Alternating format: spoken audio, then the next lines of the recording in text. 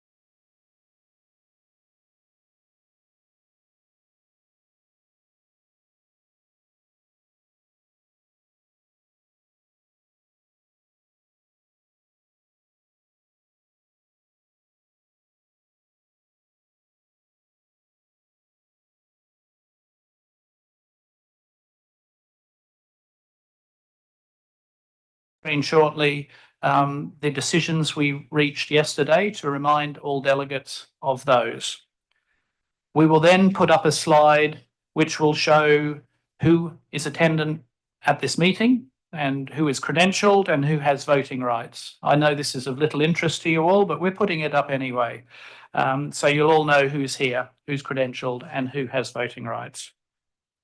We will then move back to agenda item 7 and deal with the remaining agenda items 7.3 and 7.4 in Aboriginal subsistence whaling.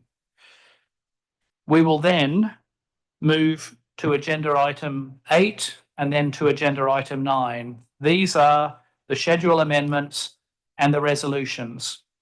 Now, after the discussion and the decision yesterday, we will deal with it as follows.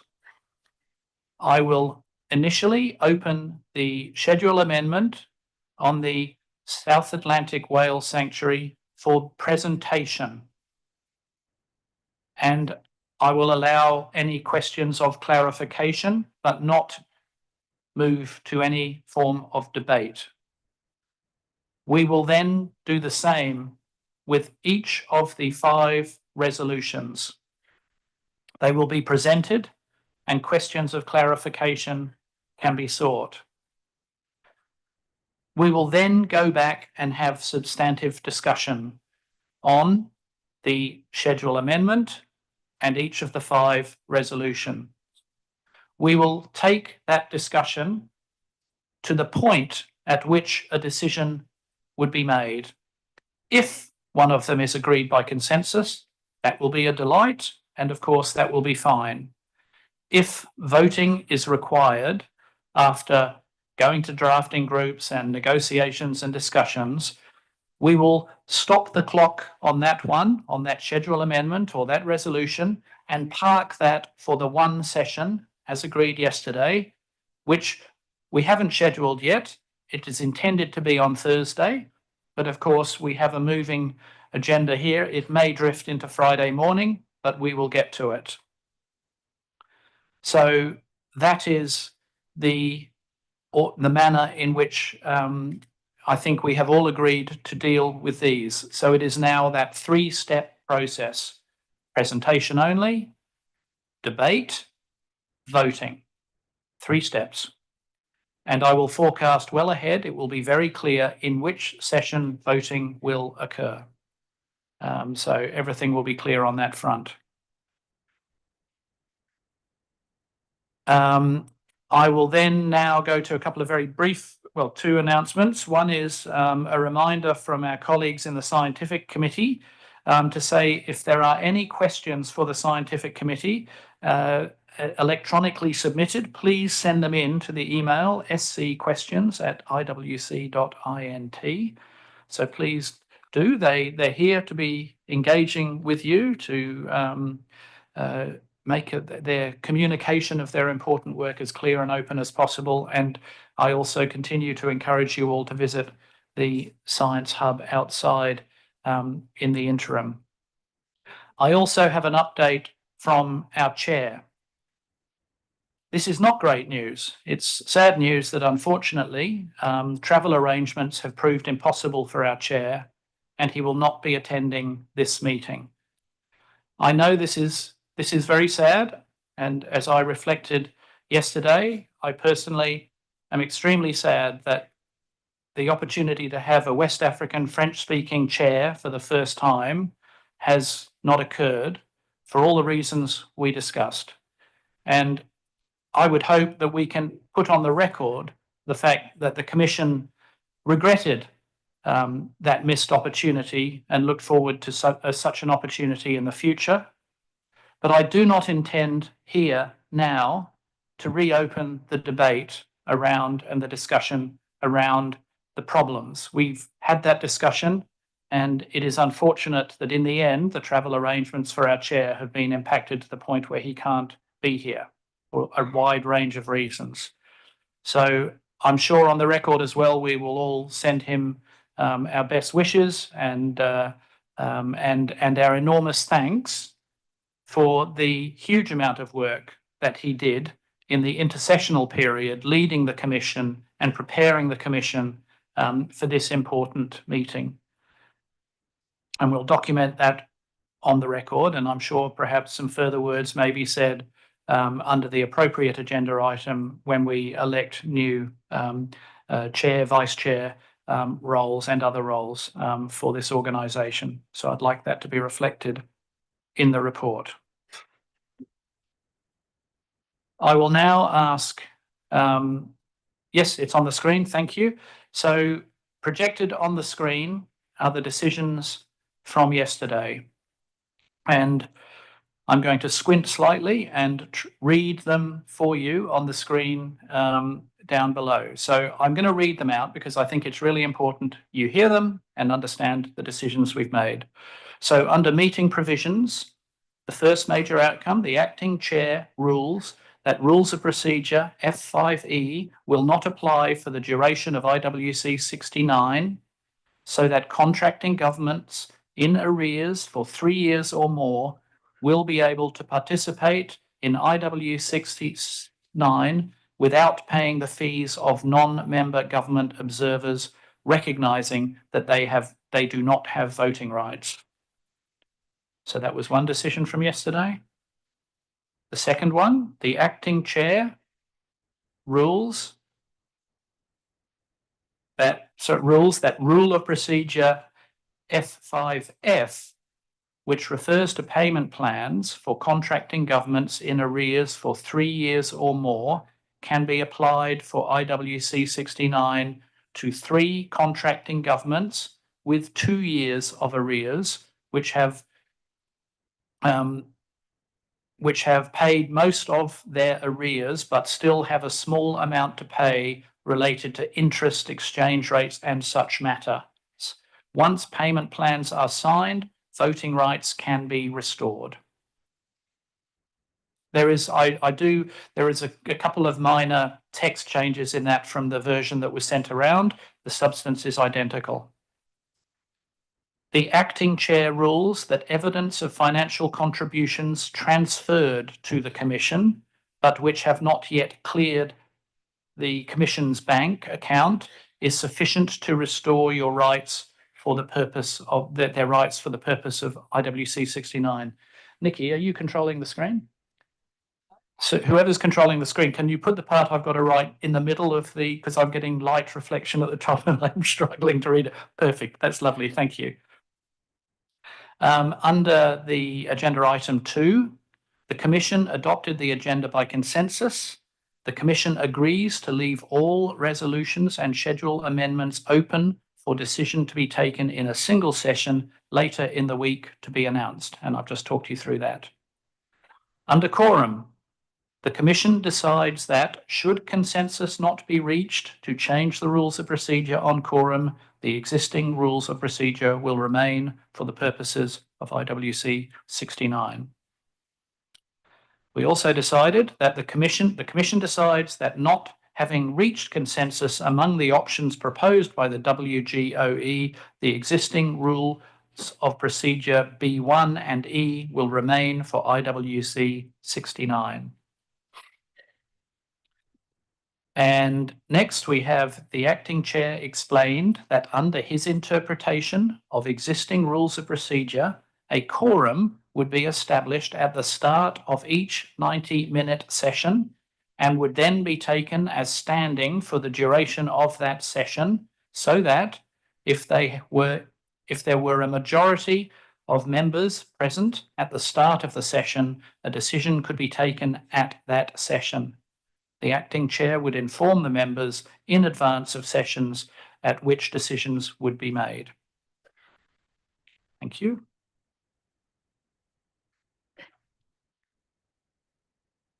And here the Commission decides to refer the rules of procedure on quorum to the WGOE for further consideration in the next intersessional period, with 2 options to be presented to IWC 70 before the adoption of other decisions.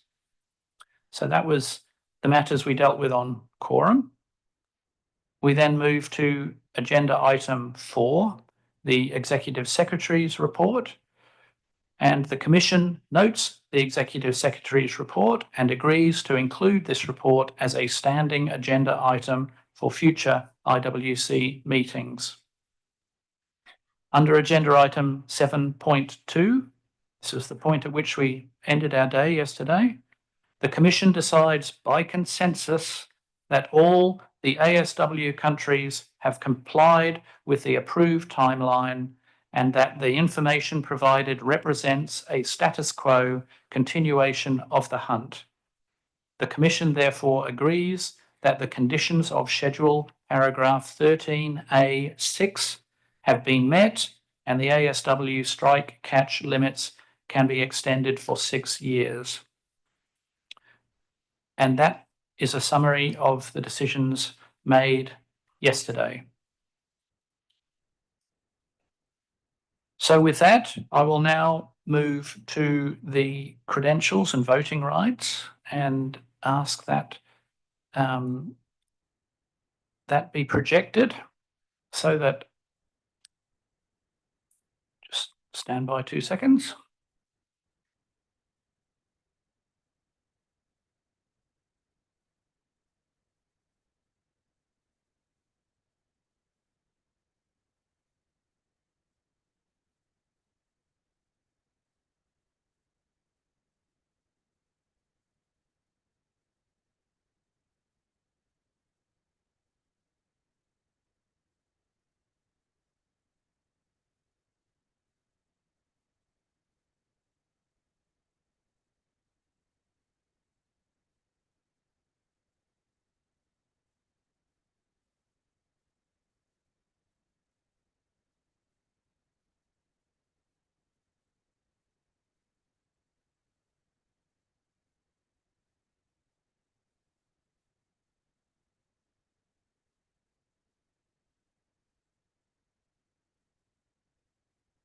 So it should appear in just a moment, and I will, in the meantime, ask Nikki to start talking to the numbers for us, please. Thank you.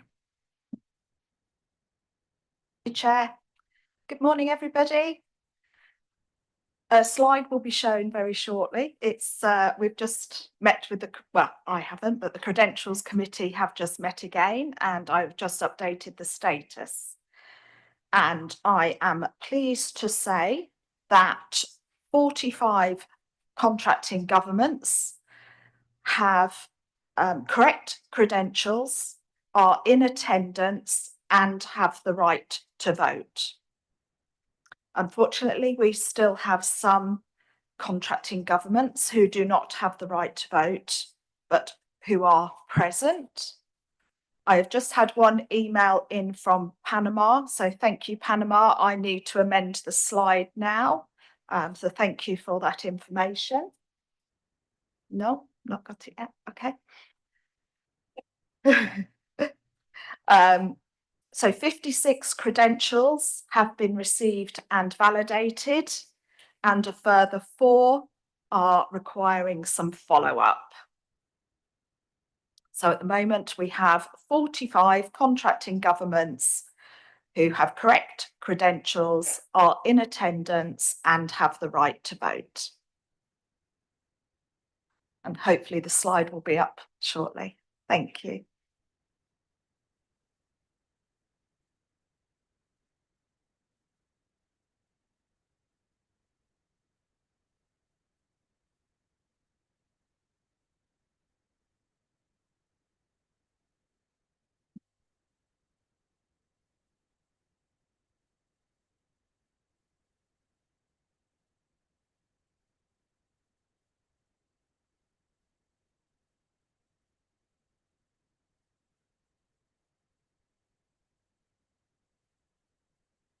If we have a hold up on the slide, in the interest of time, unless it comes up pretty quickly, I think I will move on to agenda item 7, and then we can perhaps return to the slide, and that would have allowed Nikki time to update if there's more information. It's important you all see it, but it's also important we keep to time.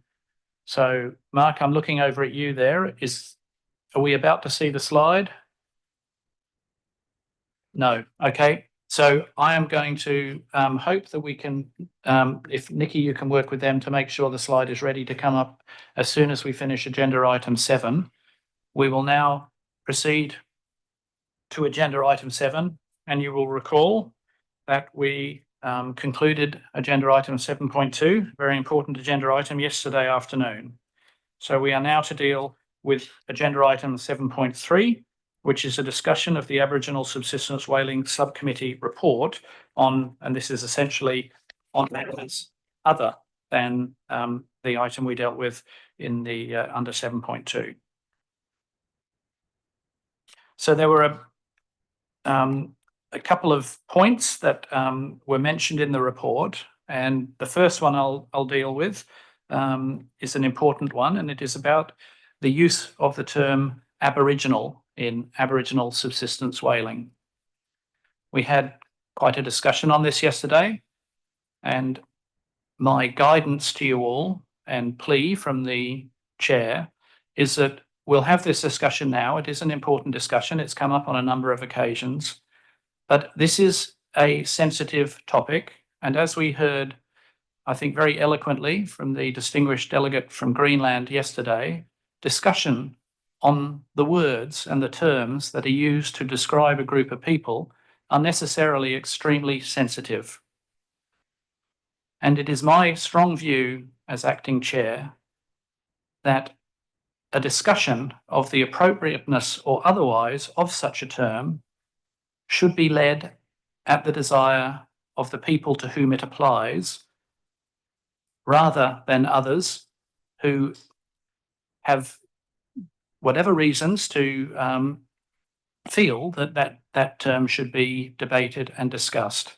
I, of course, will not limit conversations to, a particular group of people here, but I would hope that if there is a request for work to be done on reviewing this term, or a decision to be made that no such work need to occur, that has been led by the people to whom that term applies, and that we can respectfully then work with them and be led by them as an organisation to ensure that the terms we used are most appropriate and most inclusive and culturally correct.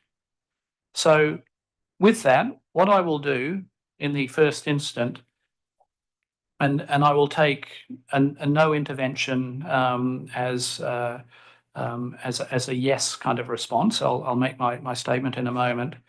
My question is, would the people to whom the term Aboriginal applies in the sense of Aboriginal subsistence whaling wish to see further work done by the Commission on the use of that term, and then we can discuss what work and what work would that be. So I don't want to force anyone to speak, so please don't speak unless you feel that you would like some work done by the Commission on the use of the word Aboriginal. So I'll initially just open the floor to those people to whom the term Aboriginal applies and seek guidance from them on what we as a Commission should do. I'll then open the floor more widely for comment. So the floor is open.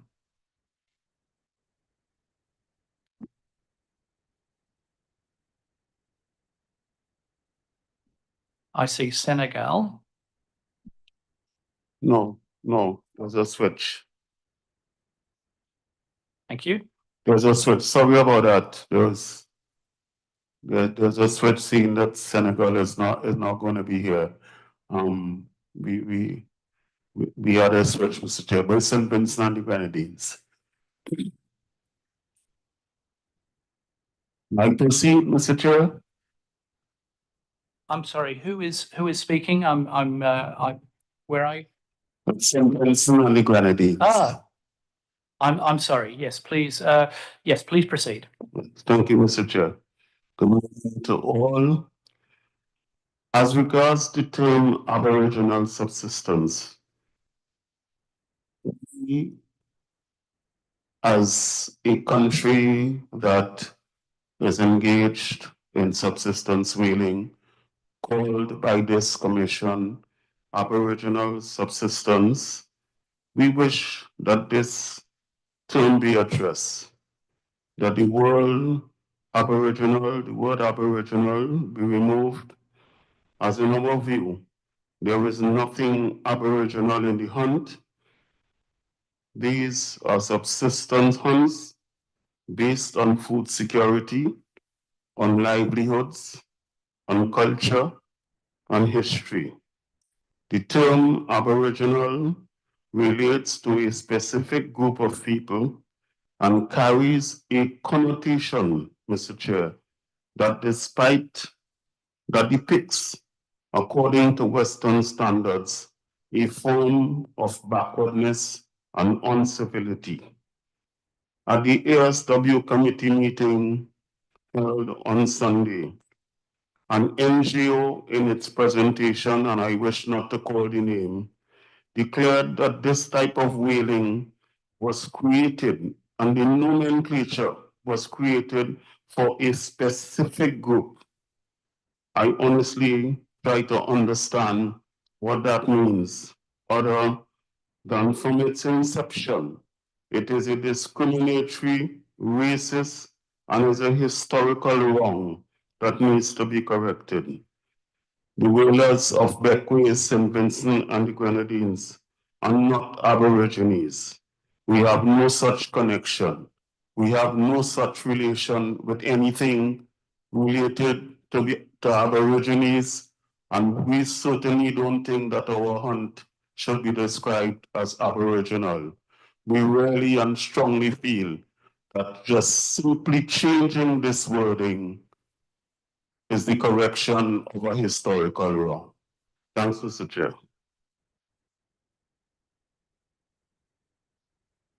Thank you. St. Vincent and the Grenadines. Do we have any other views?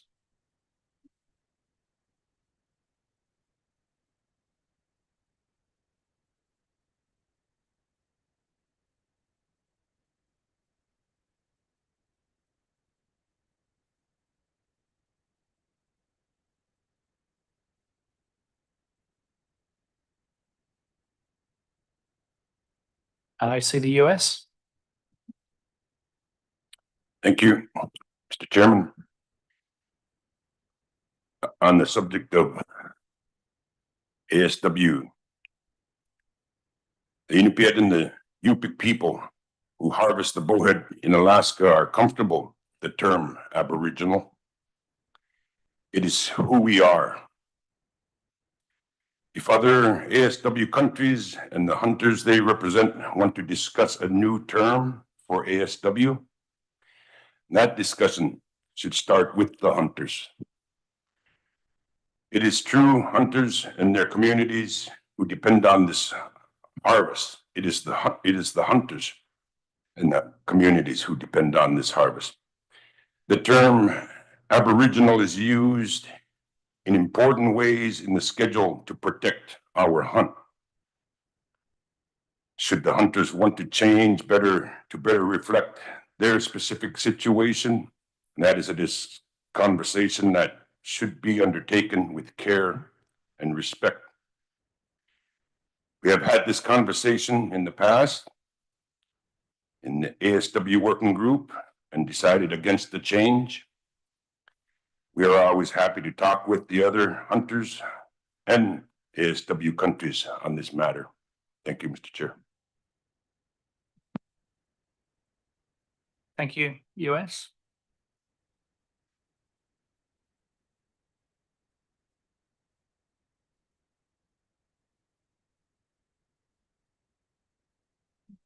So I see no one else wishing to take the floor. So I have a suggested way forward on this. We have heard from representatives from 2 ASW countries, and I thank them both for speaking. There is, as we have just heard from the US, there are different views among those communities. I think the suggestion from the US that a discussion on this be led by the hunters of those communities among themselves would be appropriate. I wonder, and my proposal, and I will look to our chair of the Aboriginal Whaling Subcommittee here. I wonder, even though the ASW Subcommittee referred this matter to us because it is a sensitive and important issue, they referred the matter to the Commission. My question, this is to both the chair of the ASW Committee and to the representatives of the hunters and the hunters who are here of the various communities to whom it applies. I wonder if the ASW Subcommittee could facilitate a discussion among the hunters of those communities and report back at IWC69 to the views. Of course, the views we already know will be varied, but speaking among themselves, they may be in a position, and I would hope they maybe will reach a position where they can advise this Commission on how we should proceed. As we've already heard, this is not a new matter. It has been dealt with before, but it is an important and complex one. So my proposition is that the ASW Subcommittee facilitate a conversation among the hunters of the communities of the ASW countries, and that those communities report back to this Commission on their desired way forward. Is that acceptable?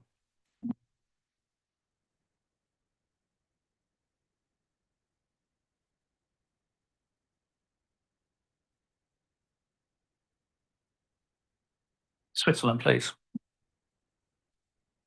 Thank you, Mr. Chair. We heard two member states having this hunt and the willingness to discuss. And I think your proposal is a good one. I have just one, aspect to take into consideration. I'm right now the chair of the ASW subcommittee. I'm not sure if I will be still in this function in 2 years' time. But of course, I'm willing, and I think the ASW subcommittee is willing to try to consult and to come back in 2 years' time with maybe some proposals. And then there is still a possibility to say if we could progress or we have to come back to the Commission at that time. Thank you. Yeah, thank you, Switzerland. Bruno, I know that you are a trusted leader of that group among the communities. That's what I hear.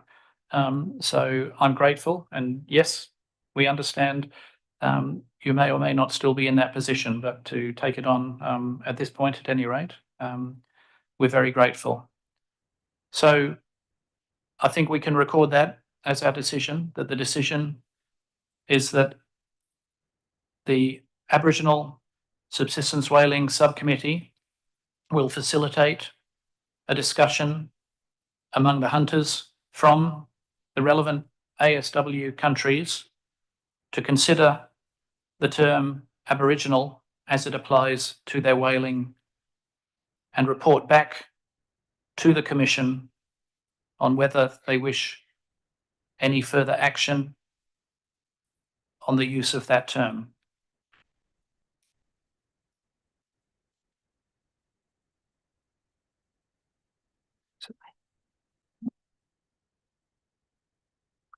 To be clear, brought back to IWC70.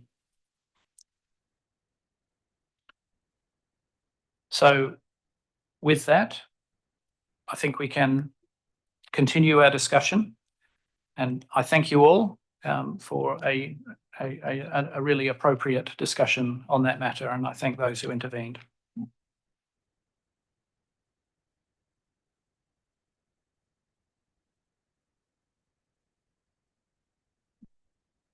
So also under agenda item 7.3, we note that the ASW subcommittee agreed to close its current recommendations, which show the excellent progress made on this key part of the IWC's responsibility since the 2 workshops of the Aboriginal Subsistence Whaling Working Group. We also can see from the report that the subcommittee noted that the report of the Survey on Indigenous Rights has been received and you can see the text on that matter in the report.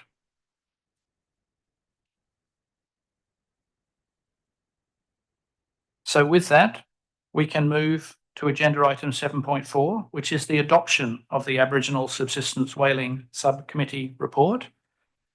I remind you all that by adopting the report, we are adopting the recommendations within that report. We have already dealt with two of the key recommendations brought forward, particularly the rollover of the ASW strike catch limits. So I ask you all if we can now approve the report of the ASW subcommittee, please. And all its recommendations, indeed. Thank you.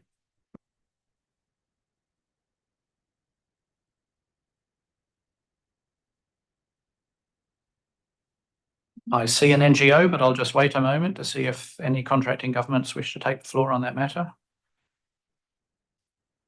I see no contracting governments taking the floor, so I take that as assent from the contracting governments, but I will take an intervention on the NGO that press the button if they wish to speak. Excuses, was a mistake.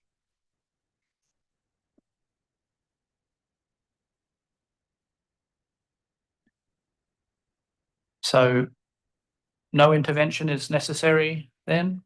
Thank you. So with that, we have adopted the report of the ASW subcommittee and all of its recommendations.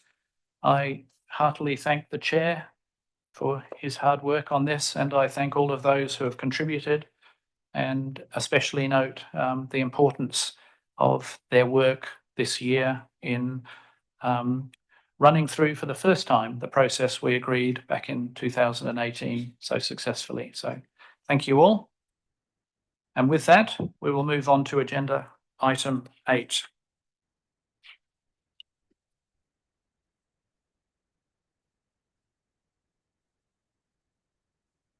As I said when we opened this session, this is now a 3-part process. So we will be moving between agenda item 8 and agenda item 9 as we go through this process.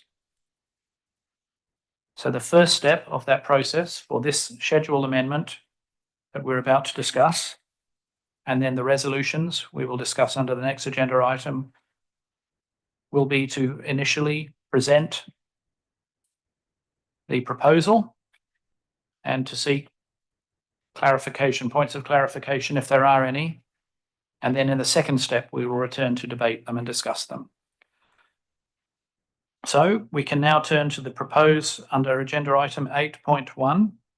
We can turn to the proposed schedule amendment to create a whale sanctuary in the South Atlantic.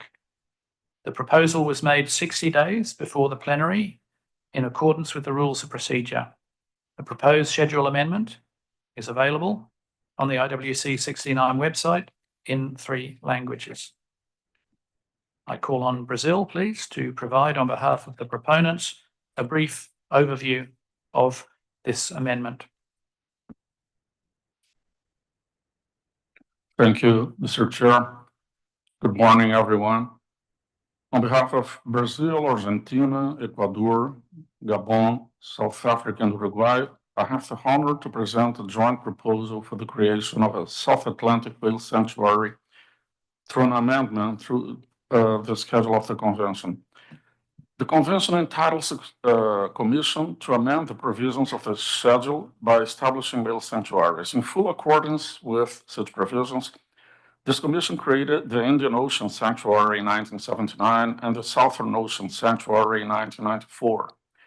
The South Atlantic is a natural candidate to host the whale sanctuary because of the numerous mating and breeding areas existing in both the South American and African coasts. The SOS initiative was initially announced by Brazil in 1998 and submitted in the subsequent meetings of this Commission, co-sponsored or supported by a majority of IWC member states, a very expressive majority. Since 2001, the proposal has gained an increasing proportion of the votes coming very close and successive IWC meetings to attaining the 75% of the votes necessary for its approval. The SOS proposal has evolved from past versions to include in its current form a comprehensive conservation management plan that has incorporated suggestions made by member states, the IWC committees and scientists from within and outside the South Atlantic region. Currently, the conservation and management plan rigorously follows the recommendations of the IWC and reflects the progress made in the governance and cooperation among South Atlantic countries towards the conservation of cetaceans and the non-lethal use of them. The SOS proposal has been endorsed by both the IWC Scientific Committee and the IWC Conservation Committee, so that it meets all legal and scientific requirements of the convention. The South Atlantic Whale Sanctuary is also consistent with our responsibility to ensure the recovery. Brazil, I'm very sorry to intervene. Can you please speak a little slower to assist our interpreters with your presentation? Thank you very much. I'm sorry to intervene with your presentation. Thank you, Mr. Chair, and apologize for the interpreters. I will speak slowly. The South Atlantic Whale Sanctuary is also consistent with our responsibility to ensure the recovery of cetacean populations to their pre-industrial levels, as established by the 2018 Florianopolis Declaration. Today, 1/4 of cetacean species are threatened with extinction. The fundamental objective of the convention at this moment is guaranteeing the very existence of these species. The South Atlantic Whale Sanctuary will much contribute to this purpose, on which depend other legitimate concerns such as food and nutrition security. The sanctuary is much more than a space where commercial whaling is prohibited. Otherwise, all three sanctuaries would be redundant. In fact, the existing sanctuaries have been established while there was a moratorium on whaling. So, what is the South Atlantic Whale Sanctuary for? The sanctuary and its conservation and management plan are an institutional framework for cooperation among states and other organizations aimed at stimulating coordinated research, conservation, and management efforts towards the promotion of long-term conservation of whales south of the equator. Its primary goal is to promote biodiversity, conservation, and the non-lethal use of whale resources in the South Atlantic Ocean. It is also intended in the South Atlantic Ocean, south of the Gulf of Guinea. It is also intended to maximize the rate of recovery of whale populations, to promote long-term conservation of whales throughout their life cycle and their habitats, with special emphasis on breeding, calving, and feeding areas and migratory paths. Brazil and the co-sponsors reiterate the importance of establishing a sanctuary for whales in the South Atlantic and emphasize the political nature of the proposal, which was always intended for consideration by this plenary as the sovereign body within the IWC, which can decide upon its creation. There would be virtually no costs associated with its immediate implementation. On the contrary, the creation of the sanctuary will facilitate the mobilization of resources for cooperation among our states for the benefit of this commission, our scientists, and coastal communities. Nothing in the sanctuary affects the fishing industry. The Indian Ocean Sanctuary and Southern Ocean Sanctuary demonstrate how sanctuaries can coexist with fisheries management. Nothing in the sanctuary prejudices sovereign rights of IWC member states according to the United Nations Convention on the Law of the Sea and other international ocean governance regimes. Nothing in the sanctuary affects the rights of countries to conserve and utilize marine resources within their jurisdictional waters. Nothing in the sanctuary affects traditional practices aimed at guaranteeing coastal communities' subsistence, food security, and development. Rather, the opposite. non-lethal, and non-extractive use of cetaceans can bring prosperity for our communities. There is science evidence that the presence of whales increases fisheries productivity. Ecotourism and whale watching can bring jobs and income to thousands of families. The sanctuary and its conservation and management plan will provide us with an institutional framework for more cooperation to coordinate scientific research already existing and conservation initiatives also already existing, and to mitigate threats such as fishing gear entanglements, ship strikes, bycatch, and illegal killing of cetaceans. It will also contribute to fulfilling our international commitments relating to biodiversity and climate change and supporting sustainable development. Whales are highly migratory animals that contribute to the survival of many other species and for the overall sustainability of the oceans. The nurseries, migratory routes, and habitats must be protected. Their conservation thus demands coordinated efforts at the national, regional, and international levels. In this sense, Brazil, Argentina, Ecuador, Gabon, South Africa, and Uruguay expect the support of other member states to the approval of the South Atlantic Whale Sanctuary. It is going to be a major achievement of this Commission. We're looking forward and we will be proud of being part of it. Thank you, Mr. Chair. Thank you very much for your description of the schedule amendment, Brazil, on behalf of all of the proponents. Are there any questions of clarification that any party has on this? Please, the floor is open. I see Antigua and Barbuda. Thank you, Mr. Chair. I would like to get some clarification.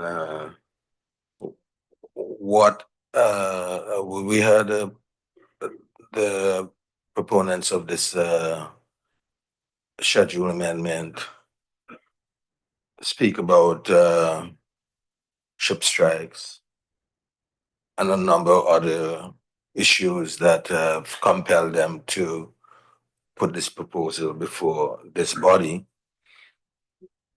We are disappointed that we have not heard anything within the proposal with regards to what organizations such as the IMO have said with regards to this proposal, if they have consulted with the IMO and other international organizations that are responsible for other ocean-related matters that would be impacted by such a sanctuary. So I would like some clarification on that. I would also like some clarification on how would this sanctuary improve on the management of cetacean resources in light of the ongoing moratorium that has been enforced by this organization for more than 30 years. I also would like some clarification from the proponents of this this proposal with regards to addressing the fact that most whale stocks and most populations have increased and are robust, and whether or not this resource management initiative could improve what is already a great improvement in the management of these whale stocks. And finally, Mr. Chair, I listened and heard that the Scientific Committee and the Conservation Committee have approved this proposal. I do not know if there has been any recent review, because remember, this proposal has been before us since 1998. And if there are any changes in the position of the Scientific Committee and the Conservation Committee as to the management usefulness of this sanctuary, given the status of whale stocks at this moment. Thank you, Antigua and Barbuda. I hear 4 questions that you have raised. 1, have the proponents sought the views of organisations such as the IMO on issues such as ship strikes. It's slightly broader, but generally sought the view of such organisations. 2, how would such a sanctuary improve the status of whales given the existing moratorium? 3, can it improve the status of whales with its given that some whale species have improved in their status? And finally, the question around scientific committee and conservation committee approval, has that changed since it was originally put to them, and how recently has it been reviewed by them? Those are the questions I hear you ask, Antigua and Barbuda, and I will pass the floor to Brazil to respond to those questions. Thank you.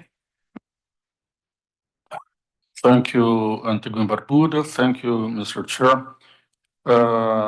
Regarding issues that have to do with the IMO also, for instance, ship strikes, what I can say is that there is coordination among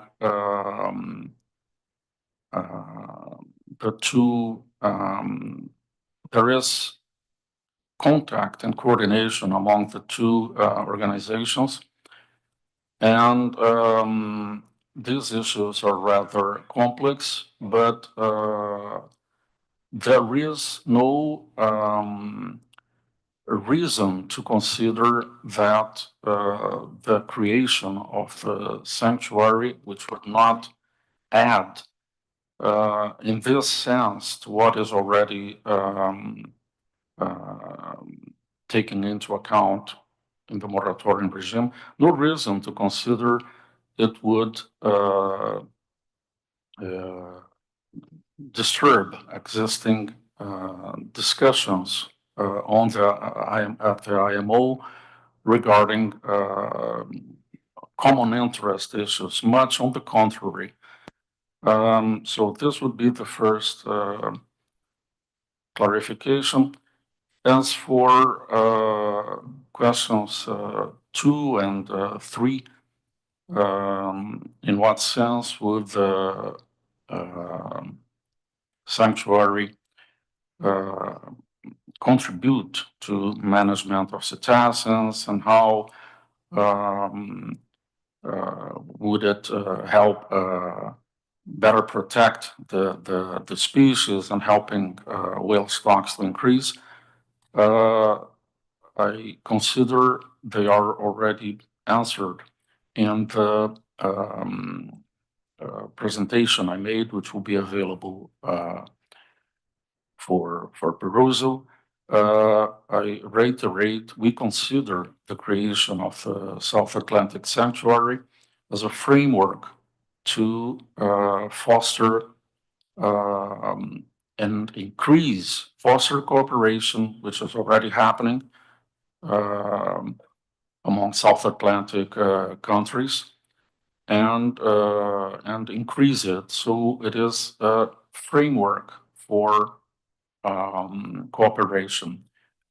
Plus, it also will allow for more fluidity when we consider the interface between this big area, which we will have with South Atlantic Sanctuary, and the other 2 that already exist in the South Atlantic and in the Indian Ocean. I would say especially the South Atlantic, the South Antarctic Sanctuary and the South Atlantic Sanctuary would constitute a very interesting framework to both purposes the colleague from Antigua and Barbuda mentioned. And regarding taking into account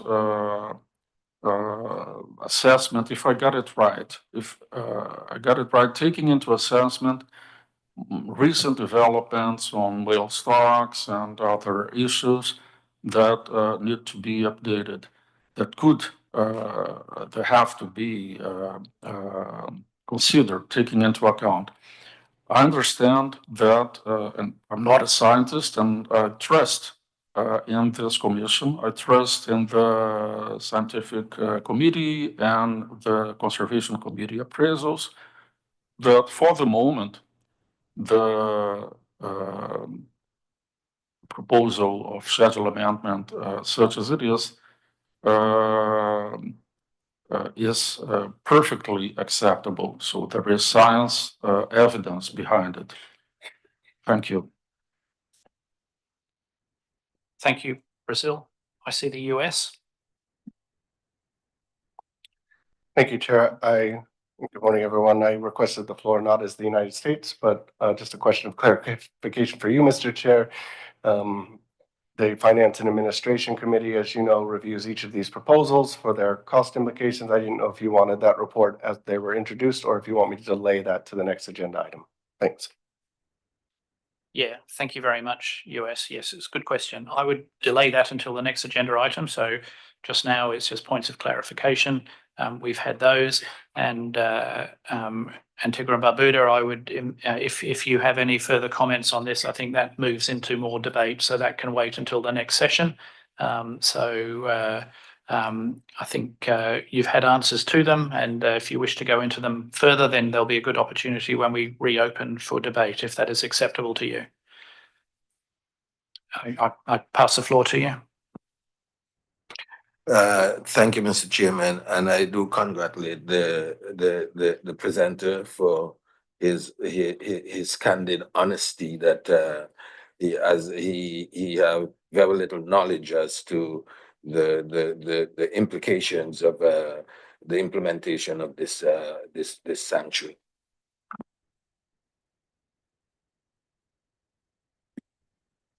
I see no one else taking the floor. Gabon. Yes, please take the floor. Merci, Monsieur le Président. Étant donné que le Gabon prend la parole pour la première fois, voudrais s'associer aux remarques qui ont été faites hier par rapport à l'accueil et à la disponibilité donc du Pérou d'accueillir cette session. Alors, tout à l'heure, le Brésil a présenté l'initiative de la création du sanctuaire. Et dans ses propos, le Brésil a proposé que le Gabon était co-auteur. Je pense qu'il faudrait qu'on clarifie cela et nous avons besoin d'avoir des clarifications par rapport à cela. Mais j'aimerais quand même situer que le Gabon a pris un certain nombre d'initiatives pour contribuer à la protection de la biodiversité au niveau mondial. Qu'il s'agisse de la biodiversité faunistique ou de la biodiversité floristique. Le Gabon, sur le plan, par exemple, floristique, le Gabon a créé des parcs nationaux. Il y en a 13 et qui sont classés au niveau des Nations Unies. En ce qui concerne donc les parcs marins, le Gabon a mis en place un certain nombre de parcs marins et le Gabon s'est engagé au niveau des Nations Unies à augmenter à près de 30% donc les superficies maritimes destinées à la protection de la ressource. Et concernant donc cette initiative de création des sanctuaires, je crois que le Brésil a sollicité l'appui du Gabon pour pouvoir présenter cette requête. Mais cette requête, le Gabon n'a pas formellement précisé qu'elle présentait cette requête dans cette manière telle qu'elle a été située tout à l'heure. Pourquoi? Parce que le Gabon n'est pas un pays isolé. Le Gabon appartient à une région et le Gabon partage les eaux avec d'autres États, notamment dans le cadre de la conférence ministérielle, nous appelons la COMAFAT. Donc, cette question doit être approfondie au niveau de la COMAFAT.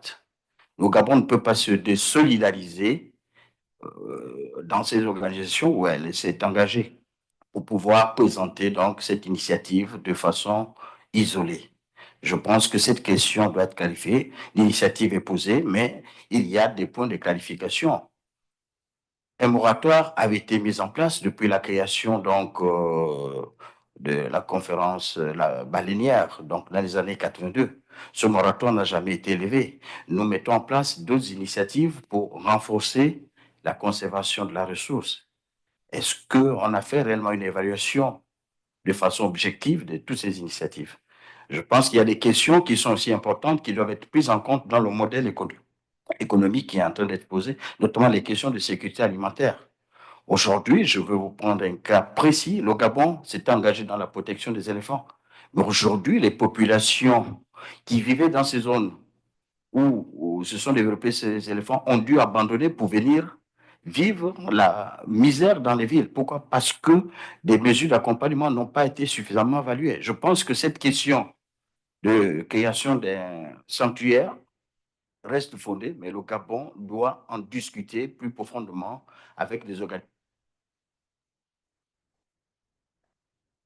Gabon, please excuse me for stopping your microphone. Then you may not have been in the room when earlier on I let everyone know that I will be quite strict with time limits of interventions, so they're limited to 3 minutes. I do apologise for cutting you off because I suspect you did not know that. I thank you for your intervention. I request that you work with the proponents to clarify whether Gabon is or is not a proponent of this schedule amendment, and that that can be reported back to us as a clarification when we open this item for discussion at the next time. I don't wish to have this worked through on the floor here because it's clearly going to take a little time and some discussion among the proponents. So thank you very much, Gabon. I see Argentina and then Brazil on this matter, and I will request that we're just reasonably brief on these points so we can move on, as this was really a brief presentation and points of clarification. So I recognize Argentina, please. Gracias, señor presidente. Quisiera secundar la presentación de Brasil y agradecer en el nombre de los copatrocinantes a los países que se han sumado a la propuesta original de Brasil y Uruguay, concretamente Ecuador y Sudáfrica, y otros que han demostrado un interés en ser también copatrocinantes de esta propuesta de enmienda. Como usted sabe, la Argentina apoya el uso no letal de los cetáceos. Hemos sido el primer país en el que se iniciaron actividades de observación de ballenas en Sudamérica, tan temprano como 1983, en la mundialmente famosa zona invernal de cría de ballenas australes de la península de Valdés, actividad que ha crecido y se ha extendido a otros lugares y se ha convertido en una de las industrias más importantes costeras del país y sobre todo de la Patagonia. Desde la primera vez que se propuso esta enmienda, la propuesta de santuario, la Argentina la apoyó. Consideramos que la misma, ahora con el apoyo de otros países, tiene un objetivo declarado muy claro, tiene fundamento y sustento científico y tiene el propósito de promover y establecer un régimen de gestión no letal para todos los cetáceos en el área que abarca. Tenemos también como país una larga tradición en la investigación no invasiva de ballenas y así nuestro programa de investigación continuo más largo basado en la fotoidentificación de ballenas francas australes ha estado en curso por más de 50 años en la península de Valdés. Este y otros proyectos de investigación han aportado información científica relevante para los objetivos del santuario y los resultados de los estudios se han presentado en el comité científico y en otros foros internacionales. En cuanto a los objetivos mencionados, el santuario proporcionará protección y recuperación a largo plazo de las poblaciones de cetáceos, apoyará la investigación sobre las poblaciones agotadas y los hábitats y promoverá medidas regionales de conservación y actividades educativas, contribuyendo al desarrollo del turismo responsable a lo largo de las costas sudamericanas y africanas. Entendemos que los stocks y las poblaciones de ballenas no están garantizados con las medidas que se han tomado hasta ahora, que esta es una medida adicional que ayudará a una conservación adecuada de estos animales. Finalmente, como fuera expresado en el discurso de apertura del GBA, la protección de las poblaciones de ballenas tiene indudable relevancia ambiental, económica y social, destacando su contribución al desarrollo sostenible y a afrontar la crisis global de pérdida de la biodiversidad. así como un especial papel en la mitigación de los efectos del cambio climático y contribución al funcionamiento de los ecosistemas acuáticos. Así que estamos convencidos de su conveniencia, de sus numerosos beneficios y por eso instamos a otros gobiernos contratantes a apoyar este esfuerzo y a contar con su apoyo en esta plenaria. Muchas gracias.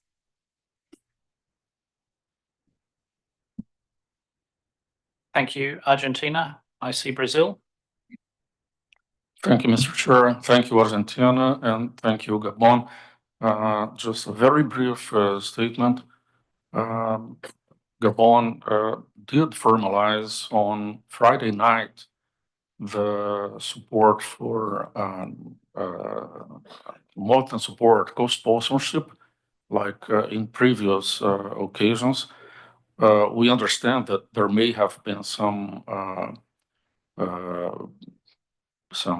question on time or whatever. So we are, of course, available to discuss and clarify with the Secretariat. But just for the record, Brazil did receive a formal, an official manifestation from the Gabonese government about this co-sponsorship on Friday, last Friday night. Thank you, Mr. Chair. Thank you, Brazil. If you can, please, as you say, clarify that with the Secretariat and indeed with the distinguished delegate from Gabon as well. Thank you. And then report back on that for clarity when we return to this agenda item.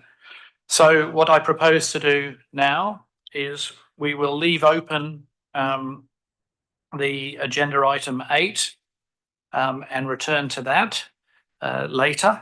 And we will move to agenda item 9, which is proposed resolutions, and they'll be presented by the proponents, and then points of clarification, same process. So seek just those until we've gone through all of the resolutions, and then we will return to more substantive debate on the schedule amendment and the resolutions. So with that, I would ask, we ask one proponent from each of the resolutions to speak briefly on the resolution, and then we open for points of clarification. So the first 9.1 is a resolution on food security.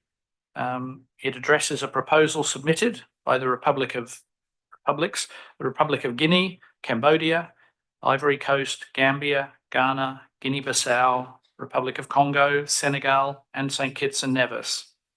This proposal was made available 60 days before the plenary in accordance with the rules of procedure, and the document is available on IWC69 website in 3 languages. So I would now request that a representative from the proponents provide us a brief presentation of this proposed resolution. Who will be speaking to this, please? I see Ghana.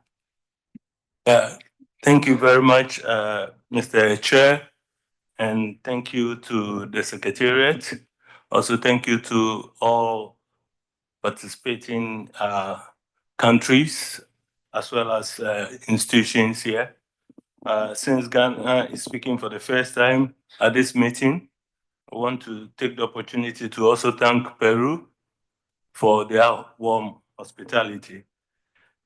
Yes, the resolution on food security was around, has been around for a while, and it was around at the last meeting, IWC68, and we took it off and worked on it over the intersessional period to be able to craft something that is acceptable to all of us. Basically, this resolution on food security picks up on the role of the International Convention for Regulation of Whaling to ensure responsible and sustainable use of whale resources. We also recognize that whale resources, like any animal resource, has got input and output. Say that where there is more taken out of a resource, the whale resource will go down. So we have a situation where in the past, whale resources have been overfished in various areas of the world. And we also note that there are situations where whale resources have bounced back. Now, when we talk about conservation, conservation is not solely protection. Conservation has a note of wise use of resources, and this is enshrined in various SDG articles that calls for sustainable use of ocean resources.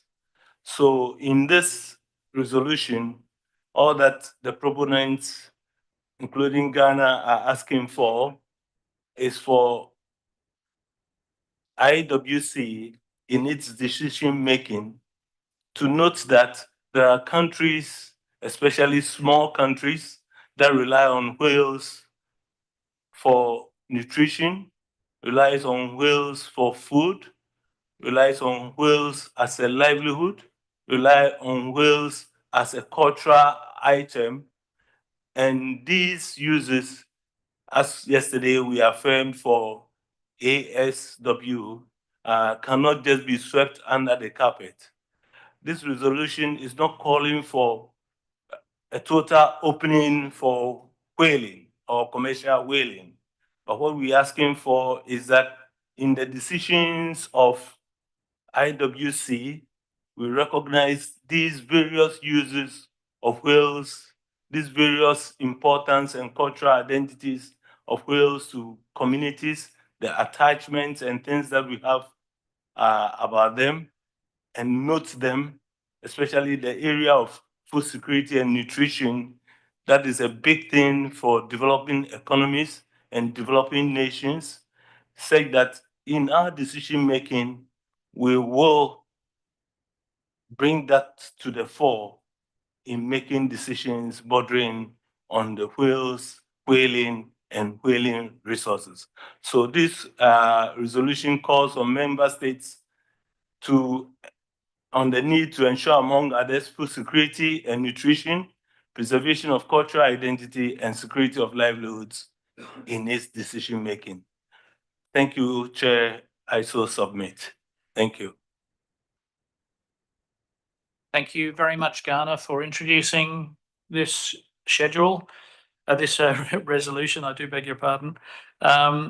And I now open the floor for any points of clarification. So just points of clarification only on this issue. Does anyone wish to take the floor?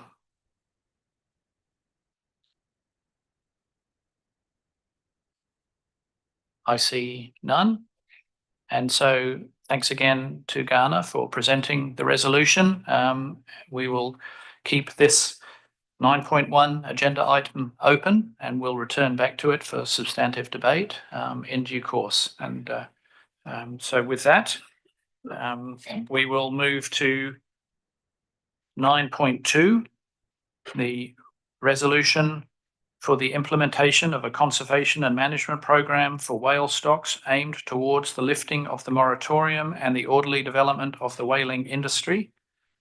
This item will address the proposal submitted by Antigua and Barbuda and St. Lucia. And I ask who will present this report and ask them this resolution and ask them to take the floor and briefly introduce it to the Commission, please. Thank you. Antigua and Barbuda, please. Thank you, Mr. Chair. We, first of all, are proposing that the title of this resolution be amended and it will be reflected in a Rev 1 version of this of the draft. We want to remove the aim towards the lifting of the moratorium. We're taking out the lifting of the moratorium, and I'll tell you very soon why we agreed to that. And it will thus read proposed resolution for the implementation of a conservation and management program for whale stocks aimed towards the orderly development and management of the whaling industry. We are very clear that that is our goal, and I hope that the proponents of this resolution will be respected for this, because we noticed in the press many NGOs predicting calamity for the whales, given our proposal, referring to it as removing the commission away from established international norms with regards to how whales are being used and managed and protected. And that is exactly why this resolution is so very important, Mr. Chair and fellow commissioners, because we are not in agreement that an international norm has been established by this moratorium and that this resolution would cause the disruption of this norm. One would recall, Mr. Chair, that when the moratorium was established, it was agreed that within 10 years, a particular process should be ongoing during those 10 years to look at the possible resumption of commercial whaling. This moratorium, this resolution wishes for this commission to acknowledge that whale stocks were overexploited for many years, and further acknowledge that through the careful conservation and management plans of this august body, whale stock populations have been significantly increased. And that is why, Mr. Chair, Antigua and Barbuda and the proponents of this resolution was very happy, without any reservations, to grant the Aboriginal hunt and agree to an automatic renewal of this hunt, because the whale stocks are pretty much robust and can withstand the hunt and the strike and catch limits that have been established by the IWC. We wish for this commission to further acknowledge that the moratorium on whaling was implemented as a temporary measure, and I want to underline that, a temporary measure, which should have been reviewed, as I said before, in 10 years. We recognize that significant scientific progress have been made in consideration of environment and humane factors. We have worked studiously in this body to ensure that these considerations are embedded in the work of our organization. We want this commission to note that in 1994, the commission adopted a robust and risk-averse procedure for calculating quotas for the abundant stocks of baleen whales. We called it then the revised management procedure. We are also asking the commission to recall that the IWC agreed that before the RMP is implemented, an inspection and observation scheme must be in place so as to ensure the integrity of adherence to agreed catch limits. We're aware of that, and we are asking for the commission to recall that. We also realized that the Commission made significant progress towards the development of an inspection and observation scheme. We call that the RMS. But we failed to reach agreement on a combination of scientific and non-scientific factors that comprises the revised management scheme. So we still have a number of outstanding issues that must be dealt with. We realize the significant commercial whaling activities are legally taking place in the EZ of IWC member countries, acknowledging that these whaling activities are now legally undertaken outside of the management authority of this august body. That's a cause for concern. And that is something that we as commissioners, with the fiduciary responsibility to properly manage and develop the whaling industry must take into consideration. We know that sustainable whaling contributes to livelihoods, food security, and poverty reduction in many coastal communities, many coastal communities. We saw the enthusiasm, the joy that was expressed yesterday when we approved the Aboriginal hunt. We wish for this enthusiasm and joy be afforded to other coastal participants in the whaling industry. We note that sustainable whaling contributes to food security especially. We want to note that, and that is in another resolution.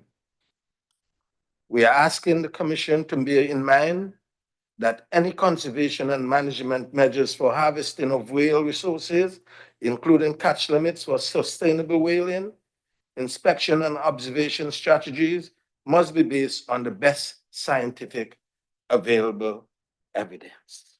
Critically important, fellow commissioners. If we agree that all of these measures are critically important, this proposal is inviting the Commission to acknowledge that it is in the best interests and our collective common interests of all contracting governments for this Commission to move towards a more balanced approach in consideration of its mandate to ensure proper and effective conservation of whale stocks and the orderly development of the whaling industry. If we can agree and acknowledge on that, the proponents are inviting the Commission to welcome exchange of views, critical in international organization, critical for the democratic process of decision-making, exchange of views, so that discussions can be taken on meaningful strategies and solutions aimed at providing proper conservation and management strategies for whale resources. We are also inviting the Commission to decide and to begin a process of collaboration amongst contracting governments to ensure that the Commission improves its work in realizing the objectives of the Convention. Improve its work in realizing the objectives of this Convention. What more can we ask? Very, very important. This would include the establishment of a special task force to be chaired by our chairman, this Commission's chairman, and comprising of members nominated by contracting governments. Just to begin a discussion, ideas must contend in an international organization like ours if we are to remain relevant in this process. We are further asking for this Commission to decide to entrust the special task force to review the work of the commission with regards to the RMP and also to the RMS. We also is asking for the special task force to make an assessment of the usefulness for the commission to resume work on these two schemes, the RMP and the RMS. We are further asking for the work as part of the terms of reference for the work of this task force to be the development of a negotiating framework document that can be used as a basis for recovering, for reconvening negotiations for the monitoring and control support program that will be necessary for the management and development of the whaling industry. We also would like, as part of the mandate for the task force, to be making recommendation to the commission on the basis of the results of the above review. Our commission, we are recommending, should instruct the special task force working group to report the results of the review and recommendations at our next meeting of the commission in 2026. And lastly, Mr. Chair, we are asking and requesting the scientific committee to provide the special task force with advice on the best scientific evidence available in the performance of the assignment and functions entrusted in this resolution. Thank you very much, Mr. Chair. Thank you, Antigua and Barbuda. I will, it's almost morning tea time, but I will open the floor to see if there are any questions of clarification on this resolution. Once again, not questions of debate, just questions of clarification on the wording of the resolution submitted by Antigua and Barbuda and other proponents.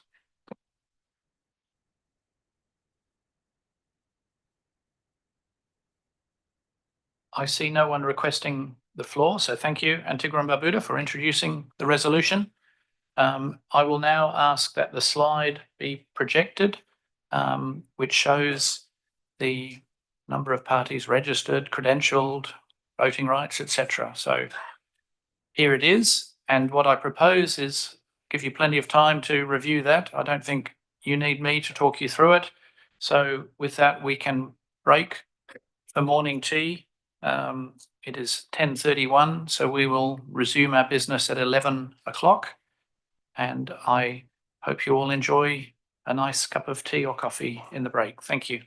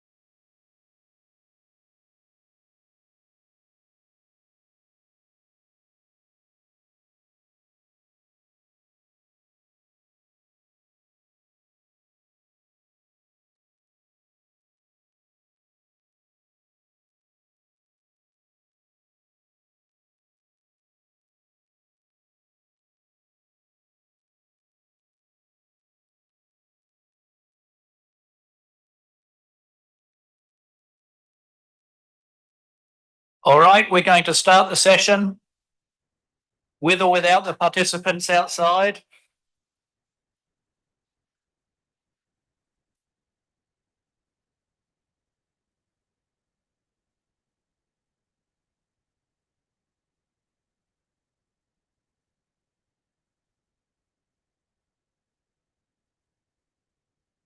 We have a rogue state taking a photograph of their delegation here.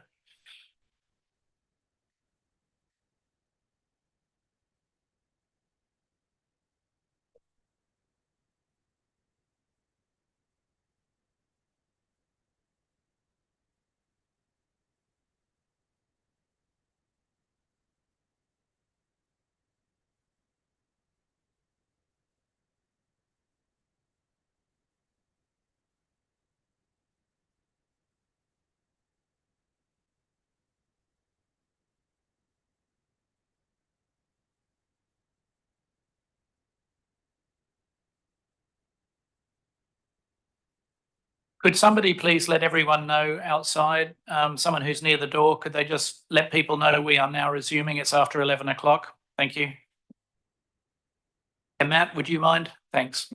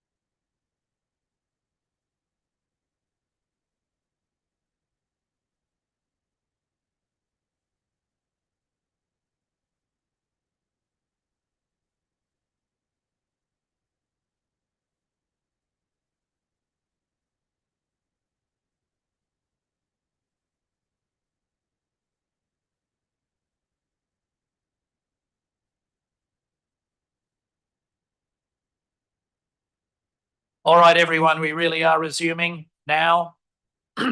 We are on agenda item 9.3, which is the resolution on cooperation with CAMLR in Antarctica.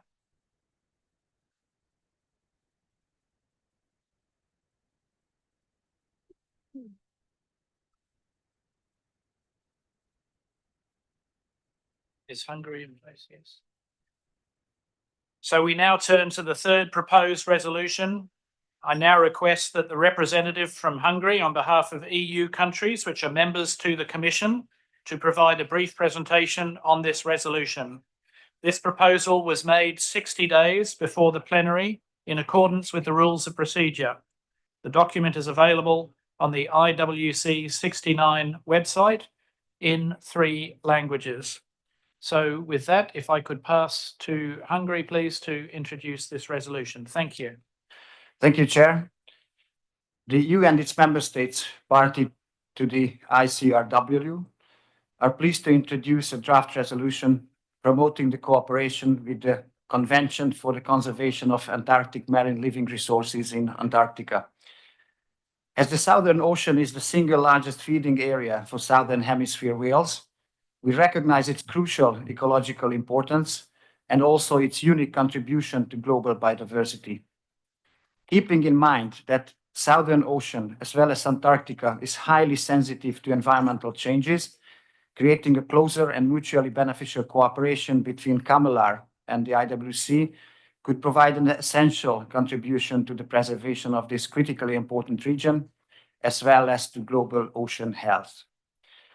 As future collaborative steps, we would propose, amongst others, to encourage the finalization of a memorandum of understanding between the IWC and CAMLR in order to facilitate the exchange of information on the effects of global environmental change in the Antarctic region relevant to whale populations.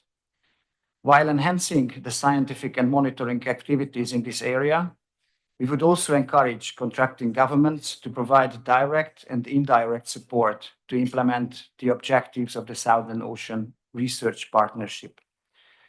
We invite all contracting governments to support this proposal, which we believe would be an important step towards the protection of Southern Hemisphere whale populations. Thank you, Chair. Thank you very much, Hungary, for introducing this resolution. Are there any questions of clarification at this point?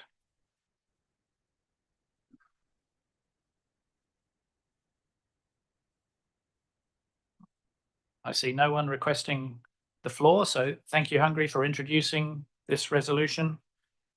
We can now turn to agenda item 9.4, the 4th proposed resolution. This is a resolution on synergies between the IWC, the Kunming-Montreal Global Biodiversity Framework, and the BBNJ agreement. I now request that the representative from Hungary, on behalf of EU countries which are members of the Commission, to provide a brief presentation of this proposed resolution. The proposal was made available 60 days before the plenary in accordance with the rules of procedure, and the document is available on the IWC69 website in 3 languages. So I give you the floor, Hungary. Thank you. Thank you, Chair. Hungary, speaking on behalf of the EU and its member states that are party to the ICRW, in support of the submitted draft resolution titled Synergies between the IWC, the CBD, and the BBNJ agreement, which is also co-sponsored by Argentina. This resolution is both timely and crucial. Following the adoption of the Kunming-Montreal Global Biodiversity Framework in December 2022 and the BBNJ agreement in June 2023, it is essential that the IWC aligns its work with these historic multilateral environmental agreements. Such alignment will enhance the IWC's role in global cetacean conservation and ensure that its initiatives are integrated into broader biodiversity frameworks. The resolution aims to strengthen cooperation between the IWC, the CBD, and the future BBNJ Secretariat. It encourages contracting governments to reflect IWC conservation goals in their national biodiversity strategies and action plans, and seek to leverage funding opportunities through collaboration with the Global Environment Facility. These measures are designed to amplify the IWC's conservation impact, improve efficiency by reducing duplicated efforts, and secure essential resources.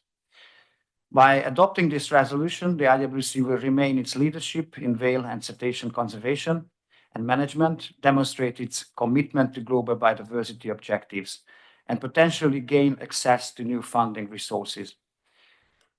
The associated costs are modest compared to the substantial benefits of enhanced collaboration and increased visibility. Thank you, Chair. Thank you very much, Hungary, for the presentation. I appreciate you being concise on these resolutions. Thank you.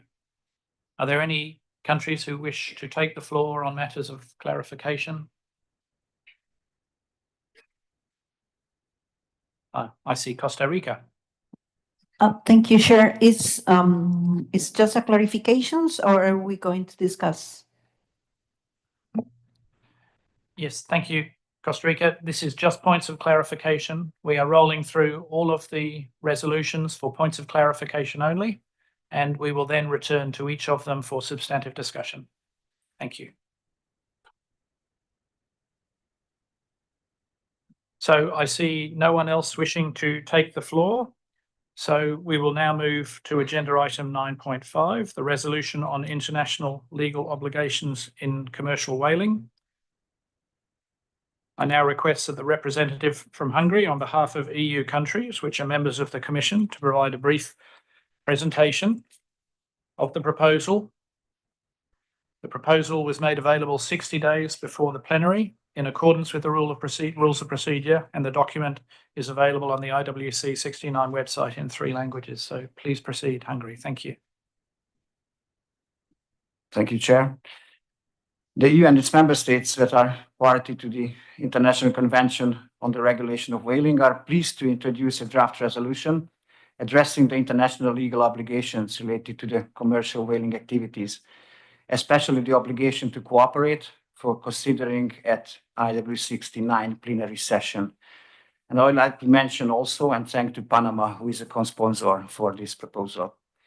The reason for submitting this resolution emerged from the activities related to commercial whaling recently conducted by some governments.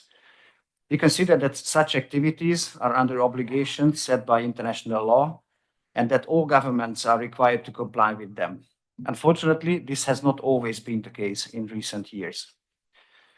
The purpose of this resolution is to clearly address and kindly remind all governments that such legal obligations shall be adhered to, regardless of the circumstances and any activity related to commercial whaling. Following this purpose, the text of the resolution is proposed in a way which limits its scope only to addressing these legal obligations and no other issues related to commercial whaling, where divergent views on this matter are well recognized. From the perspective of the EU and its member states party to the ICRW, it is of utmost importance to unambiguously recognize the role of the IWC as the only competent global authority with the mandate for the conservation and management of cetaceans. In this regard, all efforts or activities undermining the role of the IWC, no matter they are intentional or not, are unacceptable from our perspective, and we believe that this view is common to all IWC contracting governments. Having said this, we are open to discuss the proposed draft resolution with all contracting governments and further work on the text as we are seeking to adopt this resolution by consensus. Thank you, Chair. Thank you very much, Hungary. And I now open the floor for any questions of clarification. And I see Antigua and Barbuda, please. Thank you, Mr. Chair. Let me congratulate the distinguished representative from Hungary for introducing this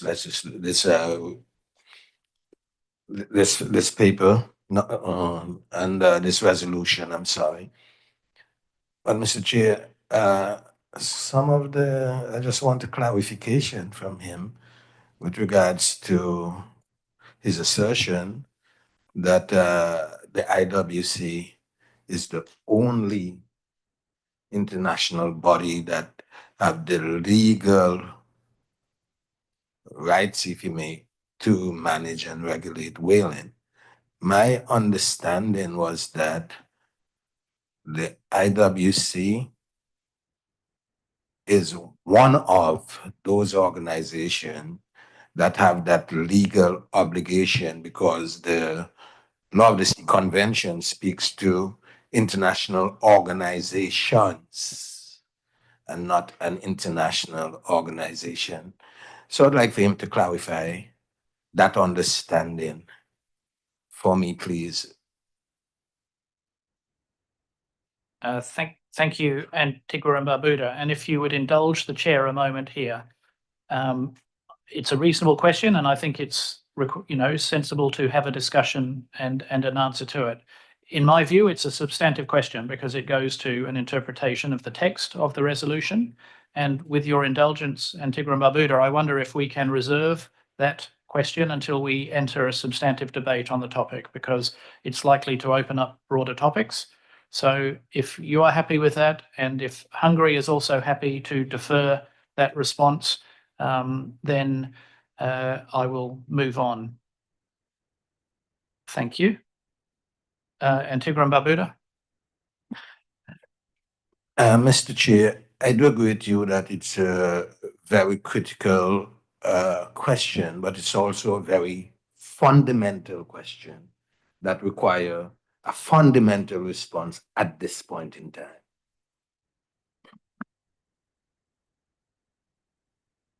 I think we're arguing about times at which things are discussed, Antigua and Barbuda. My proposal to you is that we need to work through each of the schedule amendment and the resolutions for substantive debate. When we return to this for substantive debate today, then this can be the first question. And I only say it again and reiterate it again because I think it will take some time, and I expect there will be others who may wish to speak that then move it beyond a point of clarification around the presentation. So with your indulgence, I would still like to do that. And I thank you for your cooperation, Antigua and Barbuda.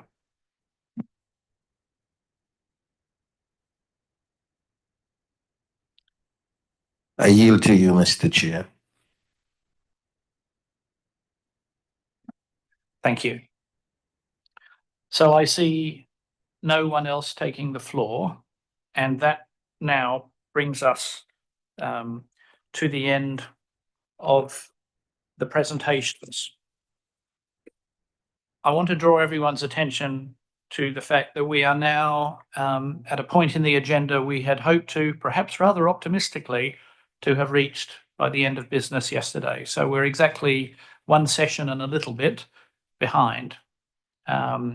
So we have a lot of business to do. So on that matter, of course, I will continue to use the 3-minute intervention rule, but I will also beg your cooperation in the breaks to be back here right on time. I know how important those conversations that happen during the breaks are, but to get through the agenda, we really need to use all of the time available. So I will be in the chair right on time to start each session, and if you could all please keep an eye on your watches and do so as well, I'd be most grateful. So the process now is we've kept agenda items 8 and 9 open, and we're going to return to agenda item 8 first, which deals with the schedule amendment for a South Atlantic whale sanctuary, and we're going to open on substantive debate. For this one and for each of the resolutions, we will go through a process whereby I first ask the chair of the Finance and Administration subcommittee to make any comments around the costings associated with this, which have been done by the Secretariat, and then we will move to the topic and the debate. This is a really important part of our business. So we will take the debate on each of the schedule amendment and each of the resolutions to the point at which a vote might be required, at which point we will hold that item and move the vote into one session, probably on Thursday afternoon, depending on how we go with the timing. So that when we return on that Thursday afternoon session, all we will need to be doing is doing the vote. All of the debate will have occurred, and that will include drafting groups to try and find a consensus to see if there can be a negotiated text that can be agreed by consensus, or responding to calls by proponents that they wish to take their resolution to the vote or otherwise. So we will reach that point, and then each of them will be moved, as we have already agreed, to the one session where we will go through the schedule amendment and then each of the resolutions that require a vote. So with that, I now return to the item 8.1, which was the discussion on the schedule amendment to create a South Atlantic whale sanctuary. And I ask the chair of F&A to please provide a report on the costings associated with this before we open for substantive debate. So I give the floor to the US.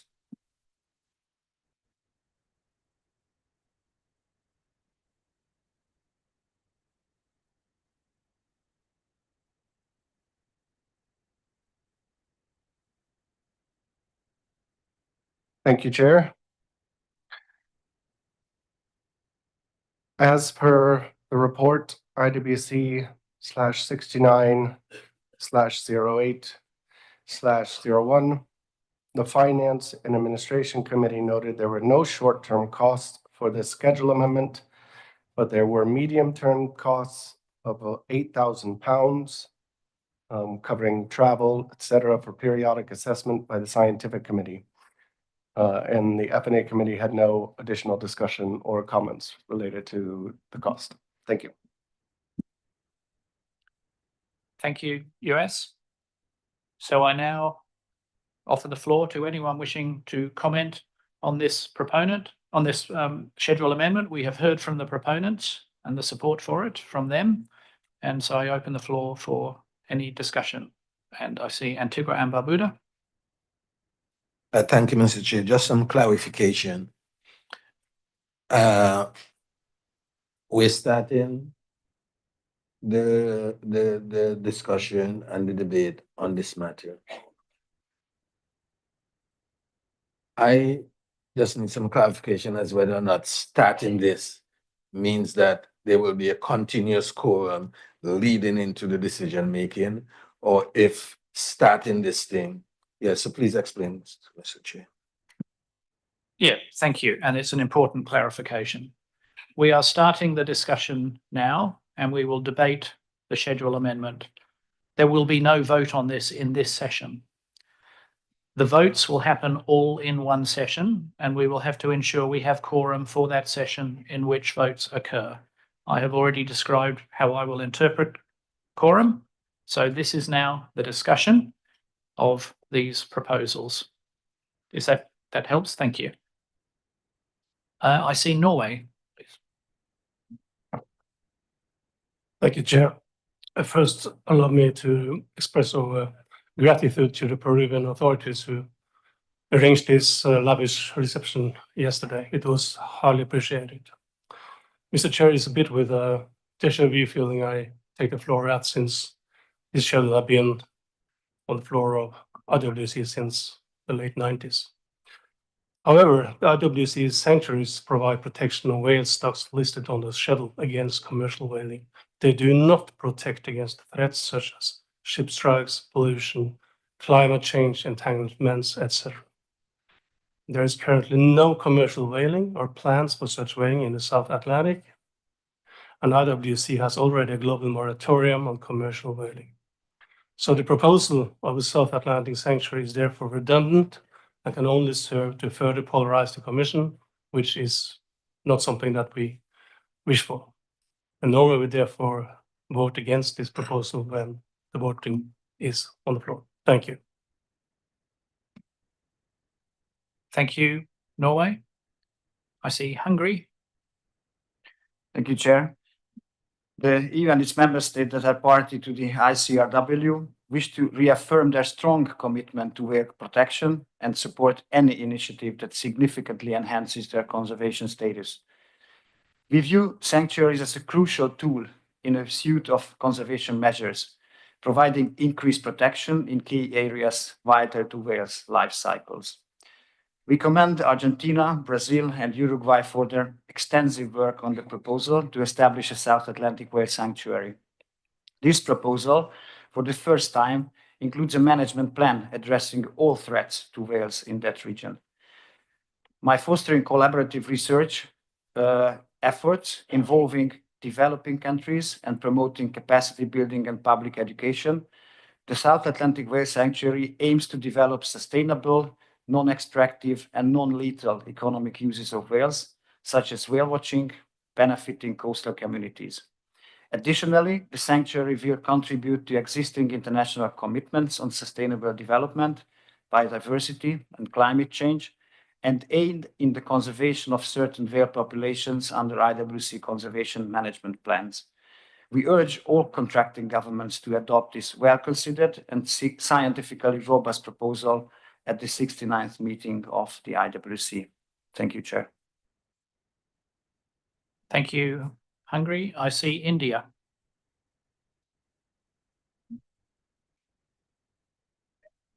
India would like to thank the government of Peru for the hospitality extended.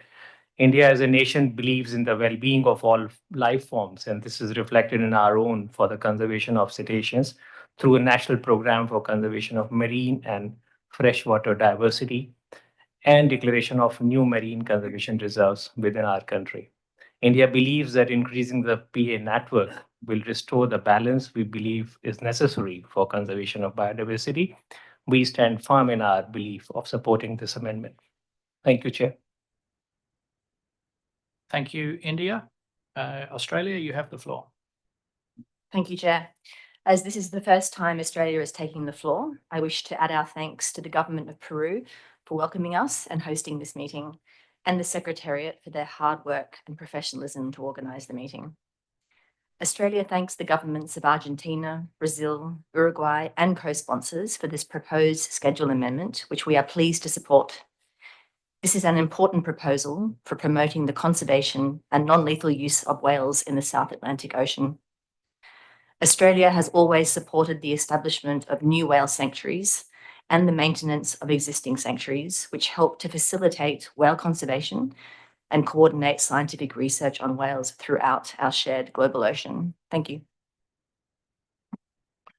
Thank you, Australia. And the US? Thank you, Chair. The United States would like to join others in thanking the proponents for bringing forward this proposal again. Sanctuaries provide opportunities to conduct non-lethal research on whale stocks, including studies on life history and population dynamics. They also provide many other benefits, such as those related to whale watching in local coastal communities. So in our view, the sanctuary will provide range states with important new opportunities to advance whale conservation, as well as education and outreach. In addition, it will provide means for international cooperation necessary for additional scientific research, conservation, and management of cetaceans. Thank you. Thank you, US. New Zealand, please. Thank you, Chair. New Zealand is a long-standing supporter of the proposal for a South Atlantic whale sanctuary. We would like to again place on record our support for this scheduled amendment. We hope it will be successful at IWC69. New Zealand commends Brazil, Argentina, Uruguay, and its co-sponsors for again bringing this comprehensive proposal for the sanctuary to our Commission.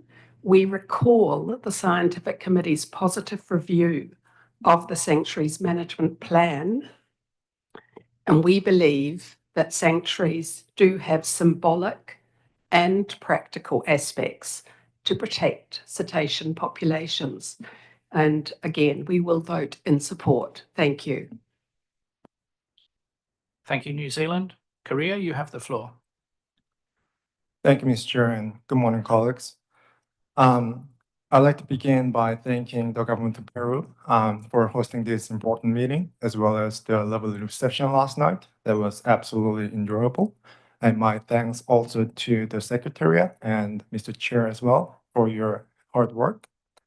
And I'd like to thank the distinguished colleagues from Argentina, Brazil, and Uruguay, and other co-sponsors for proposing this proposal. I'd like to express Korea's full support on this proposal. We believe this proposal is in line with the objectives of the convention, and given the positive impacts expected on the cetaceans and ecosystem, Korea would like to vote in favor in this proposal, and once again, full support from Korea to this proposal. Thank you, Mr. Chair. Thank you, Korea. UK, you have the floor. Thank you, Chair. The UK would like to thank the governments of Argentina, Brazil, and Uruguay for bringing this schedule amendment back to IWC 69. We are also pleased to hear that there is wider interest from other countries in this resolution as a result of the significant engagement that the proponents have undertaken since IWC 68.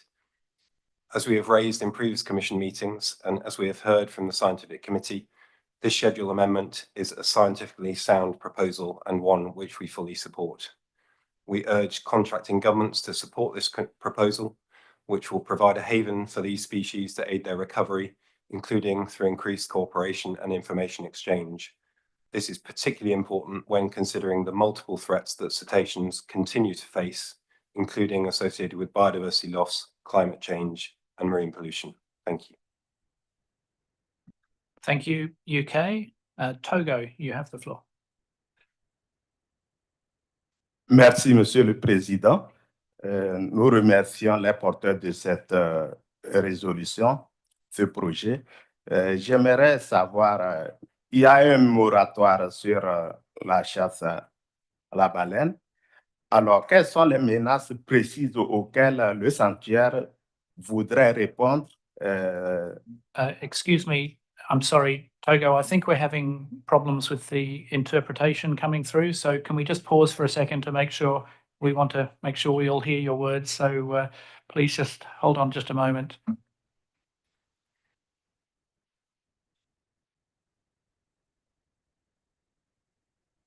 Can we proceed with the correct channel working for interpretation?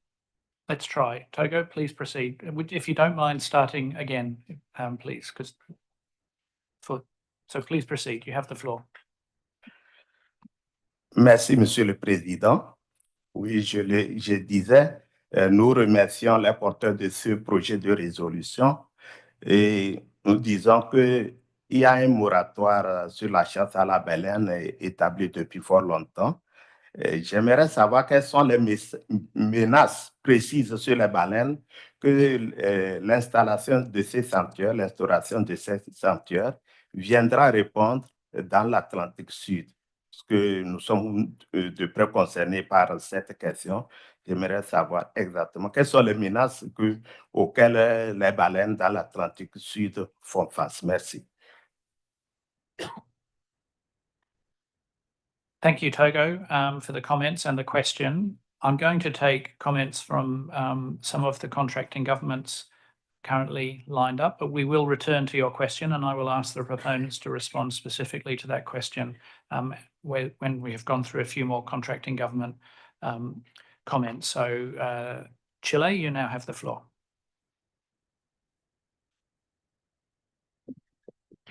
Muchas gracias, señor presidente. Nosotros solamente queremos manifestar que en concordancia con lo que ha sido la posición tradicional de mi país en temas de protección y conservación de las ballenas, vamos a apoyar sólida y firmemente esta propuesta. Entendemos que hay muchas dudas que pueden existir, pero las dudas se responden prácticamente por sí mismas. Muchas gracias, señor presidente. Thank you, Chile.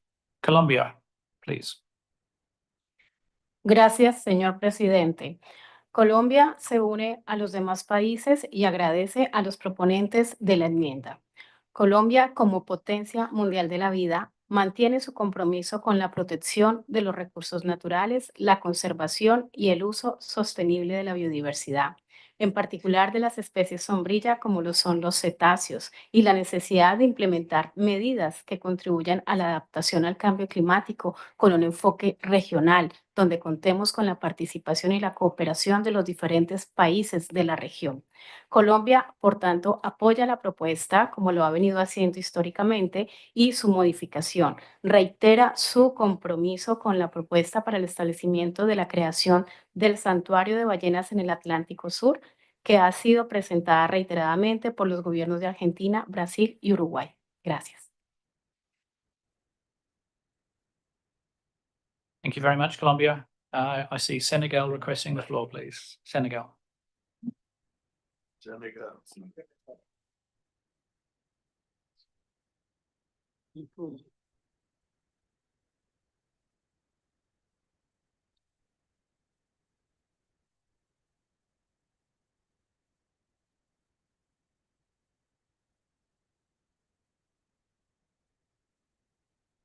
Was Senegal requesting the floor, or is it a different mic? Oh, Mr. Chair, I think you need to make some adjustments, you know, it's not Senegal, it's St. Vincent and the Grenadines.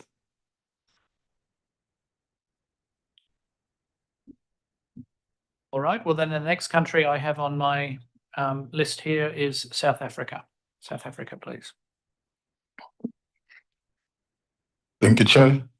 South Africa would like to, consistent with the protocol, thank the government of Peru for hosting us and for the beautiful night last night, and also to the Secretariat for the beautiful meeting. Would like to put it on record that South Africa is a co-sponsor of this proposal, proposed schedule amendment, and we will be voting for it. And then we also want to say to probably those who doubt it that there's enough evidence out there that our stocks, particularly the large rorqual whales, the baleen whales, they somehow interlinked. So there's more and more research that is being conducted by both the East and the West Atlantic that is showing more and more that we ought to work together. So in that context, I would like to put on record South Africa support this schedule amendment. Thank you. Thank you, South Africa. I see a request from Senegal. Mr. Chair. I'm afraid my board is rather confusing. But, yeah, Mr. Chair, there needs to be some adjustment on your board. I'm so sorry, it's happened this before. Is St. Vincent and Please, Grenadines St. Vincent and the yeah, so Grenadines. if you could Please ask proceed. your technical people to make some adjustments to your board, please. Be grateful. Where is St. Vincent and the Grenadines? Yes, please. You have the floor, and the issue has now been taken care of. And I apologise, St. Vincent and the Grenadines. Please proceed. Okay, thanks, Mr. Chair. St. Vincent and the Grenadines would like to ask what further benefits will be achieved with this new sanctuary. We've had a moratorium that has been in existence for almost 32 years on commercial whaling, and we want to know what further protection is necessary, and also what new threats exist to justify the issue of this sanctuary.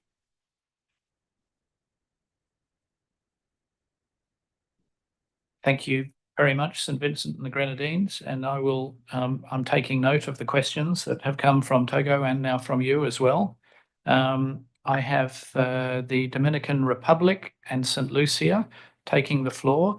I want to draw a line under the number of countries soon, so I'm hoping we're getting close. I've had an NGO on the request line for some time, but obviously I will take interventions from contracting parties first. So St. Lucia, you have the floor. Thank you, Chairman. Since this is the first time that my delegation is taking the floor, we wish to thank the government of Peru for inviting us to this country to hold this very important meeting. Chairman, St. Lucia sees this proposed sanctuary as another nail in the coffin of the exploitation of the whale resource, which from all scientific research which has been undertaken by our own scientific committee indicating that the whale resource has rebounded and can support a level of capture. In this context, Chairman, St. Lucia cannot support this resolution. Thank you, St. Lucia. So I have no contracting parties requesting the floor. Anyway, and Tigran Barbuda, you have the floor. Thank you, Mr. Chair.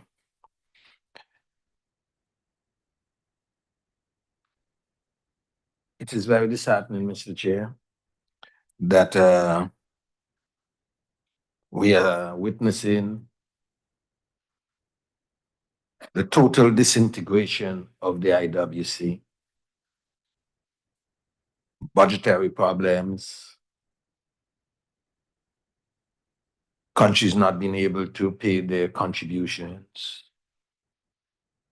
the IWC not being able to cement itself as the organization that is responsible for managing cetaceans.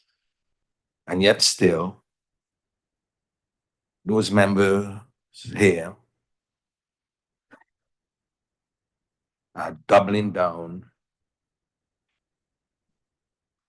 to finally move towards the total destruction of this organization. At a time when we should be asking ourselves, where goes the IWC? We are witnessing its total destruction. This is where we want to go. If that's where we want to go, let us all vote for it. If we want to compromise in the spirit of democracy, if we want to take into consideration all of the concerns, if we want to take into consideration the recovery of whale populations, then we can have a debate. But if it's a situation where under no circumstances will we ever look at reviving and addressing those issues that the convention, the ICRW, have asked us to discuss and deliberate on, let us continue to go down the road of total destruction of this organization. If this sanctuary that have no scientific justification is passed, you're going to see a mass exodus of members that are present here. And we will be moving to form a new organization and challenge the legitimacy of the IWC. Thank you, Antigua and Barbuda. I will make one comment as chair, is that I defend the right of all parties to bring forward resolutions and schedule amendments of any form that can be presented to the IWC and debated and voted upon. But I understand you wish to make a clear point, and that point is taken, but if the proponents of each of the resolutions and this schedule amendment, of course, have the right to present it and have it debated and considered under the rules of debate and decided under the rules of decision-making of this organisation. With that, I will go to, I see the Dominican Republic is the next country on my list. I do wish to draw a line under this. I think if I can just summarise before I hear all the views, I'm hearing strong views of support for the sanctuary across a range of parties, but I am also hearing strong views that parties in this organisation cannot support this sanctuary. And from what I am hearing, there seems little likelihood that further dialogue or extensive dialogue will breach the difference to enable a consensus agreement.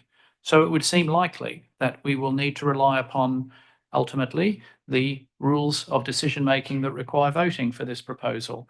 I've already heard enough views to make that reasonably clear to me in my chair's position, but I will take some more views. But if you are just associating with what's been said before by earlier parties, please make your point briefly so that you are recording your support or opposition to this schedule amendment by aligning with comments made previously. So with that, I recognise the Dominican Republic. Thank you.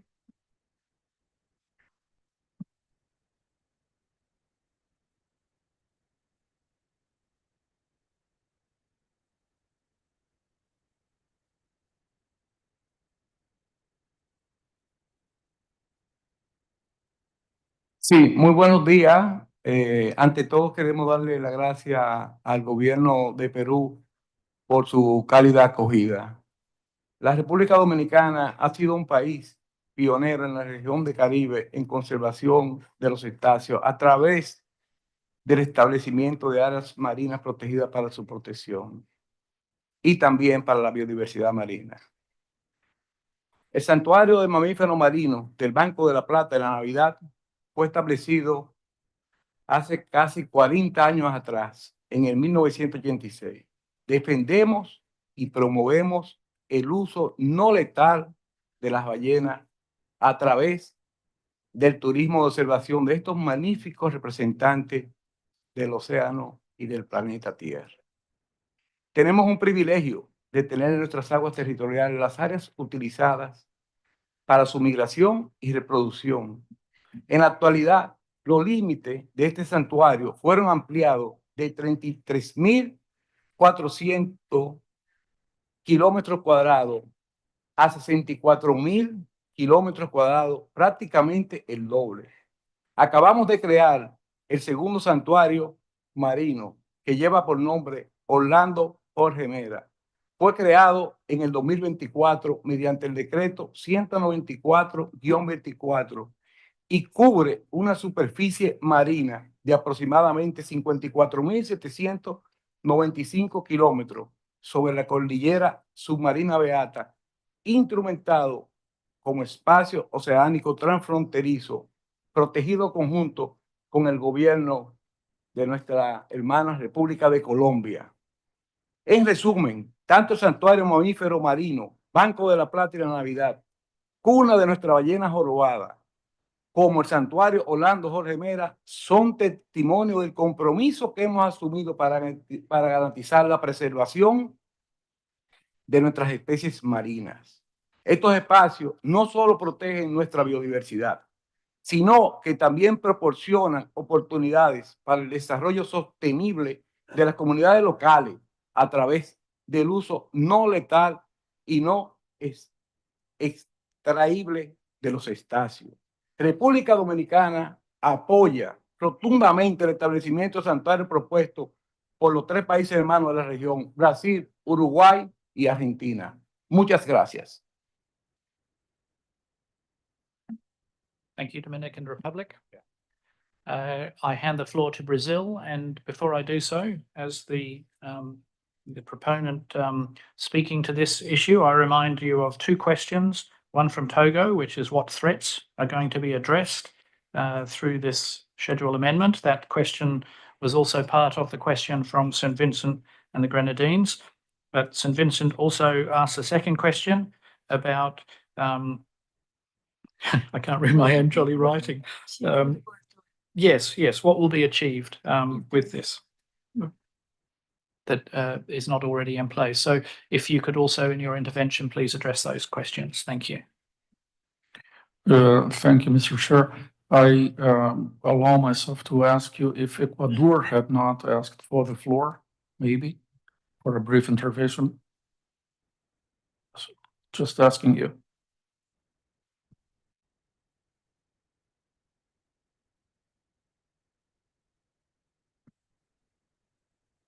I'm sorry, Brazil, could you just repeat that? I'm just This is just a question. Hasn't Ecuador asked for the floor? If they have asked for the floor, I would rather speak after them. Yes, they have. They're in a list, and I will get to them, and I will go back to you after they have spoken, if that's what you wish. Okay, well, the next country I have on my list is Panama, please. Muchas gracias, señor presidente. Aprovechamos para agradecer al gobierno de Perú por la cordial recepción de bienvenida que nos brindaron en la noche. También felicitamos a los gobiernos de Brasil, Argentina y Uruguay, pues esta propuesta de principio precautorio garantiza la conservación, uso sostenible de los valores ecosistémicos de los cetáceos para las economías de las comunidades marino-costeras, pues mejora también la productividad pesquera. Por tal razón, Panamá está comprometido con la conservación y el aprovechamiento no letal de los servicios ecosistémicos y es por ello que reitera su apoyo a esta iniciativa. Muchas gracias. Thank you. Panama, I see St. Kitts and Nevis, please. It's us? Yes, thank you, Chair. St. Kitts and Nevis would also like to say thank you to the government and people of Peru for having us here and the warm hospitality so far. With regards to this proposal, With regards to the science that is available to us, St. Kitts and Nevis will not support this proposal. Thank you. Thank you, St. Kitts and Nevis. I have Monaco. Merci, Monsieur le Président. Prenant la parole pour la première fois, la Principauté de Monaco souhaite remercier le gouvernement du Pérou pour l'organisation de cette réunion et leur accueil. Je serai brève. La Principauté de Monaco remercie le Brésil, l'Argentine, l'Uruguay, l'Afrique du Sud et les autres coparrains de cette proposition, qu'elle soutient fortement. Monaco se joint donc aux nombreuses délégations qui ont exprimé leur fort soutien à l'établissement de ce sanctuaire. Merci. Thank you, Monaco. I have Ecuador.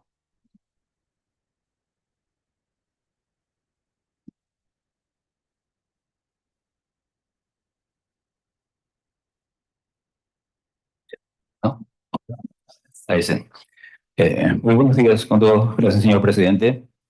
Ecuador agradece al gobierno de Perú por la organización del CBI 69.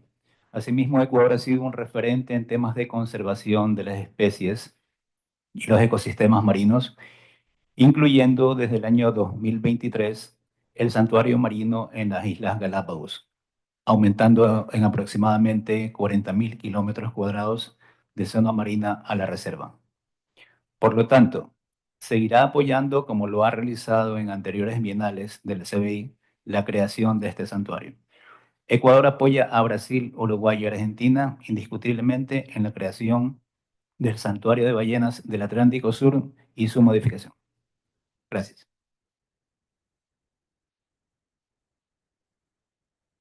Thank you very much, Ecuador. So I will now return to Brazil, who requested the floor after Ecuador, and we're already in the list. So Brazil, please. Thank you, Mr. Chair. If you allow me, I would request from our colleague from Ecuador to clarify their position regarding co-sponsorship. I think this is a rather important point. So if I may ask you to if my Ecuadorian colleague is interested in restating their co-sponsorship, it would be helpful. Thank you. Thank you, Brazil. In the interest of time, I will deal with that. In the interest of time, can you, at this point, respond to the questions that were asked by that I referred to earlier? I will then go back to Ecuador if it is a simple answer, but otherwise I would like issues of who is and who is not sponsoring or co-sponsoring schedule amendments or resolutions to be sorted in the margins and outside so that it can be reported back to us.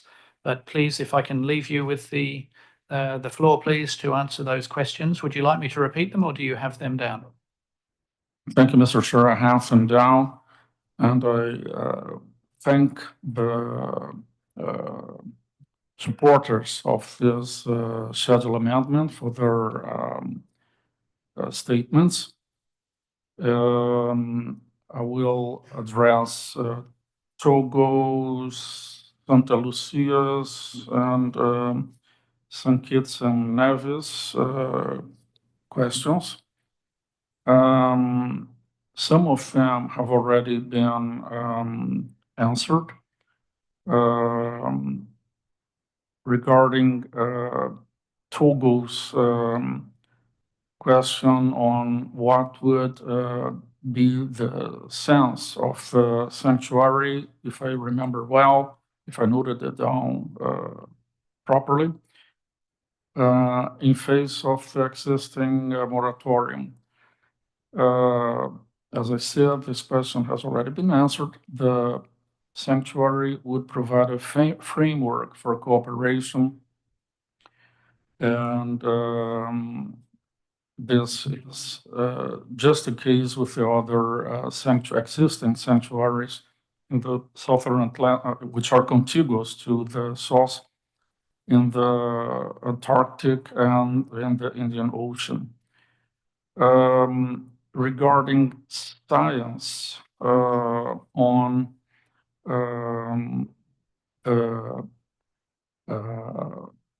sense of this new sanctuary we're heading to see created. If I got it right, these were the points raised by Santa Lucia and by St. Kitts and Nevis. I would like to remind that the Scientific Committee last reviewed the source proposal in 2016. It commended the proponents for their work to develop a comprehensive proposal. It is a sanctuary with a conservation and management plan, which up to now did not need to be updated. It is still valid. And these conclusions and recommendations were in the sense of I will read them down. The proponents were commended for their effort to develop this comprehensive proposal. The sanctuary would be the first to provide a management plan.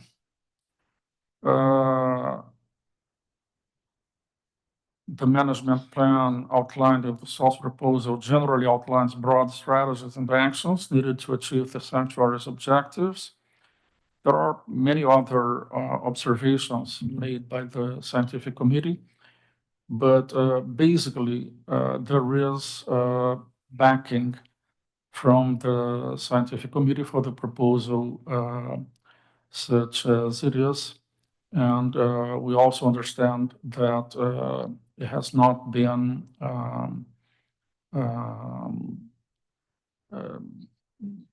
necessary to update it substantively. So I hope this addresses the questions that were posed, and I'm available for more clarification if necessary. Thank you. Thank you, Brazil. I see Costa Rica and Argentina wanting to take the floor. I want to draw a line under them because I have several NGOs also wishing to take the floor, and I will then summarize where we are in the debate. Costa Rica, please. Thank you, Chair. Costa Rica supports the proposal for a whale sanctuary proposed by Brazil and others, in line with our speeches in other conventions, especially considering the situation of the state of global marine biodiversity, especially in the sea, at a time when the world is moving towards conservation outside of jurisdiction waters. Thank you very much. Thank you very much, Costa Rica. Argentina, please.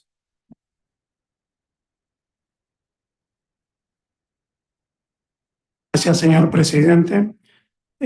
Un poco siguiendo la línea expresada por Brasil y para complementar lo dicho por ellos, todos sabemos que el santuario propuesto, al igual que otras propuestas de santuario que existen en la CBI, son medidas de conservación concretas para las distintas poblaciones de cetáceos, y en ese sentido creemos que es una medida complementaria a la moratoria existente en la convención.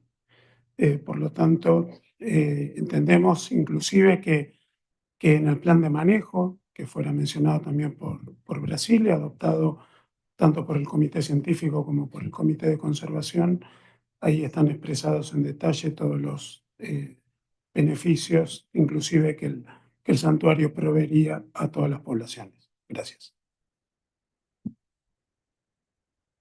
Thank you, Argentina. So I have three NGOs requesting the floor. So I'll go to the first of the NGOs, please. If you can, please remember to identify yourself and your organization, and please remember to please just be succinct in your comments, but we welcome them. Please proceed. Gracias, señor presidente. Yo hablo en nombre del Instituto Ballena Jorobada de Brasil. Señor presidente, ya se ha hablado mucho en esta comisión sobre la propuesta de este santuario, pero quisiéramos destacar aquí el eje central que motiva a los países copatrocinantes a insistir en su aprobación.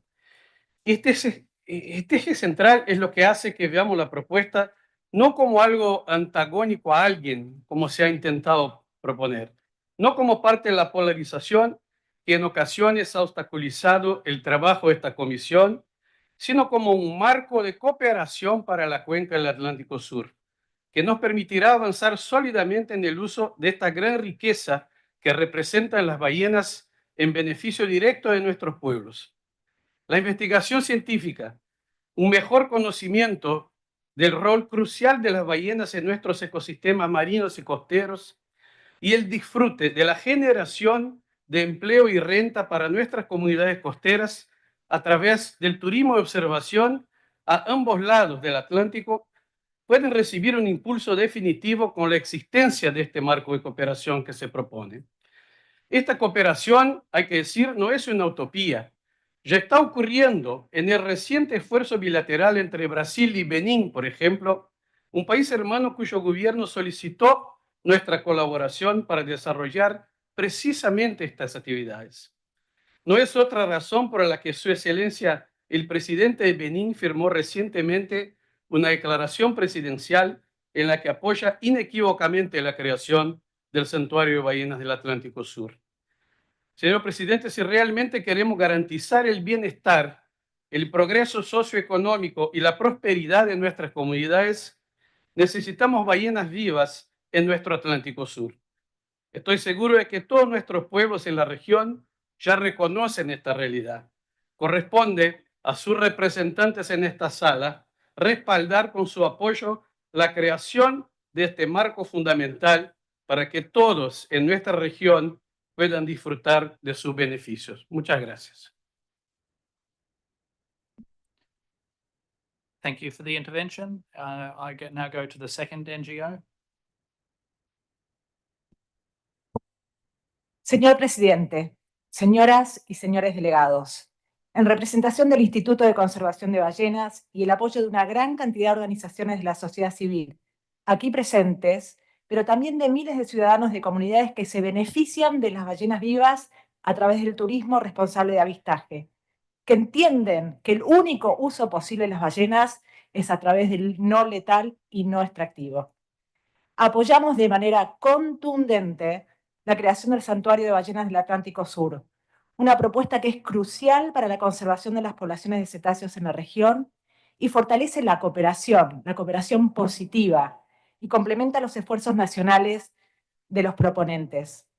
También deseamos resaltar que todos los proponentes de la propuesta son países en desarrollo, y creemos que el santuario refleja nuestra visión compartida de la necesidad de proteger todo el hemisferio sur, de que lo fortalezcamos, que junto con la moratoria garantice a las generaciones futuras que las ballenas podrán cumplir sus ciclos de vida vitales a través de la protección de este santuario y el del océano austral.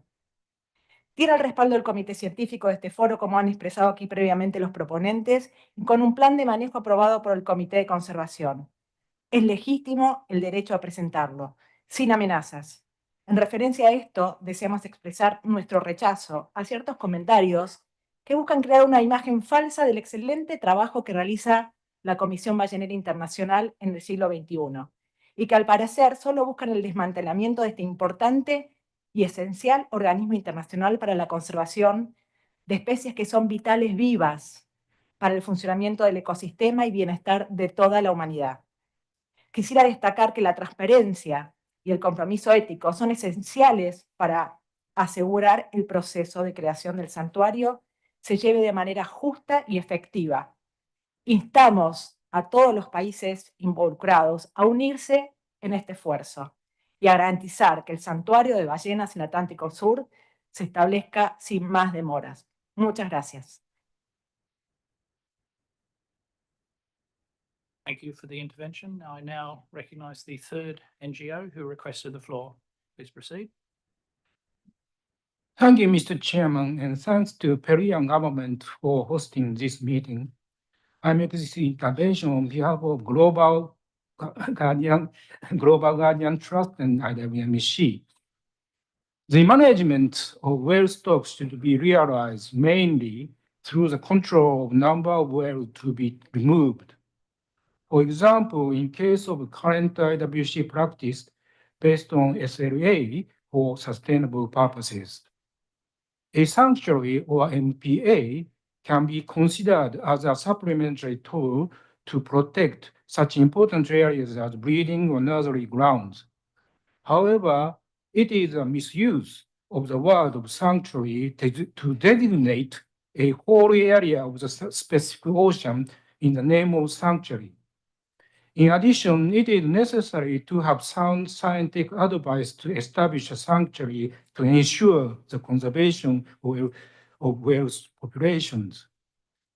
MPA is one of the hot topics in CBD or BBNJ, but the major point of the deliberation now is which parts of the waters should be protected, and they are not trying to establish the whole area as MPAs. Therefore, we consider the current proposal lacks not only scientific background to support it, but also justification to designate such huge areas as protected area, and therefore hope it will not be adopted by the Commission. Thank you. Thank you very much for your intervention. That brings to an end, I think, the interventions, and I will summarize and test with you all, but first with the proponents, my view on how we proceed with this proposal for a schedule amendment for a South Atlantic whale sanctuary. As I mentioned before, we've heard strong views both in favour of the sanctuary, and we've heard strong views opposing the establishment of the sanctuary. There's been some questions asked that have been answered. I think if those require further discussion to resolve differences, I encourage parties to undertake those discussions during the breaks and in the margins, or questions addressed to the scientific committee about their review can be addressed directly to the chair, the vice chair, and the head of science and conservation at the Science Hub. So my proposal at this stage is that, in my view, there is no likelihood of reaching a consensus view on this proposal, and I will now ask the proponents if it is their intention to proceed to a vote, and I will be clear here. They will state their intentions one way or the other, but there will be no vote in this session. If their desire is to see this schedule amendment voted upon, then we will pause on this agenda item and move this to the first of the decisions that will be in a later time slot, and presumably will include some of the resolutions that we will be discussing soon. So I'm going to request that Brazil take the floor and provide the Commission with their intentions of what they wish to do with this. But I just want to be clear that if it is to go to a vote, it will not be doing so at this session. So Brazil, please, I give you the floor. Thank you, Mr. Chair. We understand the formula you mentioned at the beginning of this morning is the best formula for conducting voting. So we'll move forward, not now, but not now. Thank you.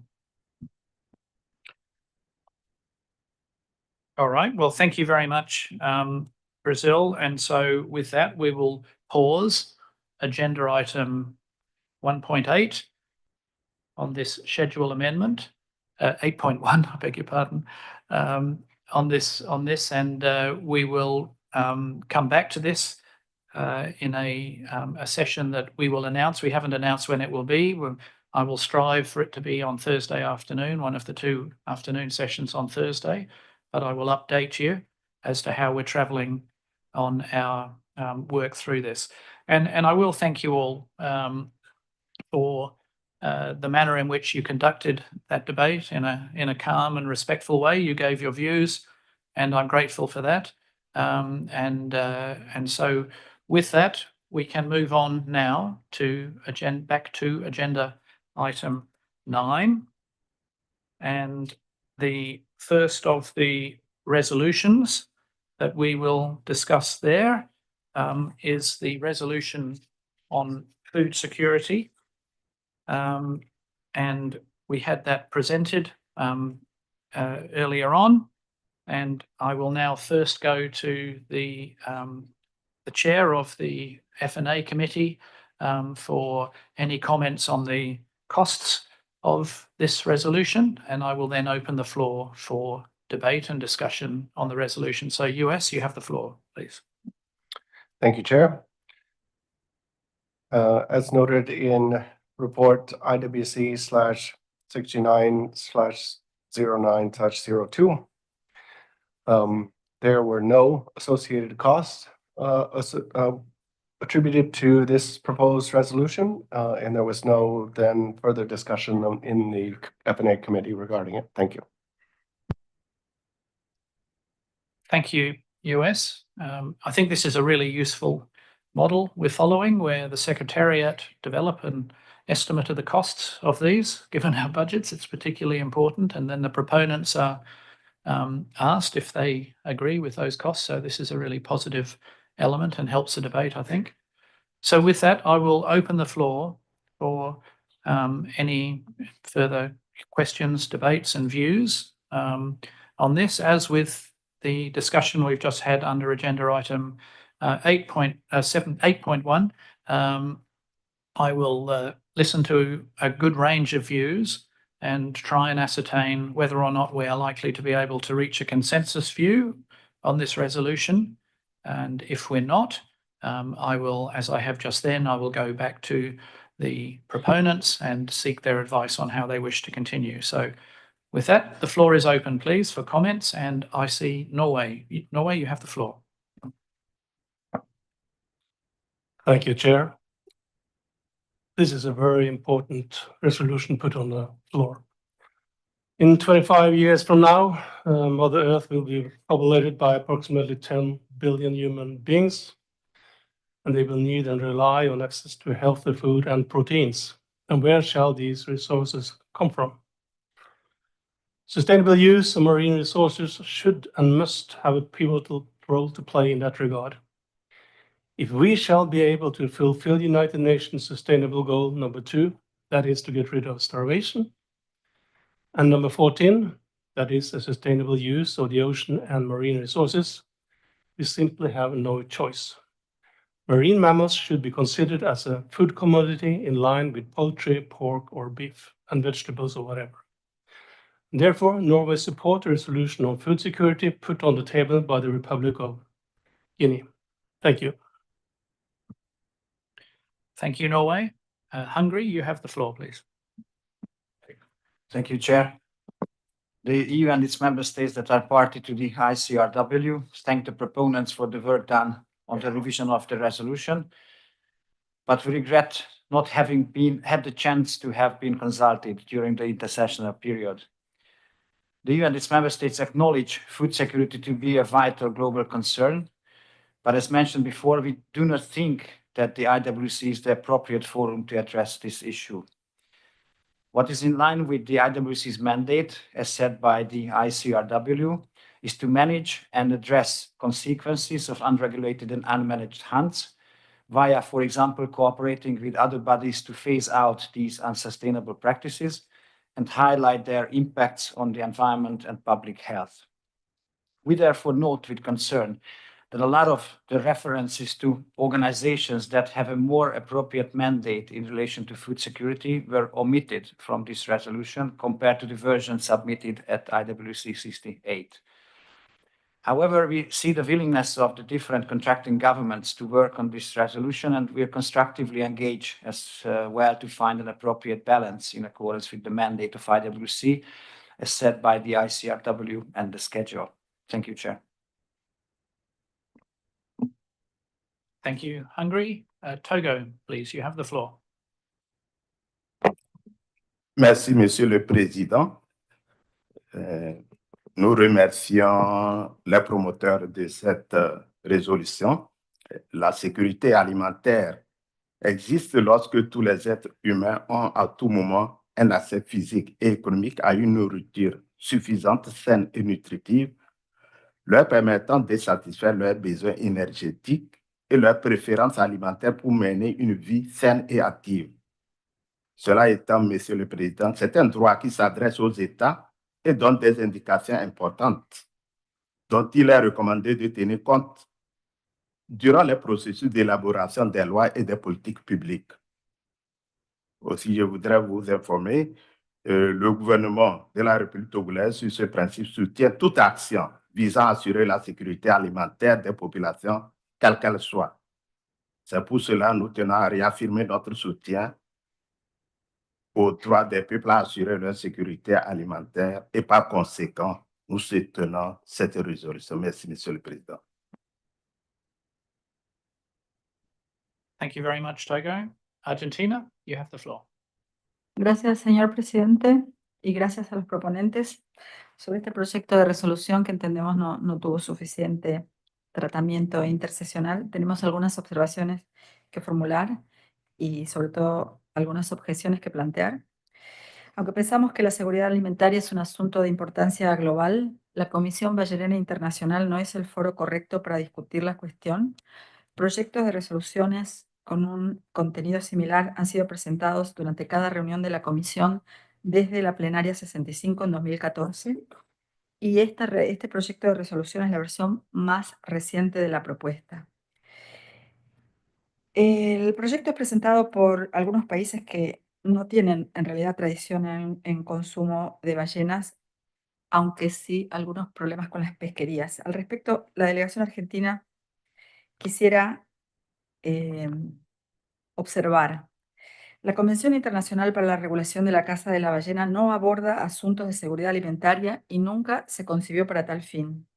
La Comisión no es el foro adecuado para discutir y abordar cuestiones de seguridad alimentaria. Para ello existen foros competentes como la FAO, el Programa de las Naciones Unidas para el Desarrollo y el Programa Mundial de Alimentos de las Naciones Unidas. La mayoría de los países contratantes de la Comisión ya se han comprometido a apoyar la seguridad alimentaria a través de otros acuerdos y declaraciones internacionales en esos foros. Las soluciones sistémicas enfocadas a prácticas pesqueras insostenibles, por ejemplo, la sobrepesca, captura incidental, pesca ilegal no declarada y no reglamentada, entre otros, es la mejor manera de abordar la cuestión de la seguridad alimentaria. Las ballenas, en cambio, son esenciales para el funcionamiento de los ecosistemas y para la productividad de los océanos, y los productos de cetáceos contaminados no son seguros para el consumo humano, y por todo ello, cazar ballenas no es la solución. Además, en línea con lo ya expresado en el discurso de apertura, entendemos que I'm very sorry, Argentina, you have breached the 3-minute mark. So I will pause you there and thank you for your intervention, and I will now pass the floor to the United Kingdom. Thank you, Chair. The UK would also like to thank the proponents for this resolution on food security. We recognise the importance of sustainable blue economies and the role of marine resources in addressing food security and poverty. However, we do have concerns with the text as proposed that mean we could not support as currently drafted, but we stand ready to engage further on any revision process that might occur. Whilst we acknowledge that food security is a critical issue, the IWC itself is not the competent body for this issue. We therefore believe it will be more appropriate for the IWC to recognise the work done on food security by the relevant competent international bodies such as the Food and Agriculture Organisation and the various United Nations programmes. Indeed, the majority of IWC contracting governments have already committed to supporting food security initiatives through these international bodies. We note that there are several dimensions to food security that must be considered, including availability, economic and environmental sustainability, nutrition and human health. Whales are long-lived, slow to reproduce, and increasingly impacted by a wide range of anthropogenic threats, many of which are growing. Although some whale populations show signs of recovering, numbers have not returned to historic levels, and other populations have not recovered. Therefore, other than for the purposes of ASW, where there is a clearly defined need supported by advice from the scientific committee, we believe that whales are unsuitable as a commercial food source. And we note that there are important distinctions between ASW and commercial whaling and do not consider it appropriate to link commercial whaling with food security. In contrast, the non-lethal uses of whales continue to deliver enormous economic, social, and ecological benefits to communities. And we also note that our understanding of the ecosystem services that whales provide continues to develop, including their regulation of prey species, nutrient cycling that help promote productive and balanced food webs, including those that can support important fisheries populations. Thank you, United Kingdom. Australia, you have the floor. Thank you, Chair.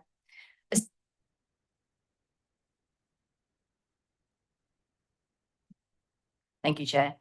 Australia thanks the Republic of Guinea and co-sponsors for bringing forward this important resolution on food security. Australia regards food security as a critical matter requiring urgent and informed global action.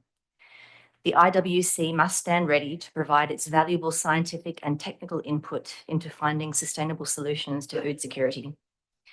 We note the important operative paragraphs of this resolution and support the intent of the first three, but we do not agree with the fourth operative paragraph, which links the sustainable use of whales to long-term solutions on food security. I wish to make a few points about this. Firstly, please don't confuse nor conflate Australia's well-known views on commercial whaling with those we hold on Aboriginal subsistence whaling. ASW is not a matter limited to food security.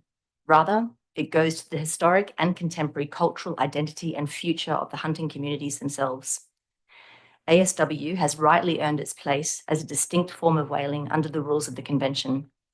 It is not and must not be conflated with commercial whaling and its associated polarised debate. Secondly, solutions to food security must be long-term as well as ecologically and economically sustainable.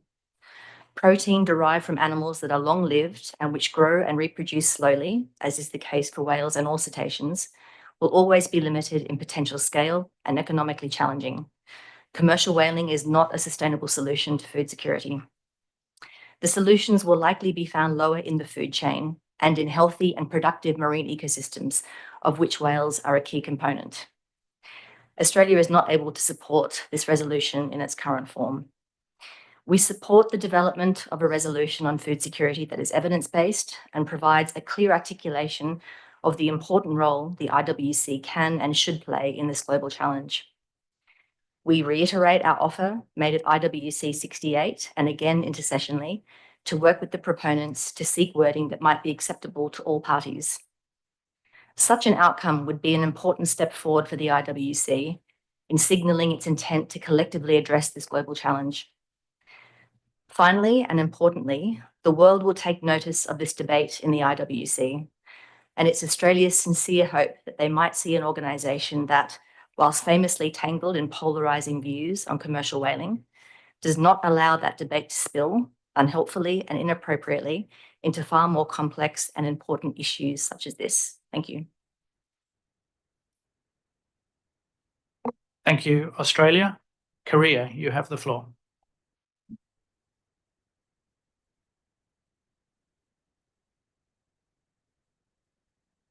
Thank you, Mr. Chair, and my thanks to the Republic of Guinea and other co-sponsors for putting forward this draft resolution on food security. Korea would like to align itself with other countries on the difference, the fact that IWC is not the appropriate organization to talk about the food security, though we also see the importance of the issue, though.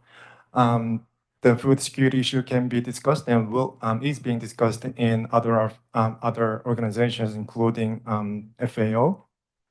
And Korea would also like to support the comments from our Australian colleague on the difference between ASW and the food security issue here. So Korea does not support this resolution here. Thank you, Mr. Chair. Thank you, Korea. USA, you have the floor. Thank you, Chair. We join others in thanking the proponents for again submitting this proposed resolution. We do believe it is critically important to address global food security challenges, and we support the right of everyone to an adequate standard of living, including food. That being said, we think that food security, like others have noted, is a topic better addressed by other international organizations, such as the FAO. However, the United States is always open to working with proponents to try and reach consensus. We were also one of the delegations that reached out intersessionally to try and do just that.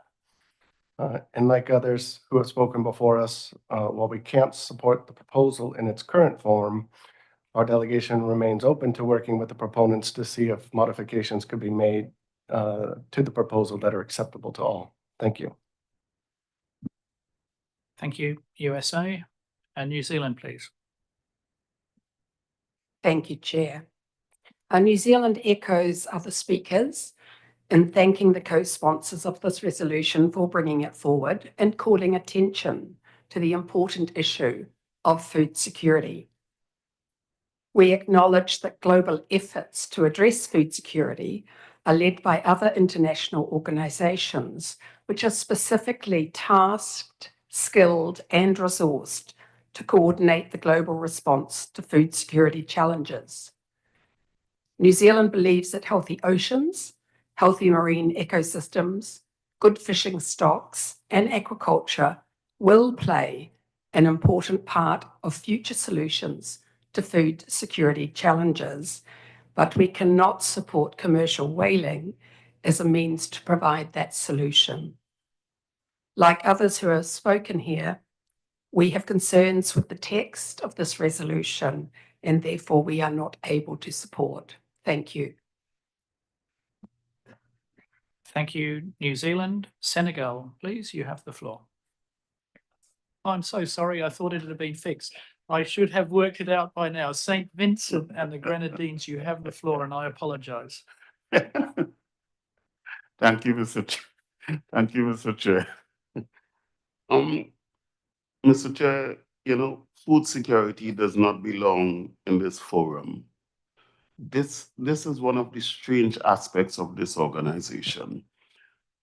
Sometimes we flip-flop. Over the past 20 years, I've seen this from time to time, where whenever, you know, the majority does not agree with a particular topic being raised, we indicate that this is not the forum.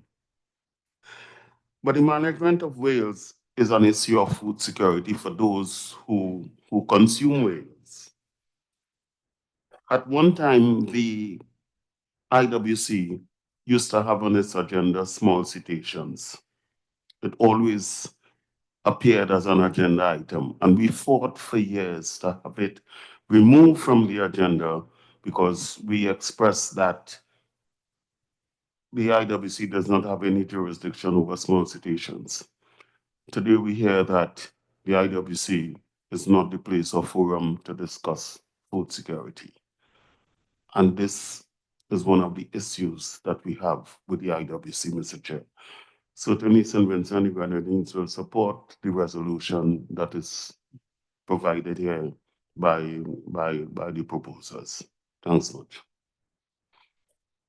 Thank you very much, St. Vincent and the Grenadines. Antigua and Barbuda, you have the floor, please. Thank you, Mr. Chair.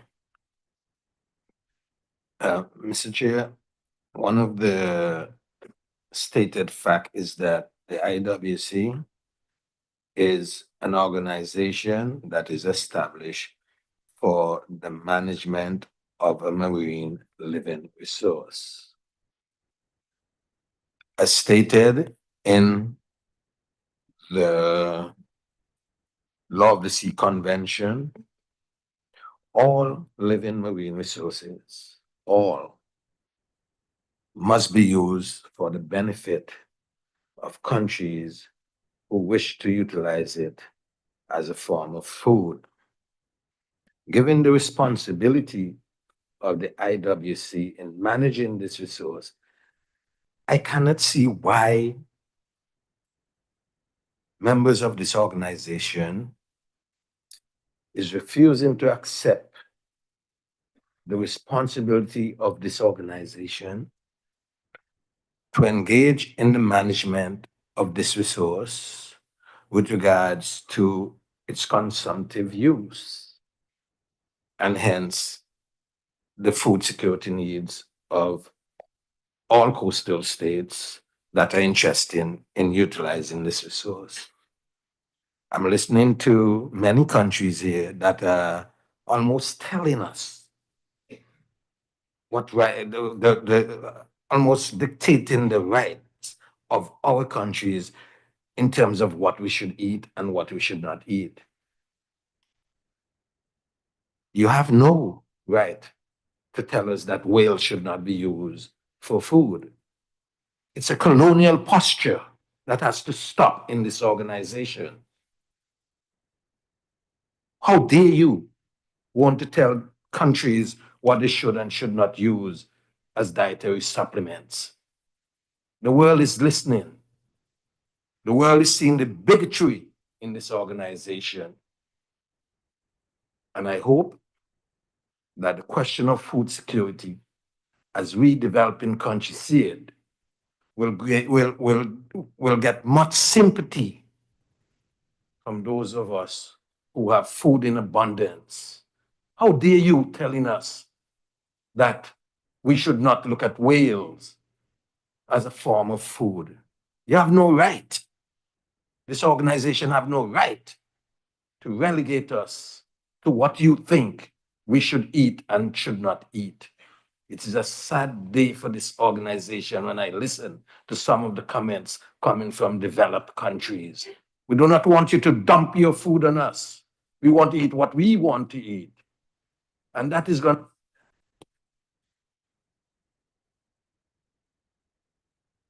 I'm very sorry, Antigua and Barbuda. I thank you for your intervention, but I cut you off on the time limit issue. I now recognize Côte d'Ivoire, please. Côte d'Ivoire.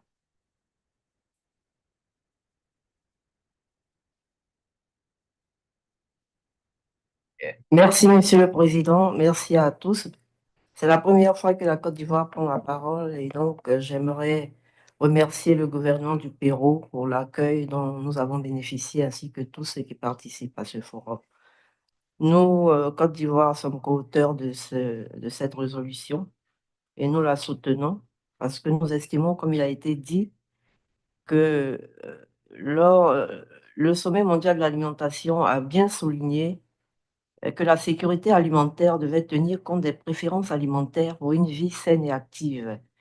Et donc, cette préférence alimentaire et la disponibilité, c'est-à-dire la disponibilité, ce que nous avons à proximité, sous-tend des aspects culturels et des habitudes tout en œuvrant pour la durabilité dans le temps et dans l'espace.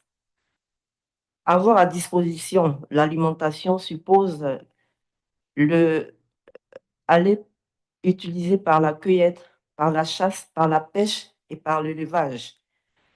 Nous estimons que la chasse à la baleine, qu'elle soit commerciale ou non, contribue à assurer la sécurité alimentaire de certains peuples à leur préférence dans le respect de l'utilisation durable de ces ressources.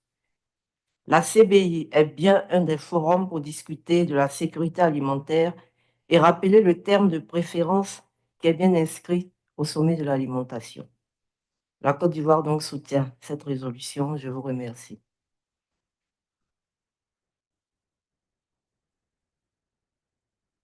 Thank you very much, Côte d'Ivoire. It is now 12:35, so we are now incurring into our lunch period. My proposal is as follows, that I see Dominican Republic, St. Lucia, and Brazil requesting the floor. I also see 3 NGOs requesting the floor. I would like to break for lunch. I'm going to give a quick summary of where I think we are now. And when we return after lunch, I will offer the floor, if they still wish it, to the parties that have requested it now. And we'll proceed. I do want to, I want you to listen to my summary, and then you can use that to determine whether you wish to take the floor when you come back, but I will, of course, allow it. So what I've heard from the discussion here is a broad general support around the issue of food security and its importance. but there are a wide range of views on which are the competent authorities to deal with that and whether IWC is one of them. There are also a wide range of views as to whether Wales would play a part in addressing the broad issues of global food security. There was a general view that some working on the text might see us able to find wording that could be acceptable to the entire group. That's clearly a challenge, but I will, when we come back after lunch, I will allow some further interventions, and then I will return to the proponents of this resolution and ask if they wish to consider going to drafting to see if the range of views can be reconciled through a drafting process, or what other way forward they wish to take with their resolution. So I'll bring that question to them when we have heard the views after lunch. So with that, we will break for lunch. I thank you all again for a clear and respectful debate, and I look forward to seeing you. I remind you, I will be back here. The time is 12:30, 2 o'clock, to commence discussion. So please help me with your time. I see a shiny sign, but I think it's Alex Sabini from the Scientific Committee requesting the floor very quickly. Please, Alex, you're between all of these people and their lunch. Thank you, Mr. Chair. Just to let everyone know that between 1 o'clock and the beginning of the next session, the Scientific Committee leadership is going to be at the hub. And if people want to come and talk to us, they're welcome to. Thank you. Thank you very much, Alex. And I encourage everyone to go. Have a good lunch. See you back here at 2 o'clock. Thank you.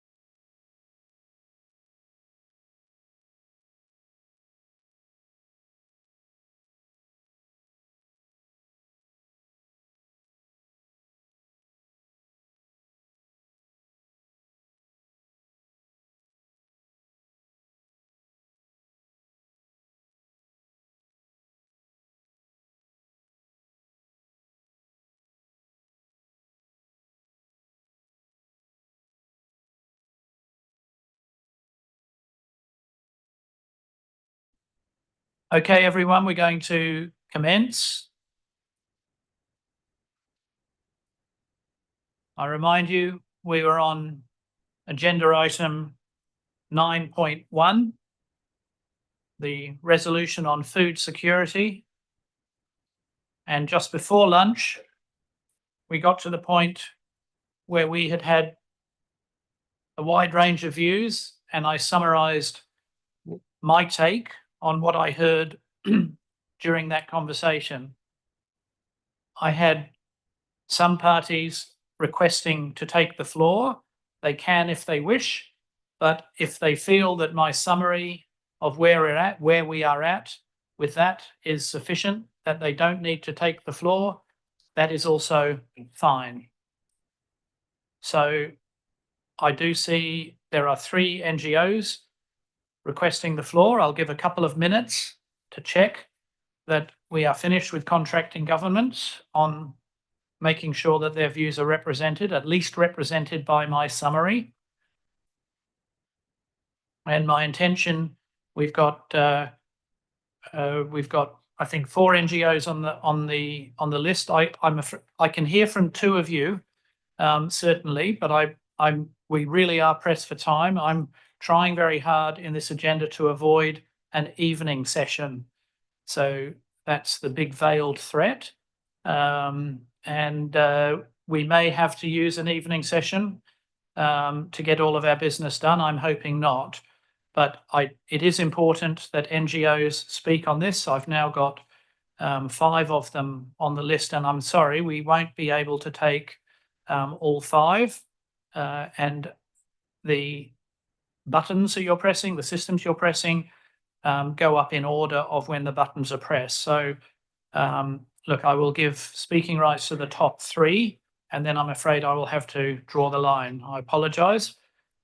Hearing the views from civil society remains a critically important part of the way we do our business. So I don't want to be too strict on it, but I will have to cut the limit there, and I will ask you to be concise in your intervention. So there are now no contracting governments requesting the floor. So I will open the floor to the first NGO, please. Thank you. I beg your pardon, if I can pause. St. Lucia has just requested the floor. I will give St. Lucia the floor, please. Yes, Chairman. Before we broke, I think you had St. Lucia down to speak on food security, but thanks for the opportunity. Chair, I want to tell you there seems to be a move to shift the food value contained in whale meat to other fora for decision-making as it relates to food security. Yet this organization, the IWC, controls the taking of whales whilst closing its ears to the plea of countries which need to secure food for their people. How much food security is there for small countries' people in whale watching? Chairman, St. Lucia will support the resolution. Thank you very much for your intervention, St. Lucia. I will now go to the first of the NGOs in the order.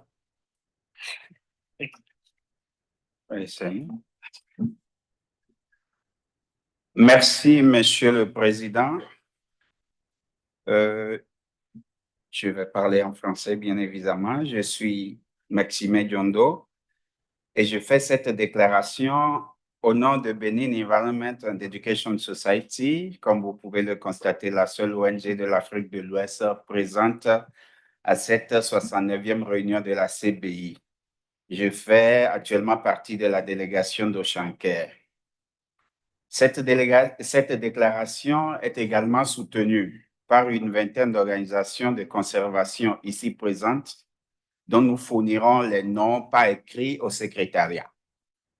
Monsieur le Président, la résolution soumise par les 7 pays d'Afrique de l'Ouest et du Centre suggère que la capture commerciale de cétacés est un moyen de remédier à la crise de sécurité alimentaire engendrée par une surpêche sans précédent dans les eaux des pays de l'Afrique de l'Ouest et du Centre. Je voudrais rappeler que ce n'est nullement dans la tradition de nos peuples de l'Afrique de l'Ouest et du Centre de chasser les baleines, que ce soit pour se nourrir ou même pour quelques besoins culturels ou identitaires. L'histoire de la chasse de la baleine en Afrique de l'Ouest date des années 40 à 60 par une société au nom bien significatif de Société des pêcheries coloniales à la baleine que vous imaginez n'avait rien à voir avec les besoins et intérêts des populations de l'Afrique de l'Ouest.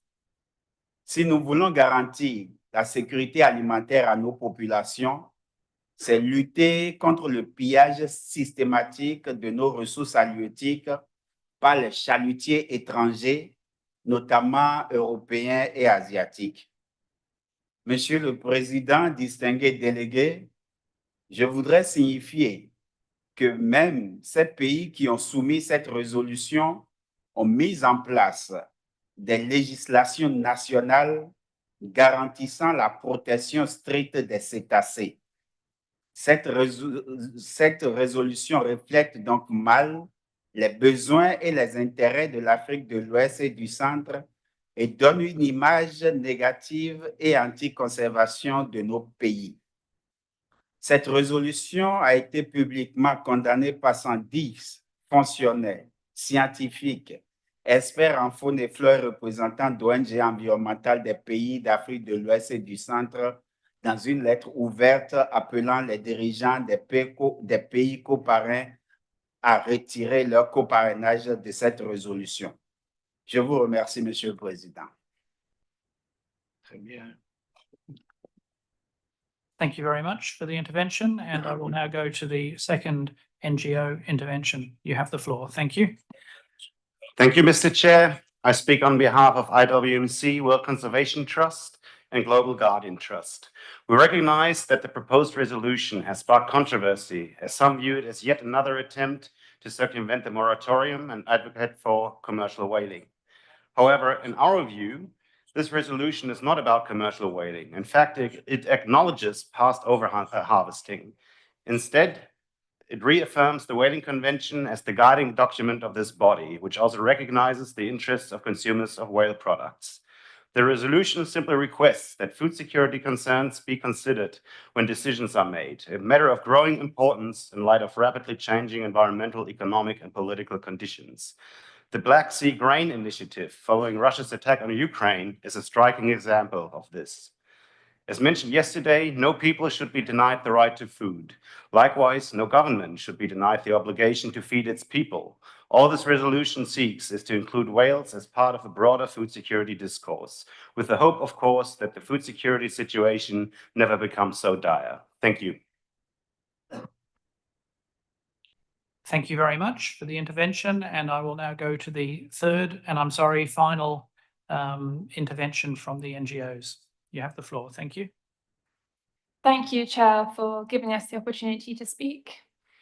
This intervention is given by Whale and Dolphin Conservation on behalf of 18 conservation NGOs, the names of which we will supply to the Secretariat in writing.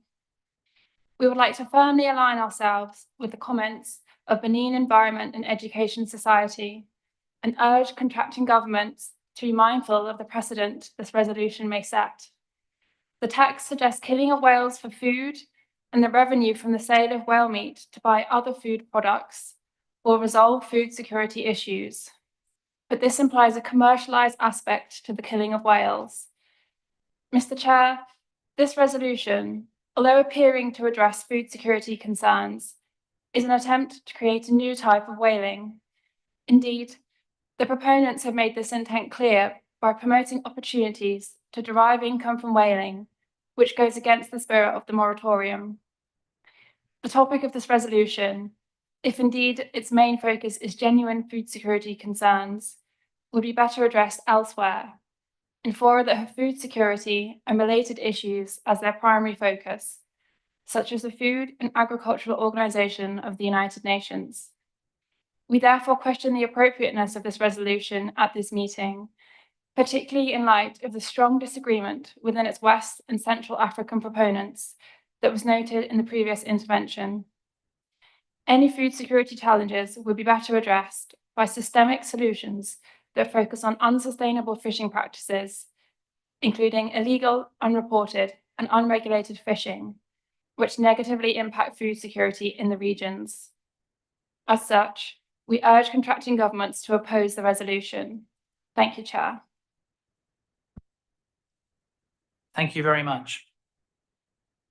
With that, I will now go back to the proponents and ask them to inform the Commission of which option they wish to pursue. They have a couple of options of going to seeing if a drafting group can be assembled representing the range of views in here in the hope of reaching consensus or getting close to consensus. Or they may call to go to a vote on the resolution, or they may choose to withdraw the resolution. All of these options are open to all parties. So with that, I will go to the Republic of Ghana and offer you the floor. Republic of Ghana, please. Yeah, thank you very much, Mr. Chair. The proponents have listened to all the submissions that have come in, many for, some against, some also asking for revisions. I think that we will want to keep this proposal on the burner, want to keep it going, and I believe that we'll be able to get many contracting parties supporting it at some point. So if it is a redrafting, we are for it, and we are ready to bring people on board that will help see to what ideas that we are proposing. Essentially, Mr. Chair, I've liked the way you've handled this meeting. For instance, this session, you asked about costs for any resolution. In a similar way, all that we are asking for in this resolution is that in any decision of the IWC, let's ask what will be the food security and food nutrition considerations of our decision. And this includes the livelihoods of the many people surrounding it, as well as the cultural identification to the stocks. That is the crux of the matter that we are looking at, that in our decisions, how will our decisions affect those who depend on, in one way or the other, for food and for livelihood. So we would like to keep this on the banner and continue to engage on this resolution. Thank you. Thank you very much, Republic of Ghana.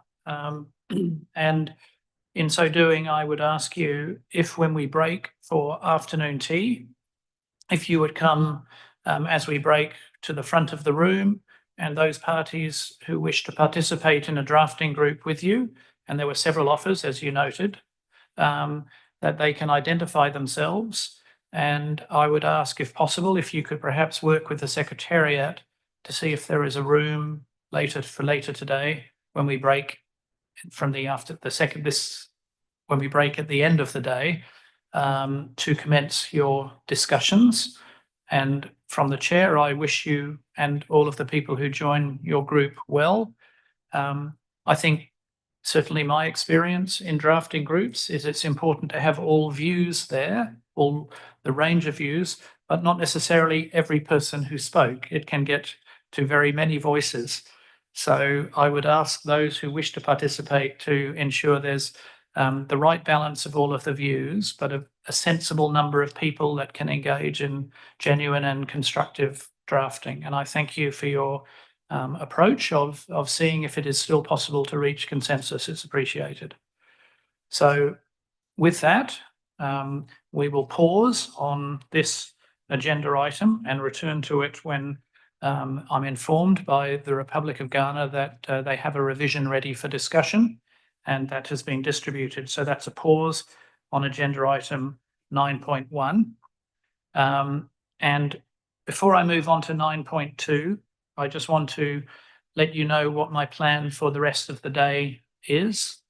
I plan to continue on working through these resolutions through this session and get as far as we can.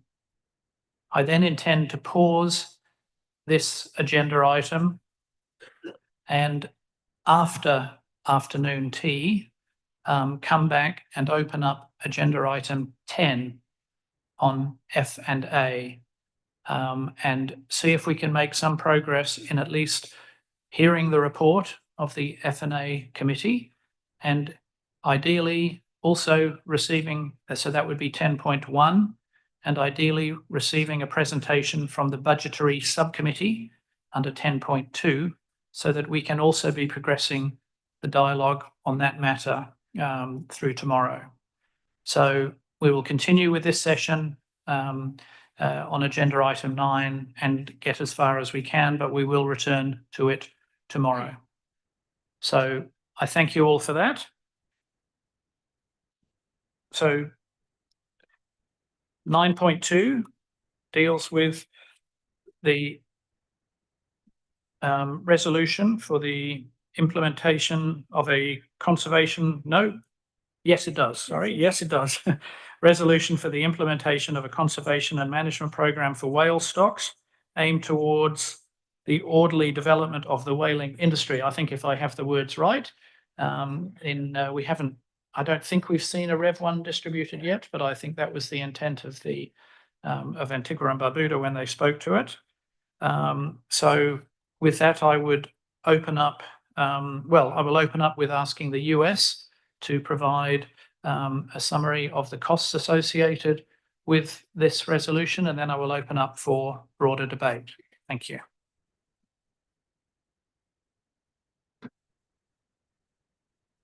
Thank you, Chair.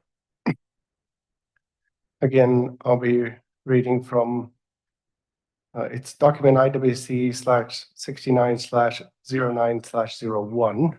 I would note if you're on the website, though, it does say /02, but it will bring you to the same document either way. The F&A committee noted that there were short-term costs of just over £97,000 for this associated with this proposal. This relates to running 2 in-person task force meetings for 3 days for 25 people plus secretariat support.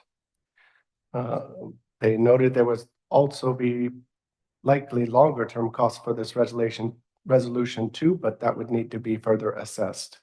And there was no additional discussion or comments from the committee regarding this. Thank you. Thank you, US. So I open the floor for comments and questions on this resolution.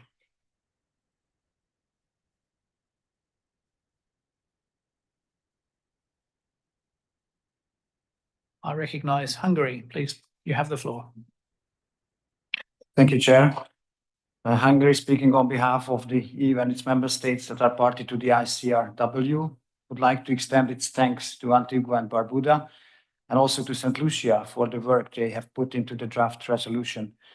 We consider it important to engage in an open and constructive dialogue on all whaling matters. We believe that the IWC has achieved a tremendous amount of work in more than 3 decades since the moratorium has been established, and agree with the part of the resolution stating that through the implementation of a careful conservation and management measure by the IWC, some whale stock populations have significantly increased. Additionally, we also agree that significant scientific progress has been made by the Commission and that so whale stocks have increased since the establishment of the moratorium. In order to preserve what has been achieved, we strongly believe that any proposals that would undermine or weaken the moratorium, which is an essential part of the global efforts to protect whale populations from the growing anthropogenic threats they face, should not be supported. We regret that no international work, as indicated in the report from the IWC68 meeting regarding this resolution, has been done. Given the limited Commission resources and the current budget constraints, we do not see any justification to support the proposed establishment of a new whaling committee. Thank you, Chair. Thank you very much, Hungary. I see Australia, you have the floor. Thank you, Chair. Australia's opposition to commercial whaling is well known, as are the social, scientific and conservation bases for our policy position. Nevertheless, we acknowledge the right of parties in favour of resuming commercial whaling to table resolutions of this nature. A similar proposal to this one was presented at IWC68 and led to some difficult and polarised discussions. Australia is grateful that the lead proponent, Antigua and Barbuda, agreed to withdraw the resolution and not take it to a vote. The Commissioner stated a desire to bring the resolution back to this meeting and agreed to work intercessionally with the commissioners from the US and Australia to strive for greater clarity around the purpose and wording of the resolution. We're disappointed that such consultation failed to occur, despite a visit by the US and Australian commissioners to Antigua and Barbuda this year. Australia does not support this resolution for the following reasons. Firstly, we take account of the Commission's recent history of debating this polarised issue, and in particular the future of the IWC and the way forward processes, which were protracted, exhaustive and extensive. Despite this, they did not achieve any significant agreement. Secondly, notwithstanding the change to the title, this resolution seeks to commence a process to end the moratorium on commercial whaling. There is low demand globally for whale meat. We are unaware of any current IWC member state that is likely to be making the very significant financial investments in whaling infrastructure, the necessary research commitments to support the use of the revised management procedure, and the further investments in the compliance framework for a revised management scheme to underpin a financially and environmentally sustainable whaling industry. Finally, we note the enormous scale of IWC resources that were consumed in the previous extensive debates on this issue, with multiple expensive intersessional meetings. Given the Commission's constrained budget, we're concerned that this would again consume extensive resources while making no significant progress. We note the estimated cost of this resolution is £97,000 over the next biennium. In Australia's view, it's reasonable to expect that any proposal to embark on another extensive and expensive debate on a resumption of commercial whaling should first address the serious issues we raise. These issues are matters for an IWC state or states who wish to resume commercial whaling to address. They are not matters for a special task force or working group. We respectfully encourage the proponents to withdraw their resolution. Thank you. Thank you, Australia. United Kingdom. Thank you, Chair. The UK would like to thank Antigua and Barbuda for this proposed resolution and also for the helpful introduction they provided on the proposal earlier this morning. We recognise the diverse range of views among parties and we respect the right of members to bring resolutions to the Commission. The UK has made it very clear that we are strongly opposed to commercial whaling and we remain committed to upholding the global moratorium on commercial whaling.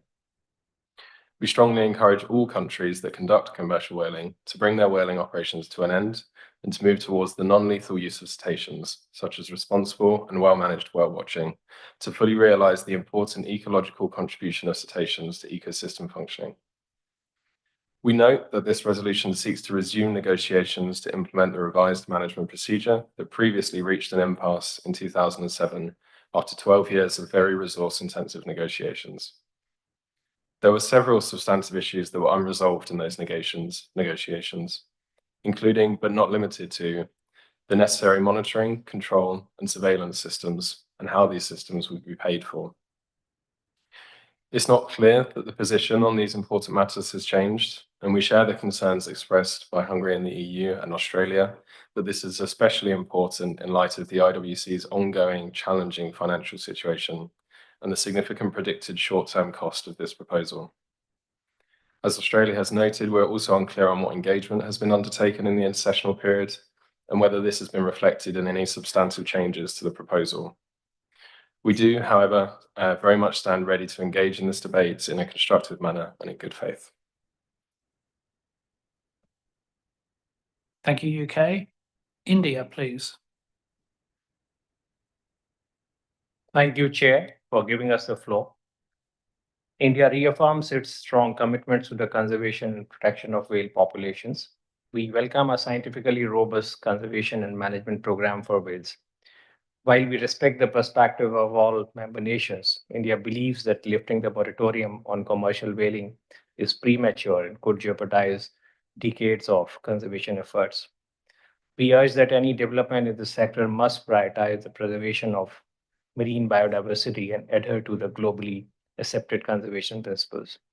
India doesn't support this resolution in its current form. Thank you, Chair. Thank you, India. US. Thank you, Chair. We join others in thanking the proponents for submitting this resolution. While we recognize that the Commission still lacks an oversight and control regime to effectively manage commercial whaling, such as what was discussed in the past to develop the revised management scheme and what is recommended in this proposal, it's not clear to us that the Commission should be investing in such discussions at this time, given that no contracting government has indicated an interest in pursuing commercial whaling with oversight by this Commission. Given that, in the financial situation of the Commission, we would find it difficult to agree to a long and costly working group process at this stage. Thank you. Thank you, USA. I recognise New Zealand. You have the floor. Thank you, Chair. New Zealand acknowledges Antigua and Barbuda and St. Lucia's efforts in preparing this proposal, but we do acknowledge the concerns of others about lack of engagement in the intercessional period. New Zealand also acknowledges that there remain different views within the IWC on commercial whaling, and we value the importance of healthy and robust debate within the Commission. Nevertheless, New Zealand disagrees with the narrative suggested by this proposal that this Commission is dysfunctional, and our view on opposing commercial whaling is well known. We cannot support this resolution. Thank you. Thank you, New Zealand. I have no other contracting governments. Yes, I do. Now, I see Argentina. You have the floor, please. Gracias, señor presidente. Bueno, agradecemos a los proponentes por haber remitido a consideración este proyecto de resolución. La Argentina considera que el mantenimiento de la moratoria a la caza comercial de ballenas es uno de los principios fundantes del Grupo Buenos Aires y que existe consenso en ese grupo con respecto al rechazo a este proyecto de resolución. Reiteramos, tal como lo hiciéramos en nuestro discurso de apertura, el firme compromiso del Grupo Buenos Aires con la moratoria a la caza comercial de ballenas, medida que constituye un hito en la historia del conservacionismo mundial. Al igual que lo expresaran otras delegaciones, las cuales apoyamos, no encontramos fundamentos que justifiquen el establecimiento de la task force que se propone en este proyecto de resolución. Al igual que lo expresaran otras delegaciones, creemos que no podemos acompañar este proyecto de resolución que tiende a o persigue como objetivo el levantamiento de la moratoria actualmente en vigor. Muchas gracias.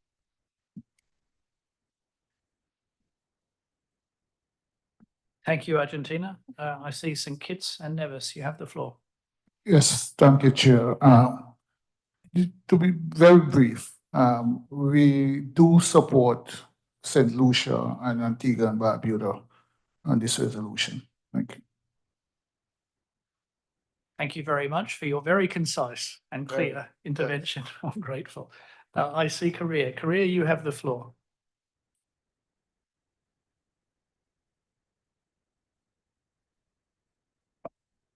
Thank you, Mr. Chair, and good afternoon, colleagues. First, I'd like to express my thanks to the state delegation from Antigua and Barbuda for putting this forward. Korea has been committing protection of marine mammals, including cetacean, for many years, and it believes that the moratorium set by the IWC should continue. It is very difficult for this delegation to agree with resolution that says in this preamble that IWC is no longer the primary international organization managing the whale industry, which is quite surprising to see. So simply put, Korea does not agree on this. Thank you, Mr. Chair. Thank you very much, Korea. At the moment, I do not have any contracting parties on the screen. I do now. I have, and it is not Senegal. It is St. Vincent and the Grenadines. Please proceed. Lovely. Thank you very much, Mr. Chair. At least you got it right this time. Mr. Chair, it's clear and evident that this body and this commission and the majority of commissioners here have absolutely no intention of the lifting of the moratorium. It's a reality. And this is one of the problems that we have with this organization, because the ICRW was established for the management of whaling. It is no longer that. It's clear and evident that the moratorium, the intention of many governments and commissioners here reflecting the position of their governments is that the moratorium must remain indefinitely. But however, St. Vincent and the Grenadines supports my colleagues in St. Kitts and Antigua, Barbuda in supporting this resolution. Thanks much. Thank you very much, St. Vincent and the Grenadines. I recognize Ghana. Ghana, you have the floor.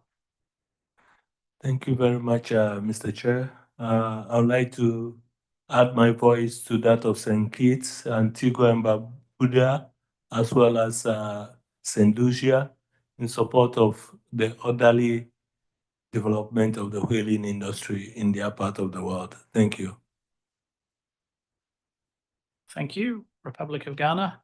I now have 3 NGOs, and I will now take each of those in the order to which they requested the floor. And so I recognize the first of the NGOs. You now have the floor. Thank you, Chair.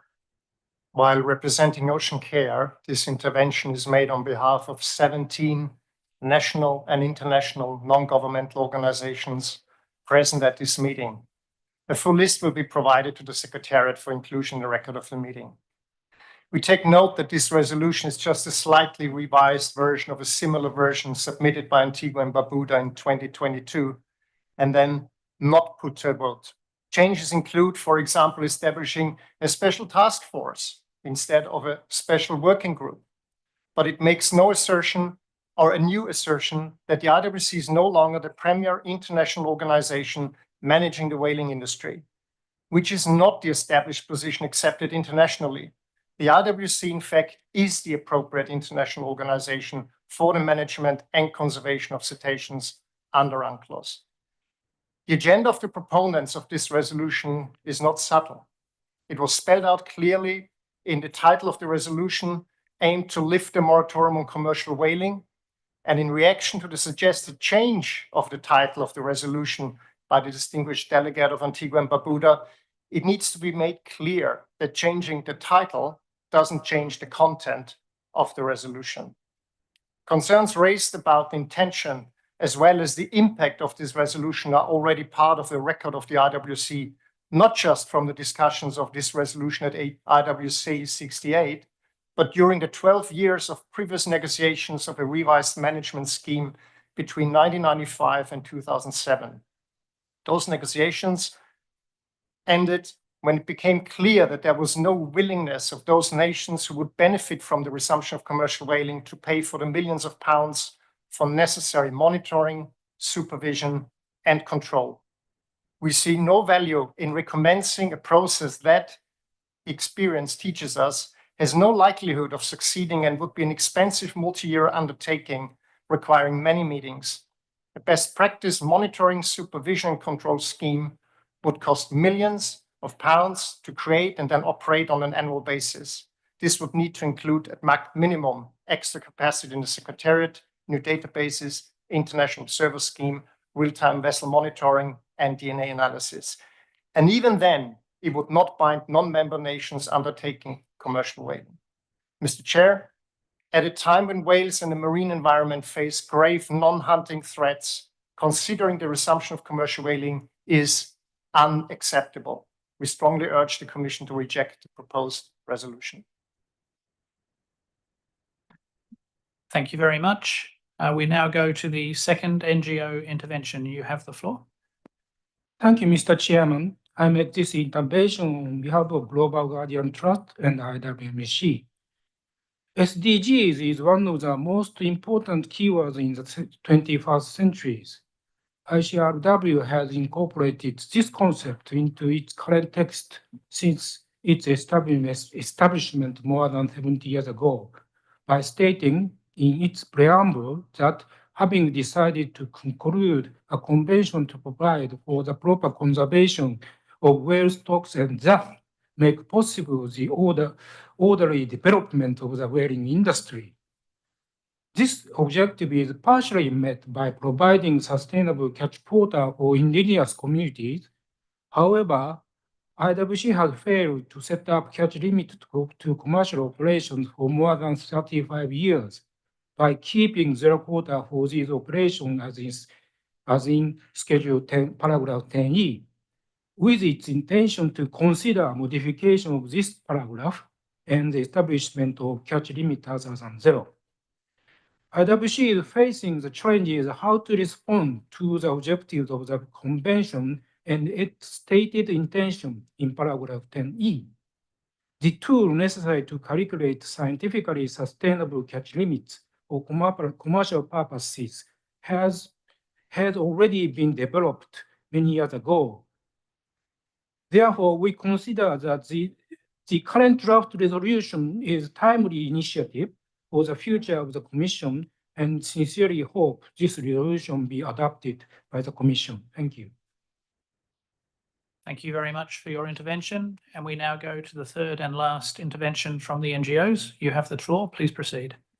Yes, speaking on behalf of Opus Oceani Foundation, I was a little bit concerned with the position put forward by the United Kingdom, especially, and by New Zealand. The position that they took was a moral position that commercial whaling is wrong in principle. Well, if that is the case, we don't need a moratorium because the moratorium was put there for a temporary measure to ensure that commercial whaling could become sustainable. And to the extent to which it could become sustainable, it could be reinstated.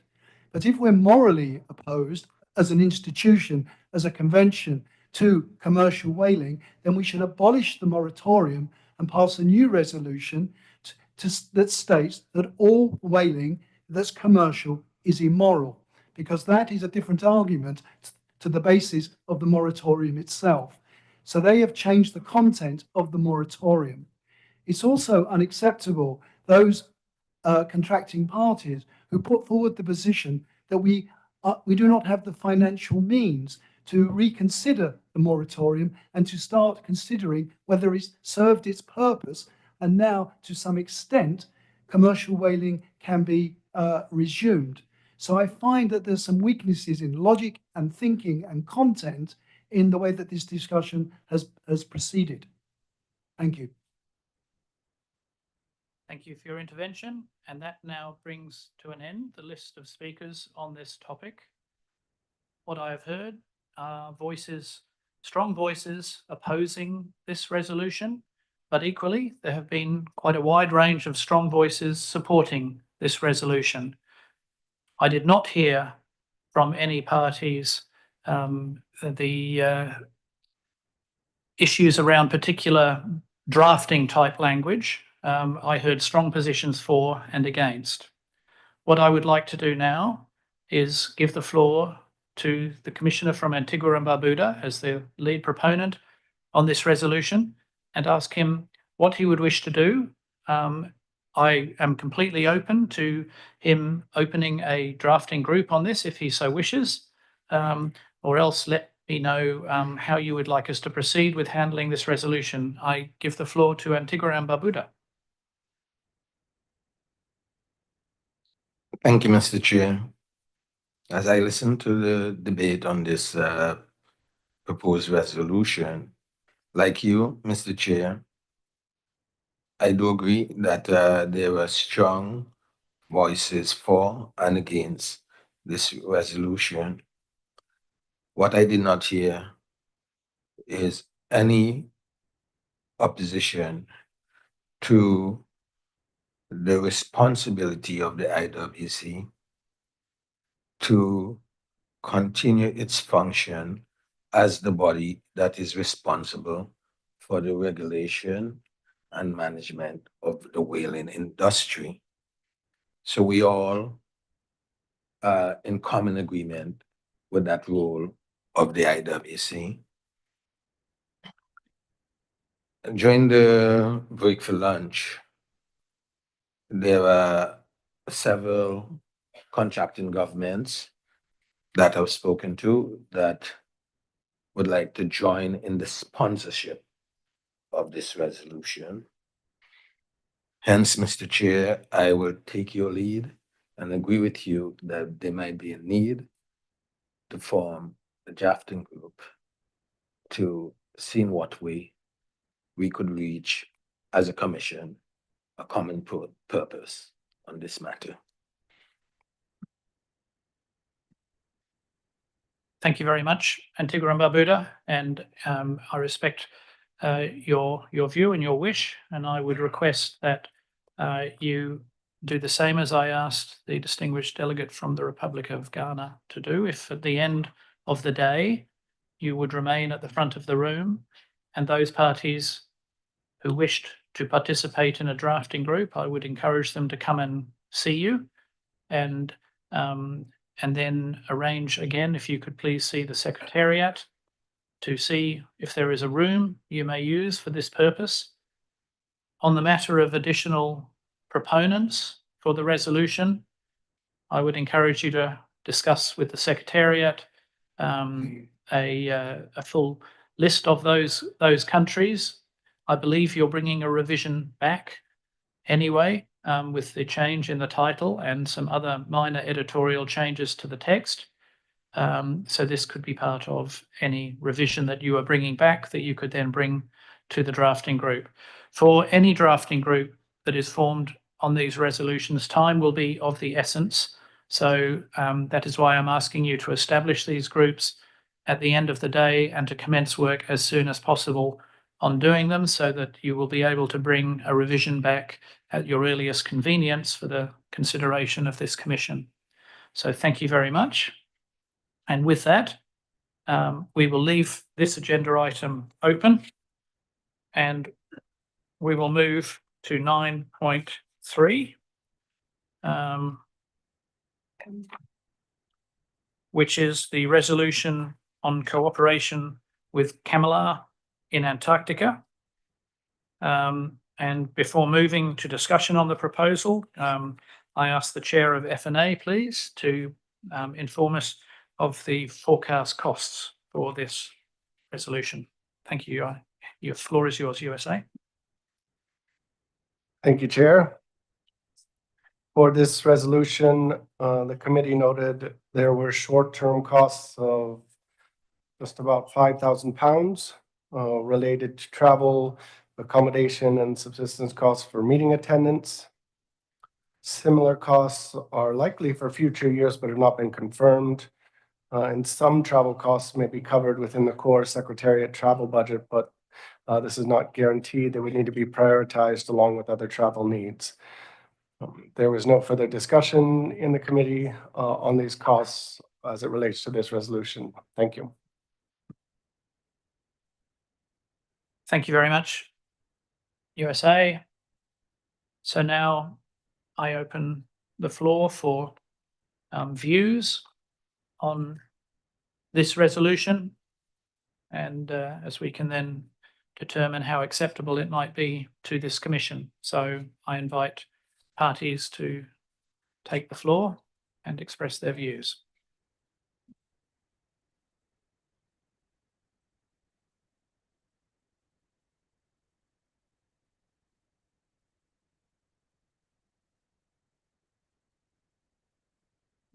While I'm waiting for views from the floor, I see the Secretariat requesting the floor. Is this? It's for an announcement. So please proceed. Sorry, it's WWF. We can wait. Thank you very much. It's quite confusing up here. All right. Yeah, can I ask if people wish to make interventions, please be careful which place they sit. Otherwise, from here, it appears as if it's a Secretariat intervention. Thank you. I recognize the USA. Thank you, Chair. The United States would like to thank Hungary and the other EU member states for bringing forward this proposed resolution. The IWC has a cooperative relationship with many other organizations, but it is timely to call out the cooperation with CAMLR, given the issues of mutual interest such as cetacean abundance estimates and distribution, avoiding bycatch of cetaceans in fisheries, and maintaining healthy and productive ecosystems. We appreciate there is currently a substantial level of cooperation between the two organizations, given CAMLR's management of the Antarctic krill fishery, the recent bycatch events in that fishery, and the fact that Antarctic krill is an important prey resource to cetaceans. We believe this resolution could enhance how the two organizations can work together and are therefore supportive of it. We do have some minor drafting considerations that we have provided to the proponents, and we're hopeful they can be incorporated. Thank you. Thank you very much. USA, Australia, please, you have the floor. Thank you, Chair. Australia would like to thank Hungary on behalf of EU member states for submitting this resolution and recognising the opportunities for cooperation between the IWC and CAMLR. Australia is an active member of both organisations, which together play a critical role in improving the management and conservation of whales and Southern Ocean marine ecosystems. Australia strongly supports the existing cooperation between the IWC and CAMLR and sees value in the IWC recognising that this cooperation should continue. Australia has some minor drafting suggestions and would be happy to participate in a drafting group. Thank you. Thank you, Australia. United Kingdom, please. Thank you, Chair. The UK welcomes the proposed resolution from the EU. Southern Ocean cetacean populations are at a critical turning point. As we are aware, cetacean populations face a combination of pressures on top of the persistent impacts of climate change, including the depletion of food sources, bycatch and entanglement in fishing gear, as well as disturbance. These are pressures we must seek to further understand, and therefore we believe increased collaboration and the exchange of expertise between the IWC and CAMLR would be hugely beneficial to inform management decisions, and we will be happy to participate in a drafting group as needed. Thank you, United Kingdom. New Zealand, please. Thank you, Chair. New Zealand would also like to thank Hungary on behalf of the EU member states for bringing forward this resolution. New Zealand broadly supports the resolution. We agree with the IWC increasing its cooperation with CAMLR to further collaboration on issues of shared interest, including minimising whale bycatch in krill fisheries and research on the impacts of climate change on cetaceans and their food sources.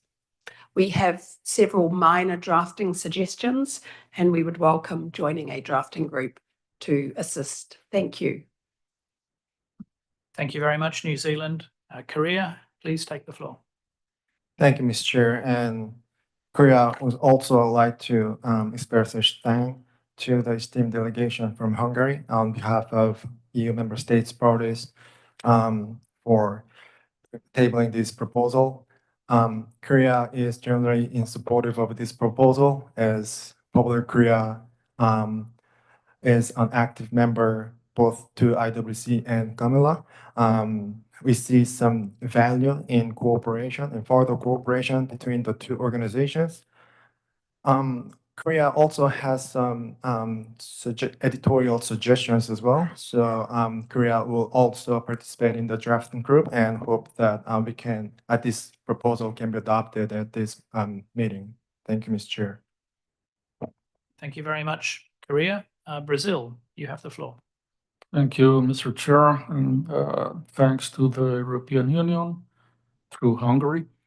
Brazil also broadly supports the resolution and has some additions to suggest, so we're also participating in the drafting. Thank you. Thank you, Brazil. Argentina, please.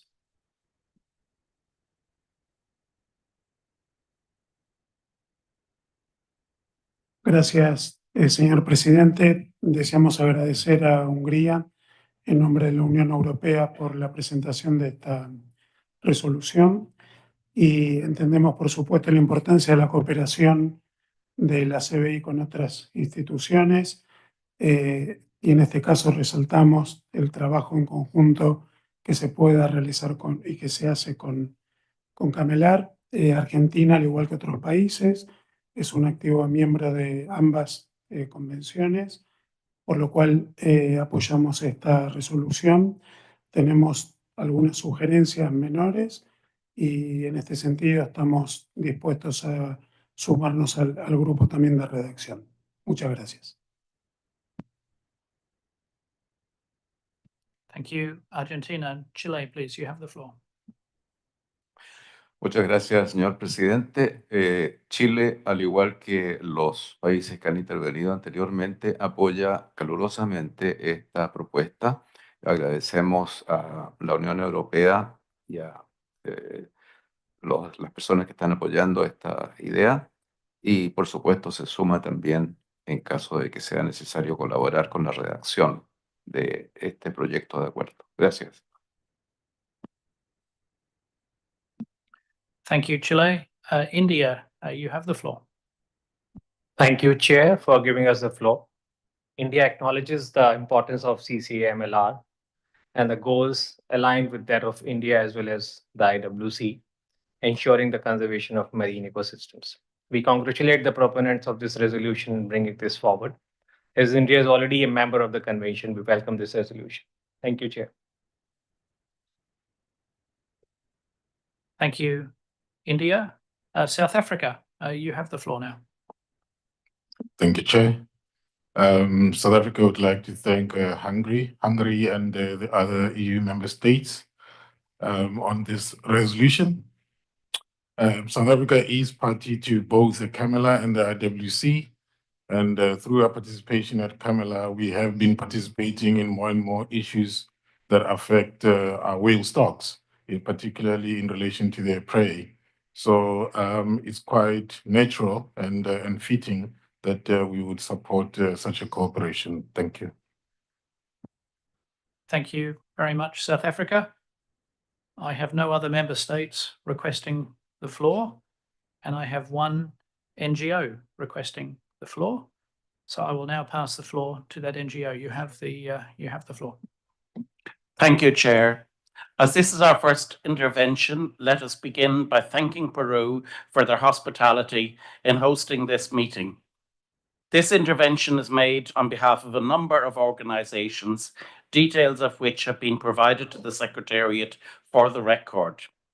We thank Hungary for tabling this resolution on behalf of the European Union and its member states, which we warmly welcome and support. We do hope that the text, as finally adopted, should encourage the International Whaling Commission to work with the Commission for the Conservation of Antarctic Marine Living Resources to help inform the effective design of the marine protected areas proposals to include critical cetacean habitats, spread out the spatial concentration of fishing vessels to reduce overlap with foraging wildlife reliant on krill, restrict the setting of krill fishing nets during mass foraging events to decrease risks of bycatch, and design an ecosystem monitoring program for whales to improve highly precautionary fisheries management in key whale foraging areas. In summary, this is an excellent resolution, but we hope that the Commission takes the opportunity to agree these relatively small changes, which will make it even better. Thank you, Chair. Thank you very much for your intervention. So that completes the list of interventions from contracting parties and NGOs. I heard unanimous support with very many of the contracting parties being also signatories to the ICRW and the CAMLR Convention, so invested in the links between those two organisations. And I heard many comments saying that some minor drafting changes could be included into the resolution. So I would like to give the floor back to Hungary and see how you would like to take this forward. So Hungary, please, you have the floor. Thank you, Mr. Chair, and I might mess up with your head fully now. I'm happy to take the floor on behalf of the EU and the member states that are party to the ICRW on this resolution. First and foremost, we would like to wholeheartedly thank everyone that has supported our initiative and also those that have already engaged with us and provided their amendments. We are in the process of developing a Rev 1 version, and we welcome those countries that said that they would have minor changes to approach us during coffee break so that we can already include that in the Rev 1 version, and then hopefully we can have a smooth first drafting group when we get a room and a time from the Secretariat. Thank you, Mr. Chair. Thank you, and you're well qualified to speak on this matter as a commissioner from CAMLR and the IWC, and I thank you for the intervention and the approach forward. So those who intervened and offered minor drafting changes, please make sure that you gather when we break for afternoon tea in half an hour, and we look forward to seeing a revised version of that resolution. With that, I think we can move on to agenda 9.4, which is the resolution on synergies between the IWC, the Kunming-Montreal Global Biodiversity Framework, and the BBNJ agreement. And I will first go to the US for a summary of costs associated with this resolution. The US, you have the floor. Thank you, Chair. The Finance and Administration Committee noted there were short-term costs of just shy of £9,500, which relates to travel, accommodation, and subsistence costs for meeting attendance. Similar costs are likely for future years, but have not been confirmed. And similarly to the previous resolution, some travel costs may be covered within the core Secretariat travel budget, but it's of course not guaranteed at this time, would have to be prioritized along with other travel needs. The committee then had no further discussion or comments. Thank you. Thank you very much, USA.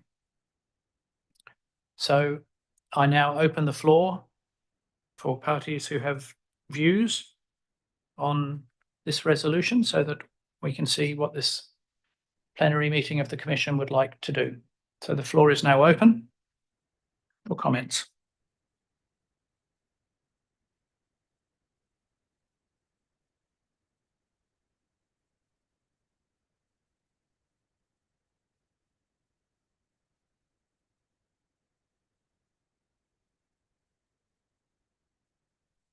I see Costa Rica. You have the floor. Thank you, Chair. Costa Rica supports the proposal, and we would like to mention that in the context of CBD and the Global Biodiversity Framework, Costa Rica continues as a co-president together with France of the High Ambition Coalition initiative that promotes the Target 3 of Kunming-Montreal, so that by 2030, 30% of the world's seas and lands will be under some conservation scheme. In this regard, we wish to call you upon the parties of the International Whaling Commission to analyze the inclusion within the Target 3 of the Kunming-Montreal of whale sanctuaries beyond national jurisdiction created by the International Whaling Commission. We also urge the parties and the Conservation Committee to strengthen relations and create synergies with the agreement of the conservation and sustainable use of marine biodiversity beyond national jurisdiction, and in this way integrate marine conservation efforts and ensure its sustainable use for future generations. Thank you, Chair. Thank you very much, Costa Rica. I see no other, I do see countries now. Thank you very much. India, you have the floor. Thank you, Chair. India played a significant role in Kunming-Montreal biodiversity framework development and is committed to setting national targets to implement the same. The Union Cabinet of India recently approved the signing of biodiversity beyond national jurisdiction in July 2024. This landmark decision marks a significant step towards conservation and sustainable utilization of marine biological diversity in areas beyond national jurisdiction. India remains committed and proactive to the global cause of environmental conservation and sustainable development. India is also committed and aligned with scientific progress, strengthening international collaboration, promoting governance, transparency, accountability, and the rule of law. We are supportive, especially of the aspect of precise mechanisms for the sustainable use of marine biological diversity through international cooperation and coordination. It follows an inclusive, integrated, ecosystem-centric approach based on precautionary principles and promotes using traditional knowledge and best available scientific knowledge. It helps minimize impacts of marine environment through area-based management tools and establishes rules for conducting environmental impact assessments. It would also contribute to achieving several SDG goals. In addition to other benefits, it will strengthen our marine conservation efforts and collaborations, open new avenues for scientific research and development, capacity building, and technology transfer, not just for us, for the benefit of global population. We support this resolution. Thank you, Chair. Thank you very much. India, United Kingdom, you have the floor. Thank you, Chair. The UK would like to thank Hungary and the EU member states for this resolution. We believe it marks an important step forwards in reaffirming the IWC's relevance in the context of contemporary global biodiversity frameworks, and we therefore offer the proposal our full support. We reaffirm our strong commitment to implementing the CBD Global Biodiversity Framework and to ratification of the BBNJ agreement, both of which are of vital importance for global ocean governance. As the global body for the conservation and management of cetaceans, the IWC is uniquely positioned to contribute expertise to these processes. Provisional mapping has identified huge contributions that existing work streams under both the Scientific Committee and the Conservation Committee are already making towards delivery of the GBF targets.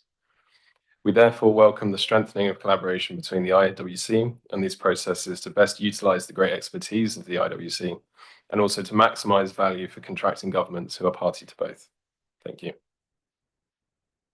Thank you, United Kingdom. Argentina, please. Gracias, señor presidente. Argentina apoya esta propuesta de resolución y ha transmitido a los proponentes su interés en ser copatrocinante del mismo.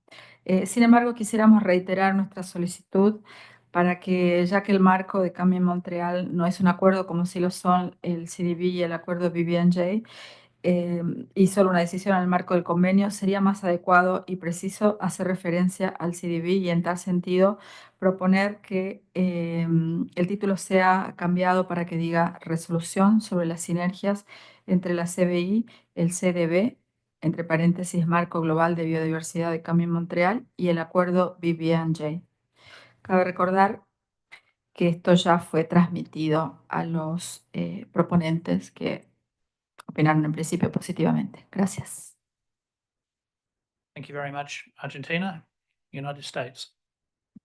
Thank you, Chair. The United States thanks Hungary again on behalf of the EU member states for submitting this proposal. We believe this commission should engage with other relevant organizations to make efficient progress on matters of cetacean conservation, and this proposed resolution would help to define how such engagement should take place. Like the previous resolution, we have submitted some minor drafting considerations to the proponents, but I did want to also recognize that the Conservation Committee, in its most recent virtual meeting, has endorsed the recommendation to align its strategic plan with the identified international agreements in this resolution and agreed a process for conducting that alignment as part of its new strategic plan. So just want to see if we could also work with the proponents to take this into account, but remain supportive overall. Thanks. Thank you, USA. I recognize Colombia.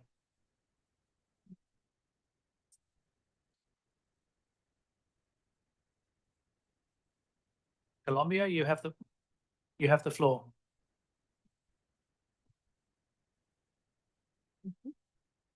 Gracias, señor presidente. Colombia agradece a Hungría en nombre de la Unión Europea por la propuesta de resolución. Para Colombia, país biodiverso por kilómetro cuadrado del planeta, es imperativo reforzar los vínculos entre los retos de la implementación del marco global Cumming-Montreal y la Comisión Ballenera Internacional. El marco global nos orientará más allá a cumplir sus 23 metas.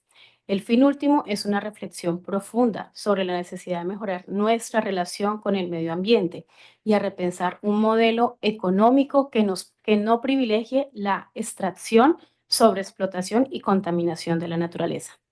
Por su parte, en efecto, la resolución, de acuerdo con su texto, existen posibilidades de sinergias entre el acuerdo sobre la conservación y uso sostenible de la biodiversidad marina más allá de la jurisdicción nacional, BBNJ y la CBI, en puntos como áreas marinas protegidas, evaluaciones de impacto y construcción de capacidades.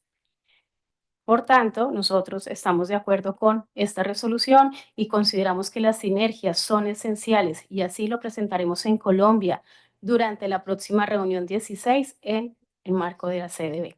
Y apoyaremos, por tanto, esta resolución. Muchas gracias.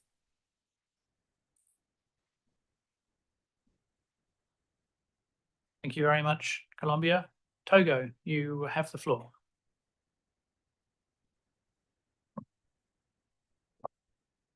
Merci, Monsieur le Président. Le Togo souhaite féliciter la Hongrie pour la proposition de la résolution. Le Togo a signé l'accord BBNJ et apprécie la collaboration qui est souhaitée. Mais l'accord, cette collaboration, la résolution met l'emphase sur la conservation. C'est un aspect que nous souhaiterons qu'il soit revu. Merci.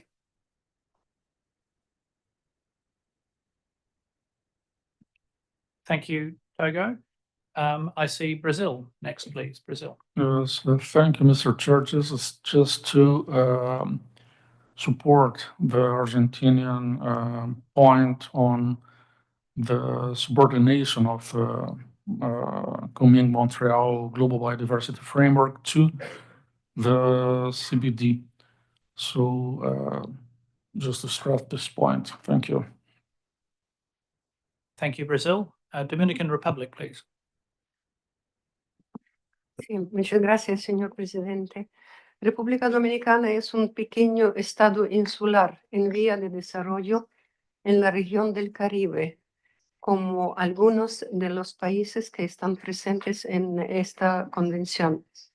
No tiene alguna tradición de caza de las ballenas, tiene una visión de Estado hacia conservación de sus recursos naturales, incluyendo costeros y marinos, y apto para uso no letal de cetáceos.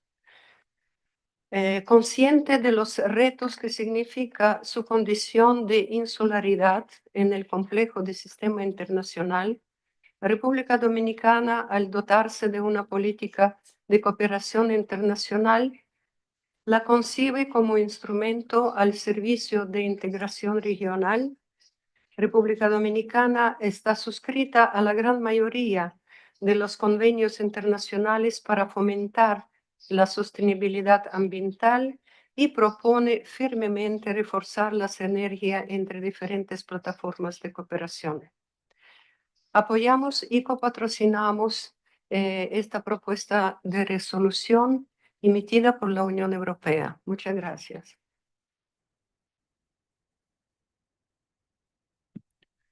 Thank you very much, Dominican Republic, and I recognize Panama. Gracias, señor presidente. Primeramente, felicitamos a Hungría por la presentación de esta propuesta en nombre de los Estados miembros de la Unión Europea. Consideramos que las sinergias son muy importantes entre las diferentes organizaciones internacionales para lo que es la conservación de la biodiversidad y son herramientas de gran apoyo para plataformas de colaboración. Solamente para que quede en acta, hemos estado en conversaciones con los proponentes para también participar como patrocinadores de la propuesta. Muchas gracias. Thank you very much, Panama.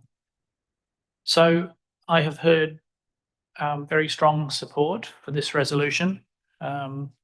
A number of parties mentioned some relatively minor drafting changes that could improve the resolution and some suggestions and a question. So I wonder if I could give the floor, please, to Hungary and ask how they and their EU member states wish to proceed with this one. You have the floor. Thank you, Chair. First of all, let me thank all the contracting governments who expressed their support for our proposal. We also thank for those who are even co-sponsoring this proposal. And thank you for those governments who already sent us written comments. We are considering those comments incorporating into the draft, and we will prepare a revised version, which then will be circulated to all the contracting governments, and we hope that it then can be adopted by consensus. Thank you. Thank you, Hungary. Can I just ask that, just to ensure that all the parties who spoke, please come and speak with you, perhaps at the start of at the break, just to make sure that all of those comments are considered in your redraft. Thank you. I see nods, so thank you very much. And just before when we break in 15 minutes or so, the Executive Secretary will make some announcements on rooms for drafting. I beg your pardon, the Secretariat will make an intervention on rooms, and that should help that process. And again, I'll be encouraging the drafting groups to meet as soon as possible. With that, we can move on to agenda item 9.5, which is the resolution on international legal obligations in commercial whaling. And I will first give the floor to the United States to comment on the projected costs of this resolution. The US, you have the floor. Thank you, Chair. The Finance and Administration Committee noted there were no apparent costs to this resolution and therefore made no comments. Thank you, Chair. Thank you, US. And with that, I now open for comments on this resolution. This is the last of our 5 resolutions that are tabled. So the resolution on international legal obligations in commercial whaling. I open the floor for comments on this resolution.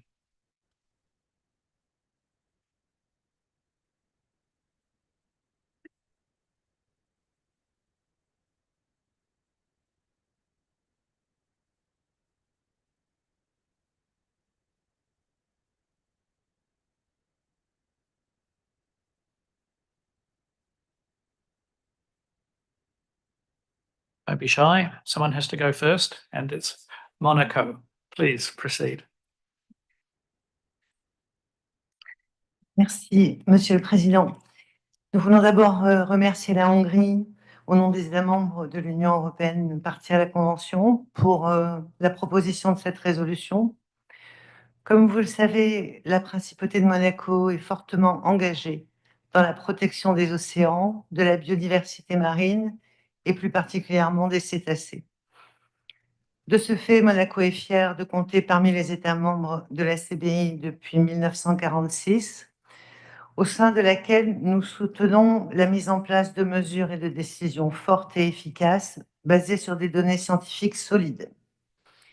La principauté de Monaco soutient fortement ce projet de résolution et est disposée à la coparrainer, puisqu'elle rappelle à tous les pays leurs obligations juridiques internationales dans le cadre des activités de chasse commerciale à la baleine, et qu'elle rappelle l'importance de pleinement participer aux travaux du Conseil scientifique de la CBI. Monaco est aussi en soutien du principe de précaution afin de continuer à assurer le bon état écologique des populations des baleines. Je vous remercie. Thank you, Monaco. The United Kingdom, you have the floor. Thank you, Chair. I'd like to offer our thanks to Hungary and to the members of the European Union for this proposed resolution.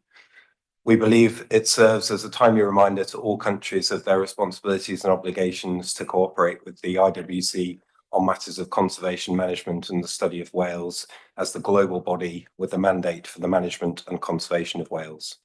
We therefore support the intent of the resolution, but would welcome the opportunity to engage further to develop the text. Thank you. Thank you, United Kingdom. Korea, you have the floor. Thank you, Mr. Chair, and my thanks once again to Hungary for putting this proposal forward on behalf of the EU member states parties to the IWC. The Republic of Korea would like to express its support for adoption of this draft resolution. All states should fully and duly comply with the obligations provided in international laws, including UNCLOS, and for the purposes of managing whales, International Convention for the Regulation of Whaling. UNCLOS clearly states in Article 65 that in case of cetaceans, states shall work together the appropriate international organization for their conservation, management, and study. The Republic of Korea firmly believes that the IWC is the appropriate international organization who is given the mandate to conserve and manage the cetaceans around the world. Therefore, any unilateral actions from individual countries which could possibly have adverse impacts on cetaceans should be refrained from. Instead, the legitimate review process of the IWC must be followed before actions are taken. In terms of fin whales, for example, a significant amount of efforts are being made by many countries to protect and conserve fin whales, and Korea has also joined them by, for example, designating them as marine organisms under protection in accordance with the Conservation and Management of Marine Ecosystems Act. The Republic of Korea would like to remind all of us that any whaling-related decisions should be reviewed and made under the framework of the appropriate international organization, which we believe is the IWC, as provided in UNCLOS. Korea once again thanks Hungary and other EU member states parties for tabling this proposal, and I hope this resolution can be adopted at this commission meeting this year. Thank you, Mr. Chair. Thank you, Korea. Argentina, you have the floor. Gracias, señor presidente. La República Argentina agradece a la Unión Europea la presentación de esta resolución, cuyo contenido estima de particular pertinencia y relevancia, por lo que la apoyamos. Solicitamos asimismo ser tenidos como copatrocinantes de la misma. Nada más, muchas gracias. Thank you, Argentina. The United States has the floor. Thank you, Chair. Again, I'd like to thank Hungary and the other EU member states for submitting this proposal. As I know we're getting close to the break, I will be brief and just associate myself with the remarks made by all the previous speakers. And again, note, like the other two resolutions from this delegation, we have provided some comments and some drafting consideration and are hopeful they can be incorporated. Thank you. Thank you, US. I appreciate your brevity. Panama, please. Gracias, señor presidente. Agradecemos a Hungría en nombre de los países de la Unión Europea. Consideramos que esta propuesta nos recuerda las responsabilidades que debemos cumplir en el marco de la política internacional. Como foro internacional responsable de cetáceos, nos recuerda que toda decisión debe realizarse basada en ciencia, gestión basada en ciencia. Por lo cual, esta resolución la apoyamos totalmente y solicitamos a los proponentes participar como copatrocinadores. Muchas gracias. Thank you, Panama. I have no member states. Yes, I do. India, please. You have the floor. Thank you, Chair. India has long maintained a strong stance in favor of whale conservation and remains committed to supporting the existing moratorium on commercial whaling. India also remains committed to its stance of conservation with the declaration of Project Dolphin in our country, which gives the Schedule 1 status to the endangered species, which is highest protection. Recognizing that the ban remains crucial for the recovery of whale populations and the health of marine ecosystem, India continues to advocate for its preservation in light of the increasing risk posed to the whales by human-induced pressure. Thank you, Chair. Thank you, India. I have no further member states requesting the floor, so I will go to Japan as a non-member state. Japan, you have the floor.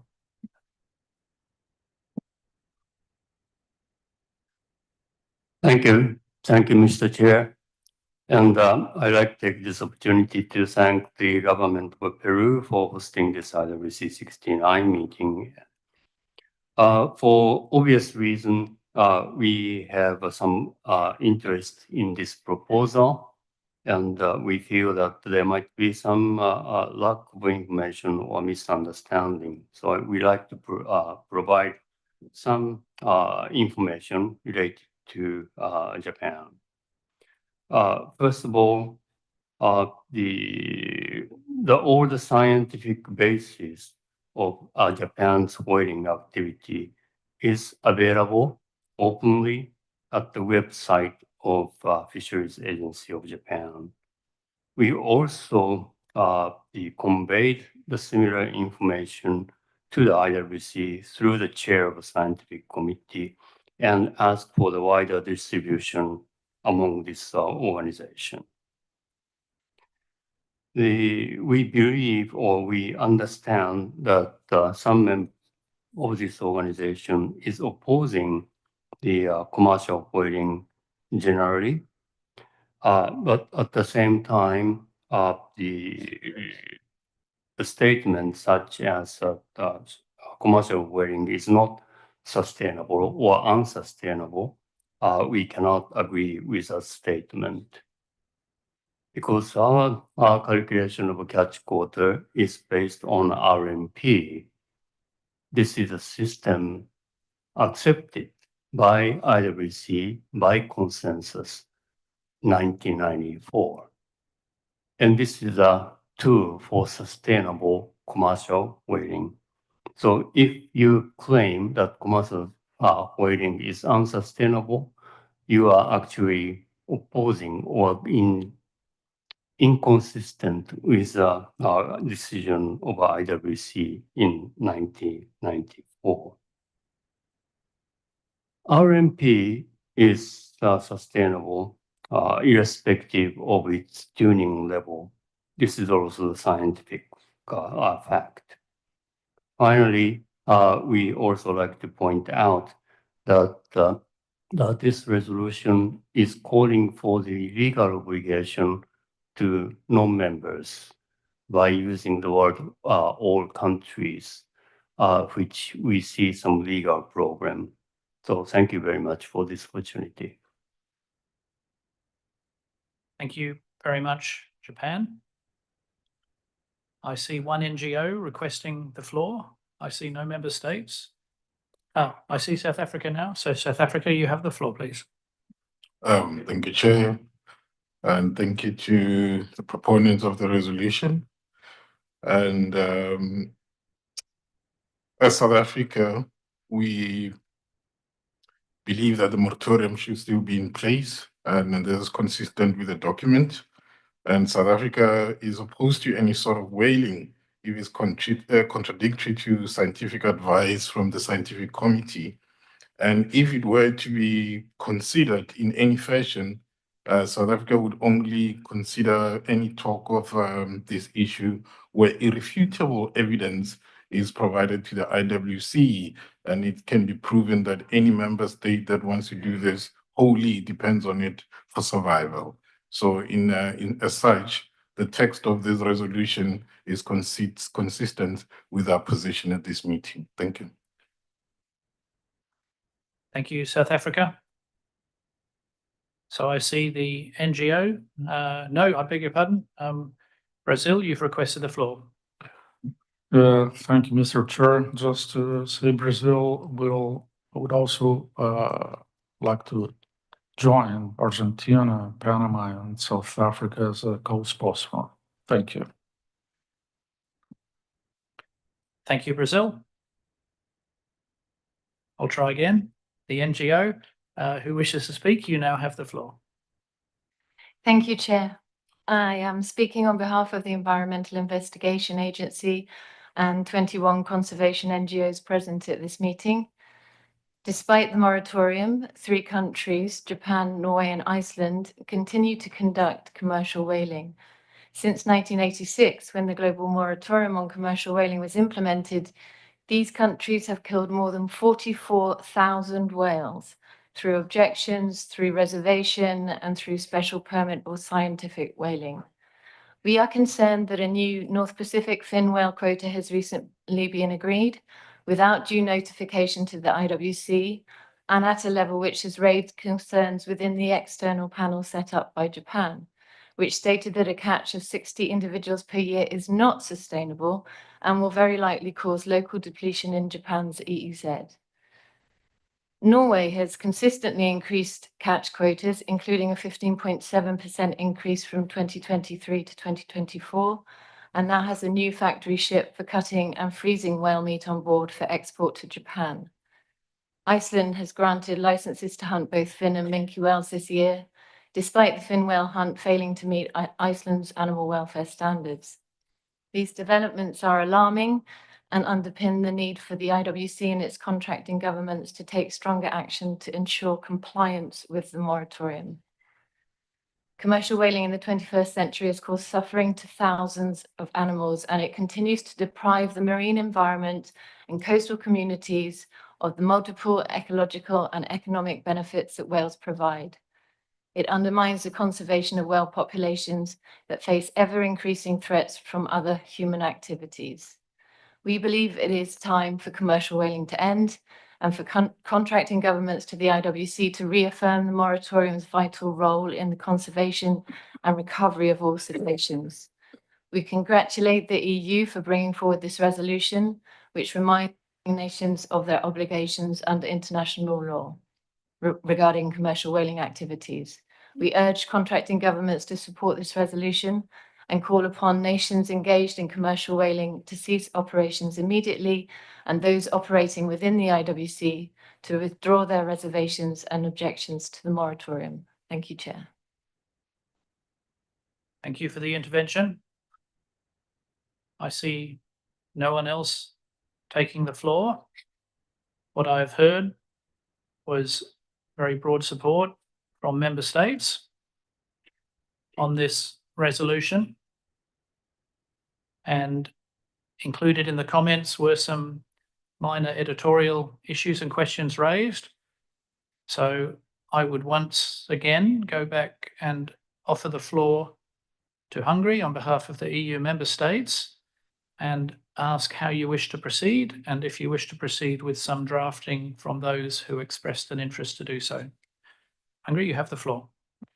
Yes, thank you, Chair. First of all, I'd like to thank for all the contracting governments who expressed their support for our proposal.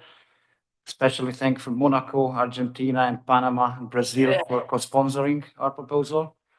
And for those who are already submitted written comments to us to be considered. And as you suggested, Chair, we are happy to be engaged in a drafting group. So anyone who would like to be part of the drafting group, please contact us after the session here. Thank you. Thank you very much, Hungary, and thanks for all of those who spoke, both members to the parties to the convention, non-members, and civil society. I hope all of those views will be considered in the work that each of these drafting groups will now be doing. I think I will pass to the Secretariat in just a second, who I think is going to provide information about rooms for at least the first two resolutions. And then we will check in whether additional rooms are needed, but we won't do that on the floor. We'll do that in collaboration with the Secretariat once we have broken. But Secretariat, if I could pass to you, please. Thank you, Chair. We have 3 rooms available in the break time of varying sizes, and we have Secretariat support available for the drafting groups. So Ian, Imogen and myself will be by the doors to the exit to this room and can walk the groups to those rooms to make it easier. Thank you. Thank you very much, Mark. Thank you for the Secretariat's work on this. Well, we've done very well as we get to afternoon break to have worked our way through the schedule amendment and the 5 resolutions. I thank you all for the manner in which you conducted yourself in the discussion today. I look forward to seeing revised versions of the proposals that will come back for our consideration. And I remind you that this afternoon we will, after this break, when we return at 4 o'clock, we will resume with agenda item 10, which is the Finance and Administration report, 10.1. I would like, if possible, to get to 10.2, depending on how we go, to at least hear the presentation from the Budgetary Subcommittee. So that's my aim. And so it will be ambitious but important to get through that this afternoon. So once again, if I can remind you to please be timely in returning to the room. I think you're getting better. So let's try that again. I'm afraid I've only given you 25 minutes, so the challenge is even larger. So with that, enjoy your afternoon tea. And for those who have drafting groups, thank you and good luck with those.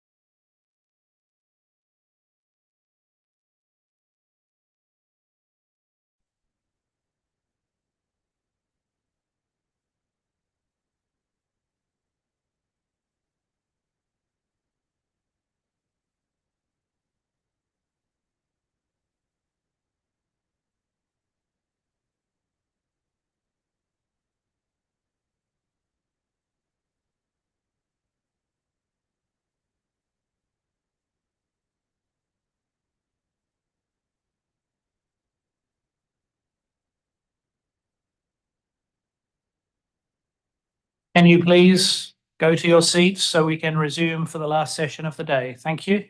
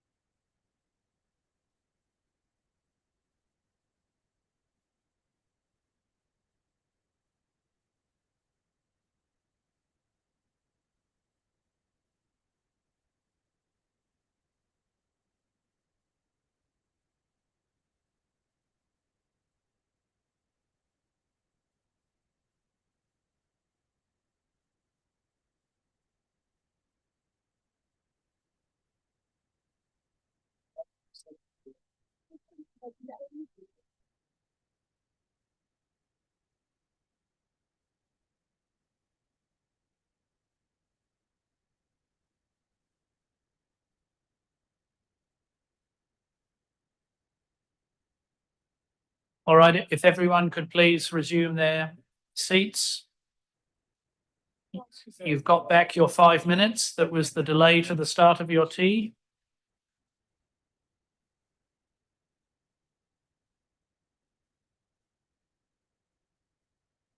So we will, during this session, we will move to agenda item 10, finance and administration. We will work our way through 10.1, the report of the Finance and Administration Committee, and have a presentation on that. And we will then move to 10.2 and discuss open discussion on the biennial budget. And we will have a presentation from the chair of the budgetary subcommittee, and we will have a discussion around that. If we can then move on to further discussions on 10.3, Operational Effectiveness Working Group, we shall do so, but we'll see how far we can get. So on these presentations, both from Ryan's initial presentation on the F&A committee and then Margie's on the budgetary subcommittee, we will move directly from the presentation to substantive discussions. And that way we'll get a clearer indication of what work remains under those agenda items. So the F&A committee met on the 30th of August and the 5th of September. These were virtual meetings, and the report is available on the IWC69 website.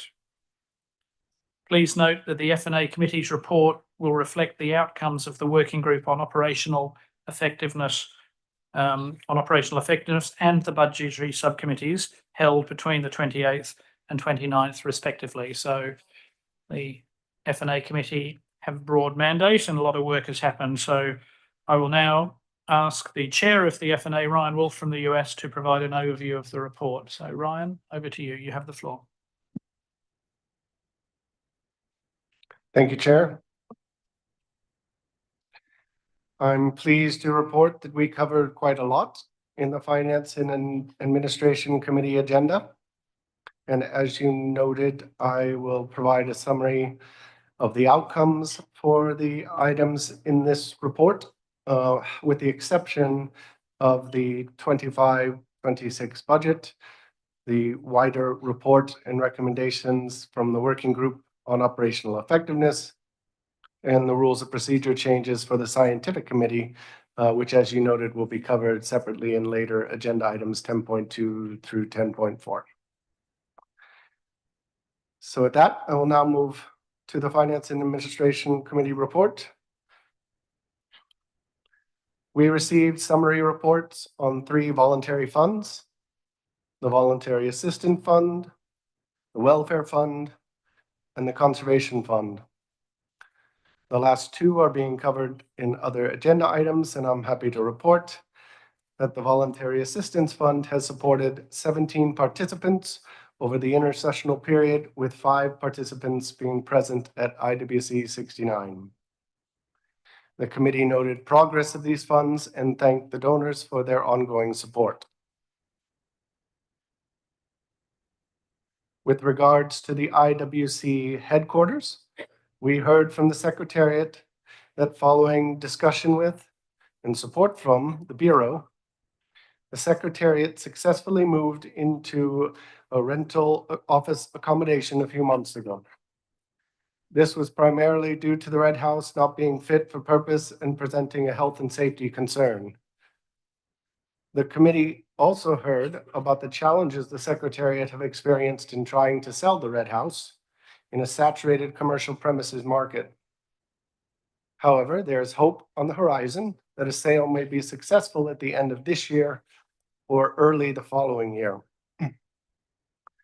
However, should this offer fall through, the Secretariat has requested the Commission being supportive of the Chair and Vice Chair being able to approve new offers for purchase should they be below the £1.25 million threshold we set at IWC68, on the basis that they are at least the net book value of the Red House. The committee supported this and suggested that market value be the key threshold of a purchase price. The committee also spoke about the possibility of setting up a new intersessional correspondence group for fundraising. With Commission core funds being stretched to their limits, as we will hear about shortly, there is a need to search more vigorously for other sources of funding. At IWC 68, draft terms of reference were suggested, and we heard from members at the virtual meeting that some clarification on these terms would improve them further. The committee felt this will be valuable to the Commission, endorsing the proposal in principle, and agreed to consider the outstanding issues on terms of reference and membership at this Commission meeting, IWC 69. The committee reviewed the financial contributions formula with no discussion or questions from the membership. The committee is also responsible for setting the next biennium's non-governmental organizations observer and media fees. This was discussed at the budgetary subcommittee meeting and again in our committee meeting, and support was received for increasing the fees in line with inflation. Moving on to the membership of the budgetary subcommittee, it was brought to the committee's attention that there are a few vacant seats, which we would appreciate members' consideration to volunteer for. These are the seat for the vice chair position, plus 2 open seats. And Australia, as chair, has kindly offered to provide an induction for new members. For the first time, we discussed the status of the database of recommendations for those items which relate to the Finance and Administration Committee. And we are pleased to note that 37 recommendations have been closed, with only 3 left open for further work. We thank everyone for their work in closing out these recommendations. Discussions started at the budgetary subcommittee regarding the adoption of the audited accounts for 2022 and 2023, noting that both years received an unqualified audit opinion, which means the accounts are fairly and appropriately presented and in alignment with accounting principles. These are available as documents IWC/69/10.1/01 and 02. We were also made aware that intercessional work is required to investigate a recommendation raised by the auditors concerning financial regulation F5A, with recommendations to be brought to IWC 70. We discussed 2 memorandum of understandings and 1 letter of intent. These can be reviewed in documents IWC/69/10.1/03, 04, and 05. 1 memorandum of understanding is between the IWC and the Permanent Secretariat of the Agreement for the creation of a sanctuary for marine mammals in the Mediterranean. The second is between the Commission, the IWC, and the Permanent Commission for the South Pacific. And the letter of intent is between the IWC and the United Nations Environment Program. The Finance and Administration Committee did not raise any concerns with recommending these to the Commission for approval. Moving on to the 2024 financial forecast, the committee were happy to note the predicted outturn for 2024 of a small deficit of £23,000. A couple of big variances make up this total, and you can refer to document IWC/69/10.1/06 for more information.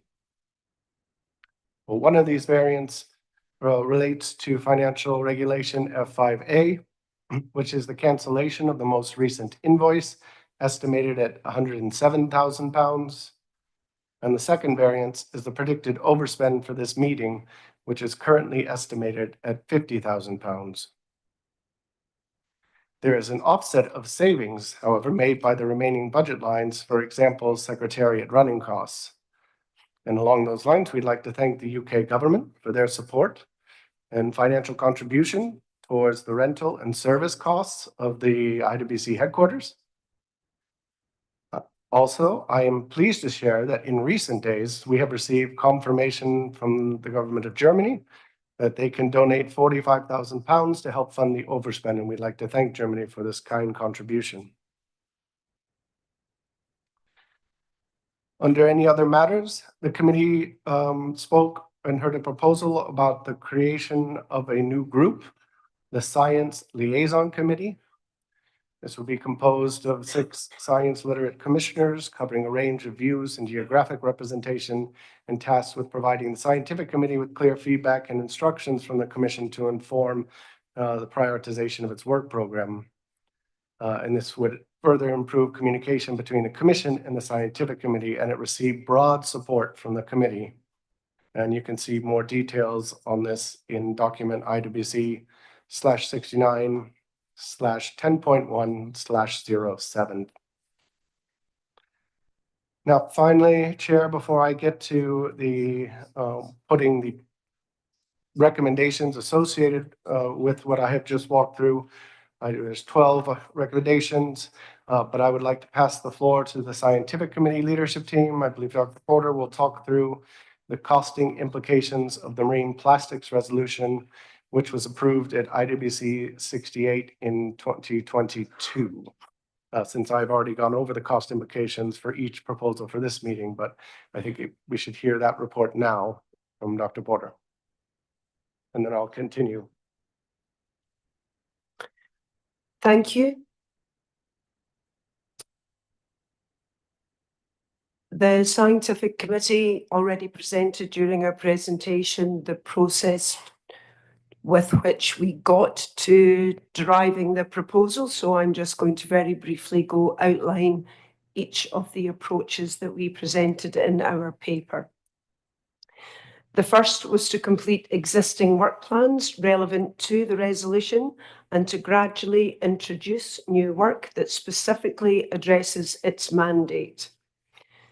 This would be to conduct a literature review and a non-quantitative risk assessment, to update ongoing work with contaminant mapping tools, and to develop components within the global strandings database that incorporated quantitative data on the amount of plastics in stranded animals. The cost for this would be £195,000 over 8 years, which would be approximately £25,000 per year over the 8 years, but not necessarily the same amount every year. A more timely approach would be to establish a detailed methodology for a comprehensive global risk assessment on the impacts of plastics on cetaceans, and this would include cultivating appropriate expertise within the IWC Secretariat Modelling and Statistics Department, as there currently is no appropriate modelers for risk assessment on staff. This would also include conducting a literature review, ongoing work with contaminant mapping, and also incorporating that element of better quantifying plastics in the global strandings database. The cost for this would be £278,000 over 6 years, which is approximately £46,000 per year over the next 6 years. And a third approach, which took the would develop with the understanding that this might be urgent and we would run a resolution within the next biennium, or substantial progress in the next biennium, would be to fund a comprehensive assessment with the ongoing, with the information that we have, and define where there is available data, hotspots of interaction and risk, relevant to cetaceans and different types of plastic pollution. This would be at a cost of £310,000 over the biennium, and would be conducted entirely by contract outside the scientific committee. In our discussions, it was clear that there were multiple pathways that could be taken to contribute to fulfilling the resolution, as reflected in the diversity of views and opinions that were put forward and subsequently presented at the virtual meeting. Therefore, we would like to invite the Commission to consider the various options that we have presented, which are all aimed at fulfilling some aspects of the resolution, and to provide us guidance on which options, if any, are acceptable. And if possible, or if it were possible, we could then also look to fundraising and voluntary contributions to support those options. And if there are any components or options that the Commission would like to approve for funding in the next biennium budget. Thank you.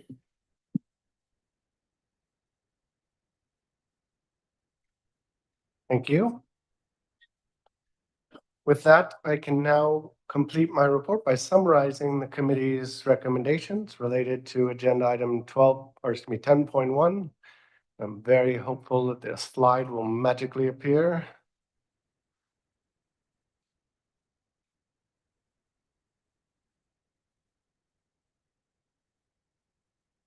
Yes. Okay, yes, we do have a number of recommendations, so I think this is probably broken into 2 slides. So I'll go over the first 6 that are on this slide. We asked the Commission to note the progress of the Voluntary Assistance Fund to date and thank the donors for their ongoing support. We asked the Commission to authorize the Chair and Vice Chair to approve any potential new offers on the sale of the Red House should they fall below the £1.25 million threshold set at IWC68, are around market value and no lower than the net book value of the Red House. Approve the creation of a new intersessional correspondence group for fundraising, with further work to be carried out on membership and terms of reference at IWC69. Approve the increase in line with inflation in the NGO, observer, and media fees for the next biennium. To note the vacant seats for the budgetary subcommittee membership and request volunteers to make themselves known to the chair of the committee. To approve the closing of 37 finance and administration recommendations on the database of recommendations. And the next slide, yep. Adopt the audited accounts for 22 and 23, noting both years received an unqualified audit opinion. Recommend intersessional work be undertaken by the budgetary subcommittee with regards to the auditor's recommendation to review financial regulation F5A. To approve the signing of the 2 memorandum of understandings and 1 letter of intent. To note the expected small deficit of the 2024 financial forecast outturn. To thank the UK government for their support and contribution towards the rent and service costs of the new IWC headquarters, and to thank the government of Germany for their contributions towards the running costs of IWC69. And to recommend the Commission support the creation of a science liaison committee. And that concludes my report.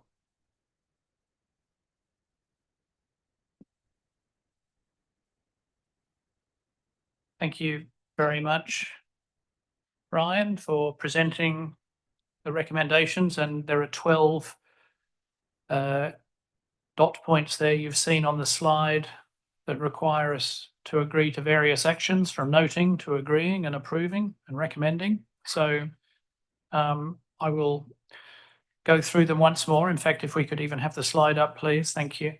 And I will seek your views on those. And again, I will be taking silence as confirmation that you agree.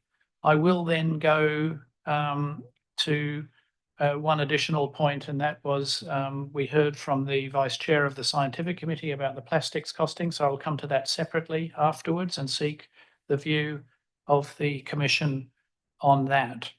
So we will start with the 12 dot points, and I'll go through one by one. I'll pause. If I see no one taking the floor, I will take it that we can do the action recommended on the screen. So dot point 1 is to note the progress of the Voluntary Assistance Fund to date and thank the donors for their ongoing support.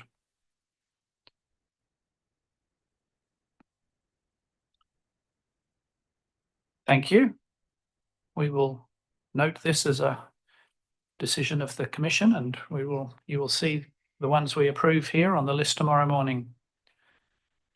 The second one is to authorise the Chair and the Vice Chair to approve any potential new offers on the sale of the Red House should they fall below the £1.25 million threshold set at IWC68 or around the Red House, and are around market value. Let me start again, sorry. Set at IWC68 are around market value and are no lower than the net book value of the Red House.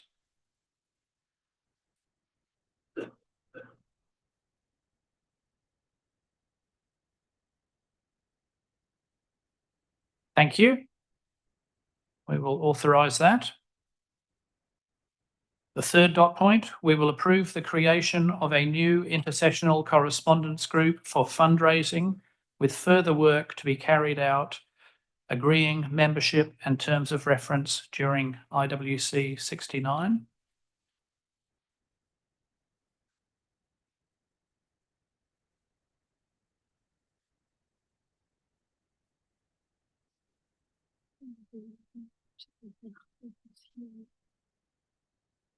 Yes, I think even as I read it, it seemed strange. So just let me pause for 2 seconds.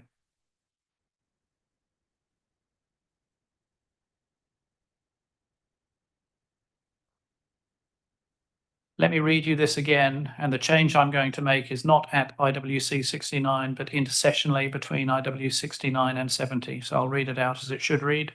Approve the creation of a new intersessional correspondence group for fundraising, with further work to be carried out, agreeing membership and terms of reference during the intersessional period between IWC69 and IWC70. I see Antigua and Barbuda, please. Thank you, Mr. Chair.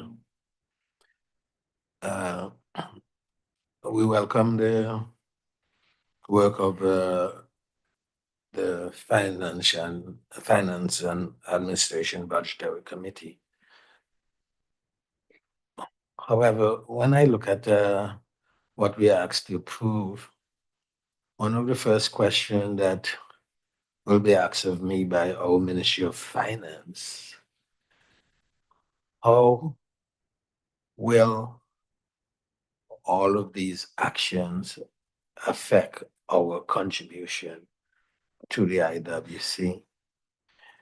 Will the creation of a fundraising committee and its work assist us to reduce our contributions? Or will it just provide additional funding to the organization while our contributions continue to increase?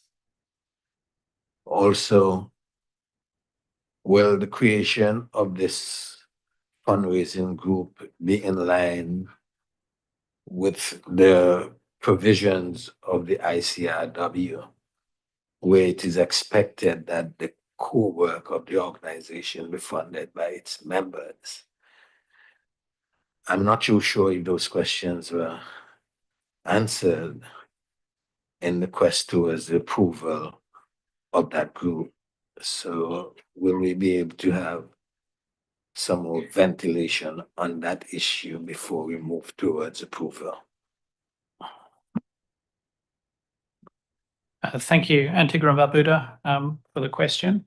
I'll make a comment that may go some way to answering it, and then I will ask the Chair of the Finance and Administration to comment further, or perhaps the Head of Finance and Administration from the Secretariat, if either of them can add to what I say. It's my understanding now that the IWC has been ensuring that it undertakes proper budgetary management by considering, when it considers voluntary funds on a particular project, that the costs of that are put before the Commission for their consideration. We'll be considering a little later, for example, the cost of the plastics resolution, and we heard from the Vice Chair of the Scientific Committee on that, and that decision will come before the Commission once we've gone through these points. The dot points I've read through so far are around a range of things, but a couple of them are around voluntary assistance funds. And as I say, that work, the implications of the costs of each of those, if they go beyond the voluntary funds, are each put before the Commission for decision. So it's clear and transparent and important. So there's nothing hidden behind the voluntary work. If it is funding additional work, then if there are implications to our core budget, that is raised in the budget for discussion and consideration on the Commission. So I think these dot points are normal issues to do with the management of our overall secretariat functions, our housing and the voluntary funds primarily. There's a few others with relationships with other organisations, all of which would come with funding costs forecast. So I'm not sure if that answers your questions, but perhaps I could turn to the Chair of F&A and or the Head of Finance and the Secretariat to see if they have anything further to add. Thank you.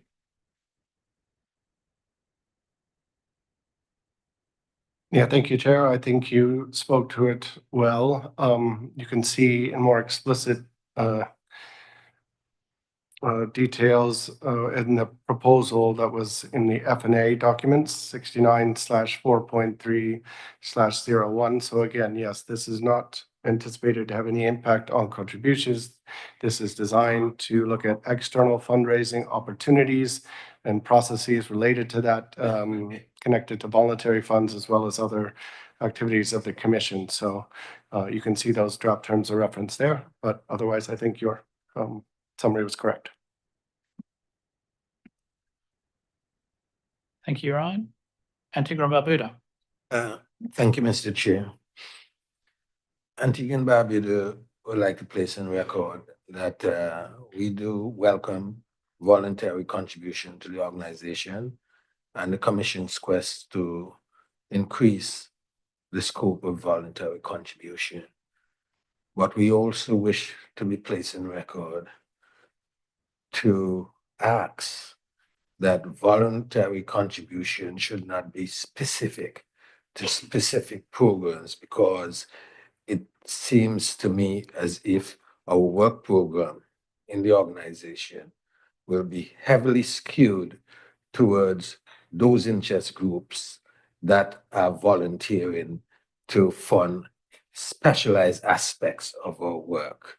One of the suggestions that I would like to put in place and as a recommendation is that any voluntary contribution which is made, at least 60%, well, 40% of it be towards the general admin, be placed towards the general administration and functioning of the Secretariat and its work, and also the work of the Commission, rather than going directly into the project, that specific project upon which it is intended to.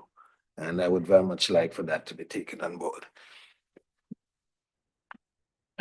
Yes, thank you, Antigua and Barbuda. I think it's reasonably common practice across a wide range of fundraising that some portion of a donated amount can go to the running costs of administering and managing that project.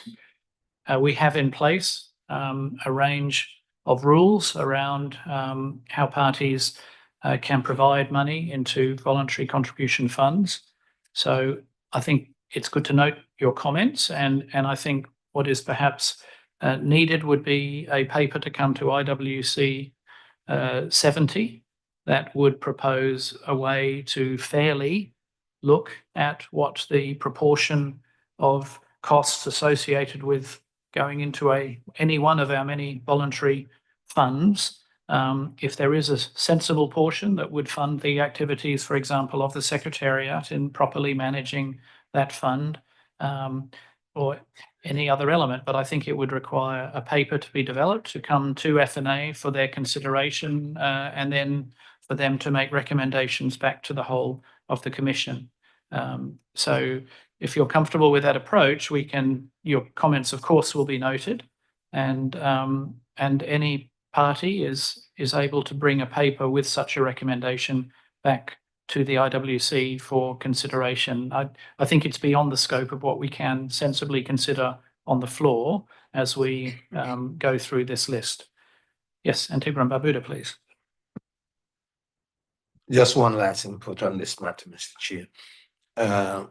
With regards to developing the paper, I don't think it should be left to just any member of the Commission. I think we should agree that the Commission establish a group to come up with that paper, to allow for that to be considered. And it's not just the element of managing the specific project of which the funds are intended for, but to manage the general work of the Secretariat, including all of its activities. So if you want to fund the aspect of the RMS, 60% will go towards that, 40% will go towards the general function and the specific functioning for that project, but the general administrative work of the Secretariat.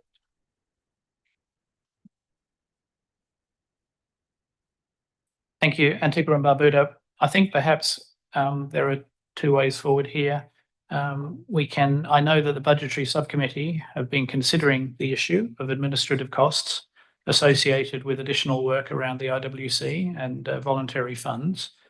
Indeed, the costs of all elements of the work we do, centrally funded as well, and the implications they have on the Secretariat. So we could ask the Budgetary Subcommittee to consider this and bring back a paper on this matter with some recommendations to IWC 70. And this, in all likelihood, could also become part of the work of the recommendation we're considering right now of an intersessional correspondence group for fundraising. But I think in the first instance, this should be worked by the Budgetary Subcommittee. Thank you, Antigua and Barbuda. And yes, over to you, Ryan. Yeah, I think that's correct. And just a reminder, the thought we're talking about on the screen as it relates to this group is not only looking for potential suggestions to edit the terms of reference, which is also consistent with the intervention, but also looking for members to participate in this correspondence group. So I think you're correct. It's very relevant to this group we're discussing, but of course also the budgetary subcommittee discussions that you'll hear shortly. Thank you. So what I will do is I'll return to the dot point now, and then I will read out some words for an additional decision on this matter. And I thank you, Antigua and Barbuda. It's very helpful. So I'll read out the one we're on now, which will be the third dot point down, to approve the creation of a new intersessional correspondence group for fundraising with further work to be carried out, agreeing membership and terms of reference between IWC 6 in the intersessional period between IWC 69 and IWC 70. Do we have agreement on that? I see we do. Thank you. And I'm going to ask you to read it out because you wrote it. Thank you. Request the BSC committee to develop a recommendation for the management of voluntary funds that includes the work of the Secretariat and administrative costs.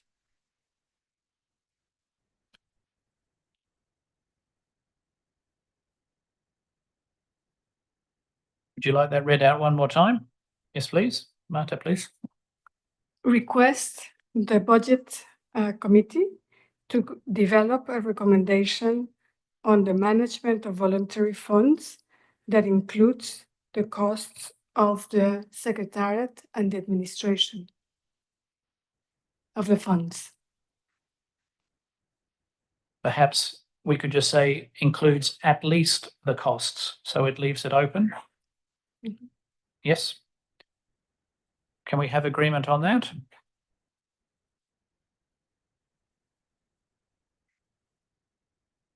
I think we have. Thank you very much. So that will make 13 points, and that's an additional one. So I'll now move on to what on the screen is the fourth point down. Approve the increase in line with inflation in the NGO, observer and media fees for the next biennium. Can we agree this? Brazil, please. Thank you, Mr. Chair. We are fine with the phrasing. We would only request that the intersessional period from now to IWC 70, the F&A considers the possibility of an NGO observer fee scheme which takes into account differences between those NGOs from developing countries and those from developed countries. Thank you. But the phrasing is fine. Thank you. Your request is noted, Brazil, and with that, thank you. We can approve that recommendation.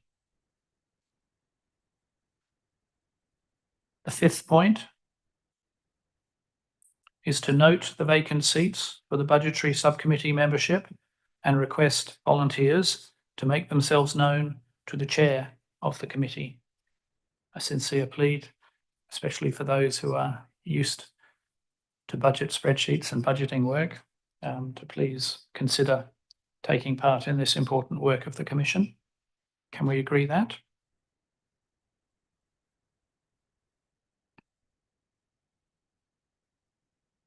I see we can. Thank you. And the last dot point on this page is to approve the closing of 37 finance and administration recommendations on the database and recommendations. And as the chair of the committee has pointed out, you can see the details of those, of course, in the report. Can we agree this?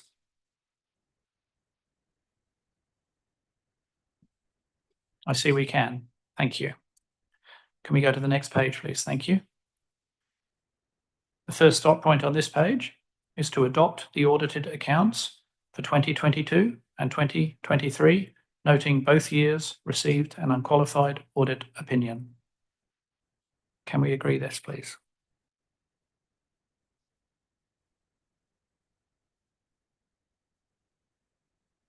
I see we can. Thank you. The next dot point would recommend intersessional work be undertaken by the Budgetary Subcommittee with regards to the auditor's recommendation to review Financial Regulation F5A, which Ryan spoke to in his presentation. Can we agree this?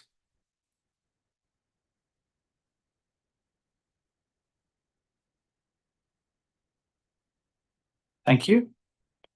The third dot point on this page, approve the signing of the 2 memorandum of understandings and the 1 letter of intent. Ryan gave us the details of those in his summary of the report. Can we agree to approve those?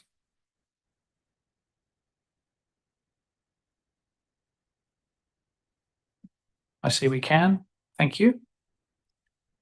The fourth dot point is to note the expected small deficit of the 2024 financial forecast outturn.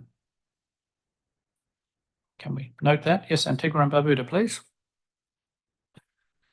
While Antigua and Barbuda understand the deficit for financial forecast for 2024, the question is what is being carried over and how will that affect the ongoing deficit of the organization, and is it expected at some time that there is work afoot to remove that deficit, or we should expect a continued increase of that deficit? That's very important to us, for us to agree to accept that deficit outturn at this time. Please. I will ask the Head of Finance Administration in the Secretariat to address that issue. Please, Nikki. Thank you, Chair, and thank you, Antigua and Barbuda, for your question. We always aim to come back to a balanced budget every year, and unfortunately there are some situations where we will unfortunately end up in a deficit. One of the biggest areas for the deficit, I hate hearing myself, sorry. One of the biggest areas for the deficit is the implementation of using financial regulation F5A, which is the cancellation of the most recent invoice for contracting governments who are 3 years in arrears. And that at the moment has been estimated at £107,000. Now, I'm hopeful that we've had a lot of payments in from contracting governments in the lead up to this meeting, which we are very thankful for, and therefore that amount should be reduced. Also, when we hold a commission meeting, there's a lot of expense in there that we don't always know about ahead of time. And unfortunately, that has resulted in an overspend for us this year, which, as mentioned, the government of Germany have kindly helped us out on. So we are hopeful that whilst we currently estimate £23,000 deficit, that we can try to reduce that even further this year. And we always plan in future years to achieve the budget that is set. That was part of the budget reform strategy, that we do not set deficit budgets anymore, and therefore we always try to aim to achieve our balanced budget. We never aim to overspend. So in answer to your question, we do not hope that, or we hope that we will not be carrying this forward as a deficit going forward. We hope it's a one-off for this occasion, and therefore we'll go with a balanced budget moving forward in future years. Thank you. Thank you, Nikki. Antigua and Barbuda. So in other words, it would not have an impact on our future contributions to the organization in terms of increase in fees for our countries, member states. Cannot guarantee that. It depends on the budget. So it will be the budget discussion that comes up shortly by the budgetary subcommittee that would confirm or deny any impact on financial contributions moving forward. This would not have, this forecast outturn would not have that impact. It would be the budget. Yes, I'll pass the floor to the Executive Secretary. Thank you. And to complement what the Head of Finance has just explained, I think that it's important to note that the organization is not in a deficit. And this deficit that we just described, and the deficit that is resulting from the higher expenses of holding this meeting, fortunately, are going to be covered by the generous contribution of Germany. So that should cover this deficit. Thanks. Thank you, Marta. And thank you for the questions, Antigua and Barbuda. With that, I take it we can now note the expected small deficit of the 2024 financial forecast outturn and move to the next dot point, where we are asked, rather reasonably in my view, to thank the UK government for their support and the contribution towards the rent and service costs of the new IWC headquarters, and also to thank the government of Germany for their contribution towards the running costs of this meeting at IWC69. I add my sincere thanks to both the United Kingdom and to Germany for their generosity in supporting the work of this commission. I ask the Commission if we can do so.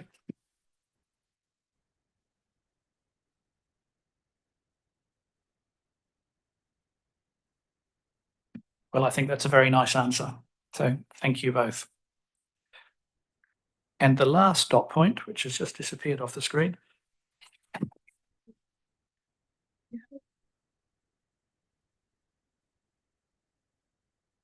Oh, yes. So we're going to change the words slightly. So the words you were just reading was to note their support for the proposal to create a science liaison committee. Now, this paper has been distributed, but perhaps before I suggest some new words for this recommendation, I could just ask Australia to very briefly take the floor and just add a small amount of detail to this for our consideration, above what the chair of FNA mentioned about this. So Australia, if I could give you the floor for a brief intervention on this. Thank you, Chair. At IWC 68 and now here at IWC 69, the Scientific Committee has been working hard to improve the way in which it communicates its work and recommendations to the Commission. However, the Commission's communications with the Scientific Committee is sometimes ad hoc and unconsolidated, with feedback spread across the record of the Commission's plenary deliberations.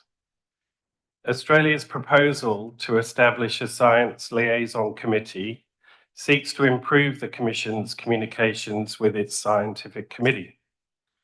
The proposal suggests the Science Liaison Committee would be composed of 6 science literate commissioners or their appointed delegates.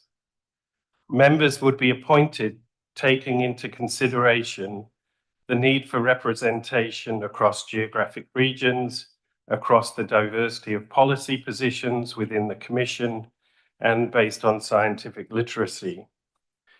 The SLC will be tasked with providing the Scientific Committee with clear feedback and instructions from the Commission to inform the Scientific Committee's prioritisation of its work programme.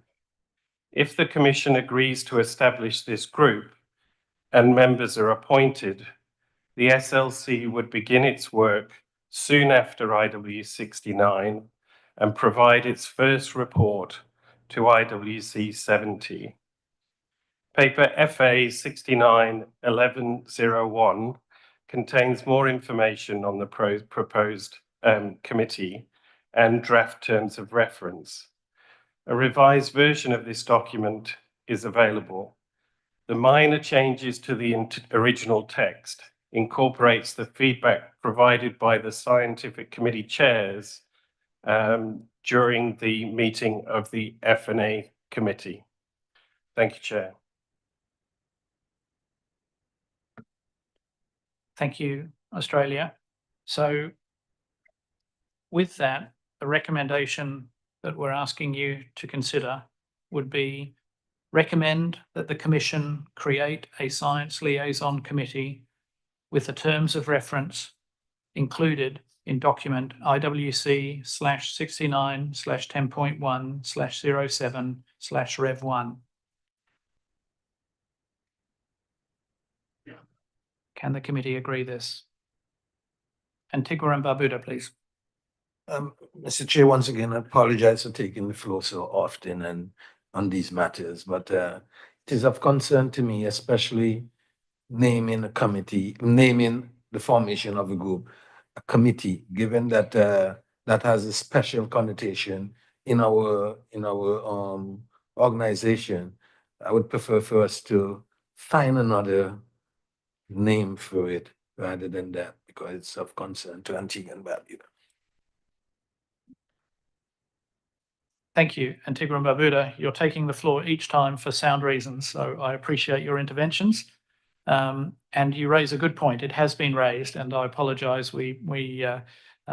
Someone else pointed out the same issue to me today. So I wonder if we change the name to the Science Liaison Group, this would allay that concern. So I thank you for your intervention. It's very useful, and I will read it once more with that name. We recommend that the Commission create a Science Liaison Group with the terms of reference included in Doc IWC/69/10.1/07/Rev1. Is that acceptable to the Commission?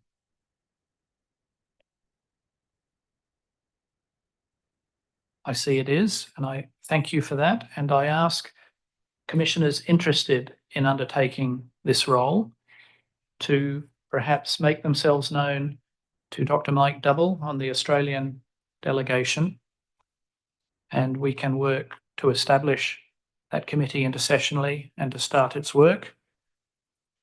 Please read the paper where it describes the notion that that committee needs to represent the breadth of views present in this commission to do its work properly, and ideally commissioners who have some either reasonable science knowledge themselves or who are supported by someone who can provide that, so that we can work with the head of science and conservation in the Secretariat and the chair and the vice chair of the scientific committee to consolidate the views of this commission and provide clear and regular advice back to the scientific committee on our priorities for their work. So if they could do that, I'd be grateful. With that, we have considered the actions proposed by the F&A group, and we have endorsed that list of now 13 points, and you will see them again tomorrow morning in a summary of our decisions. I kept open an item on the discussion I have scientific committee. I'll come to you in 2 seconds, please. I kept open an item on the plastics.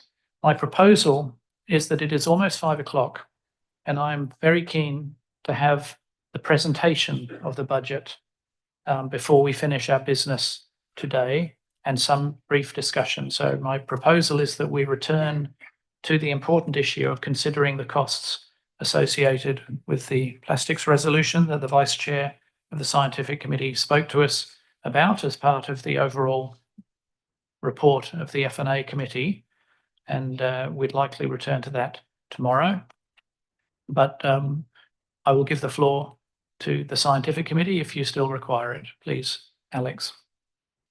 Thank you, Mr. Chair. We just wanted to thank the Commission and Australia for proposing the liaison group. I think everything the Commission can do to improve communication with the Scientific Committee and provide advice to the Scientific Committee on the topics that are important for the Commission is extremely welcome. So thank you.